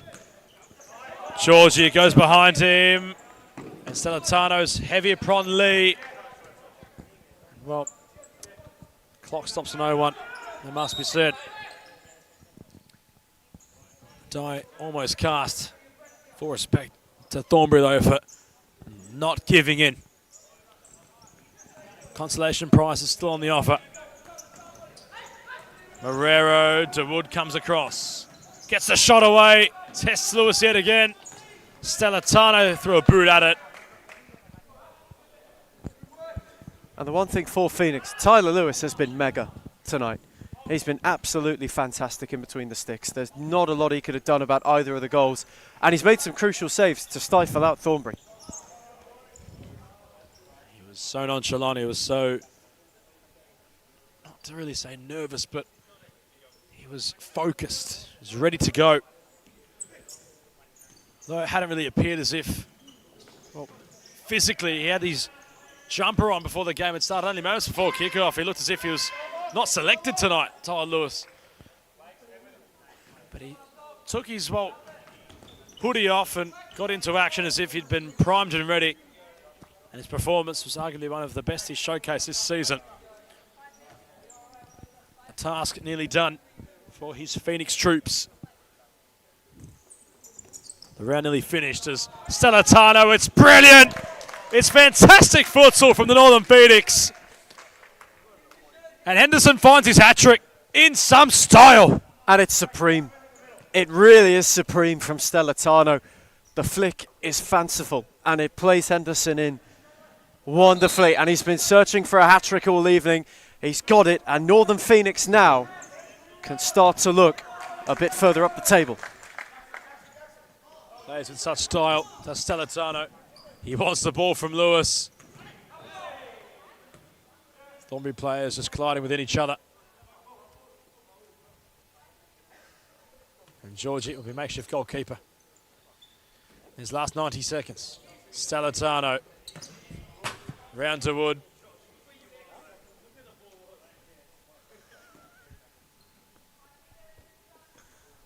Henderson.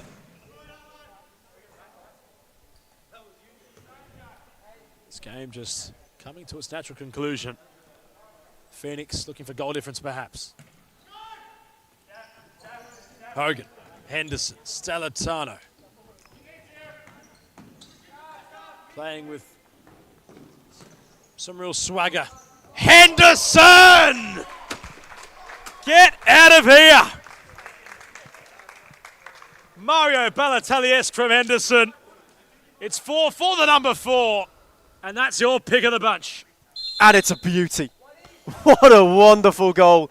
A terrific bit of improvisation. And with a Balotelli-esque shoulder, tonight in particular, be wondering why always him?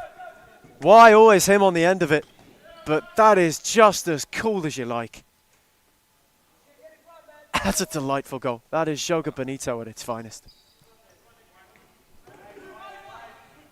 And the Phoenix flex their muscles as we turn to the real business end of the season.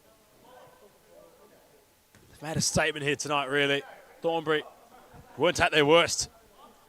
It's not as if they played poorly. They certainly gave themselves a fair crack, as they do in each contest they walk into. There's something about the Phoenix tonight, which they've showcased before this season. When they're on, they can compete with the best. Different story when they're mentally not here, but when they do rise to the occasion, they really truly mean business. Intriguing watch. Though mathematically it's not out of the question if they can make the top 4, but well, they're going to be a real threat once the playoffs start to begin. Of course, still time for them to climb out of that position, but this is the way they announce themselves to the competition against a real equal opponent, if you will, in Thornbury. It's quite the ominous warning sign. And they are only now 3 points behind Aku for 4th. So the hunt could be on for Northern Phoenix. And if they keep the personnel they've had this evening and they stay consistent, they could take it up to anyone. full time in Darebin. Northern Phoenix came into this game needing a win, sitting at the bottom of the table in the premiership race. They went out and put 8 goals beyond out of Thornbury United, which was capped off by a brilliant individual performance by their number 4 of Ryan Henderson. As we draw to a close on the broadcast, Adam Plumby and Ethan Riggs signing off. The full-time score, Northern Phoenix 8, Thornbury United 2.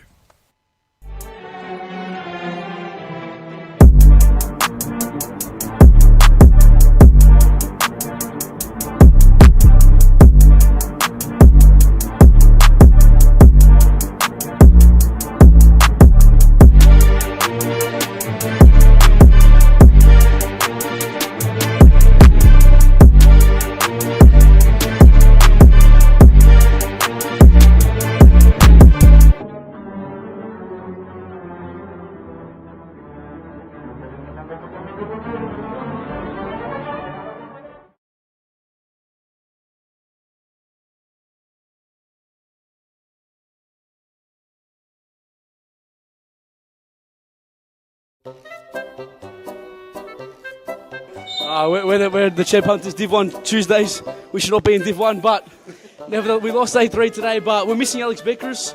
Send him hate. If you know who he is, please send him hate, and that's it. Well, that's exactly right, James. Going on with that. Our gaffer, we've had a gaffer, for the whole team, and then he hasn't rocked up. Last 2 weeks, Lucas Smarra, you know who you are. You better sleep with one eye open tonight because we're coming for you, mate. You better sleep with one eye open, Lucas Smarra. You know who you are. I brought the boys over, and we're all former NPL players. If State League want to sign us, we thought we'd take our talents to Futsal, and Well, that's exactly right. it's absolutely fantastic. And the place is an institution, so we thought we might as well. And that's that. That's exactly right, James. That's it. It's not hard, it's just that we're struggling to find our feet. I think the lack of fitness is really affecting our team. Joining halfway through the season wasn't most ideal, but you know what?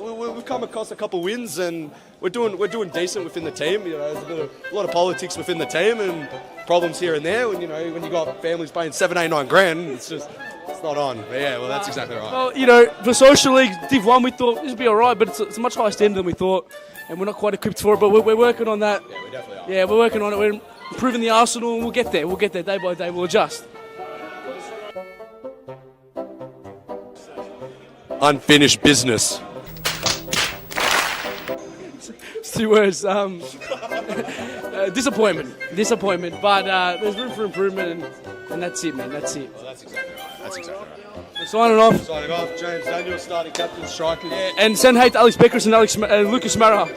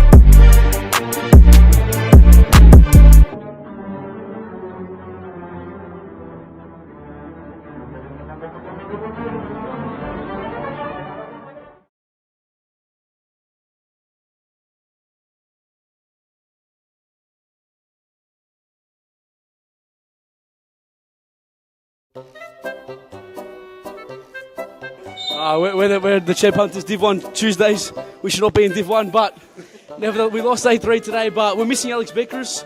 Send him hate. If you know who he is, please send him hate, and that's it. Well, that's exactly right, James. Going on with that. Our gaffer, we've had a gaffer, for the whole team, and then he hasn't rocked up. Last 2 weeks, Lucas Smarrow, you know who you are. You better sleep with one eye open tonight because we're coming for you, mate. You better sleep with one eye open, Lucas Smarrow. You know who you are. I brought the boys over, and we're all former NPL players. If State League want to sign us, we thought we'd take our talents to Futsal, and Well, that's exactly right. it's absolutely fantastic. And the place is an institution, so we thought we might as well. And that's that. That's exactly right, James. That's it. It's not hard, it's just that we're struggling to find our feet. I think the lack of fitness is really affecting our team. Joining halfway through the season wasn't most ideal, but you know what? We've come across a couple wins and we're doing decent within the team. There's a lot of politics within the team and problems here and there. When you got families paying 7, 8, 9 grand, it's not on. But yeah, well, that's exactly right. Well, for Social League Div 1, we thought this would be all right, but it's a much higher standard than we thought, and we're not quite equipped for it, but we're working on that. Yeah, we definitely are. Yeah, we're working on it. We're improving the arsenal, and we'll get there. We'll get there day by day. We'll adjust. Unfinished business. It's 2 words. Disappointment. But there's room for improvement, and that's it, man. That's it. Well, that's exactly right. That's exactly right. We're signing off. Signing off, James Daniel, starting captain, striker. Yeah, and send hate to Alex Beckers and Lucas Mara.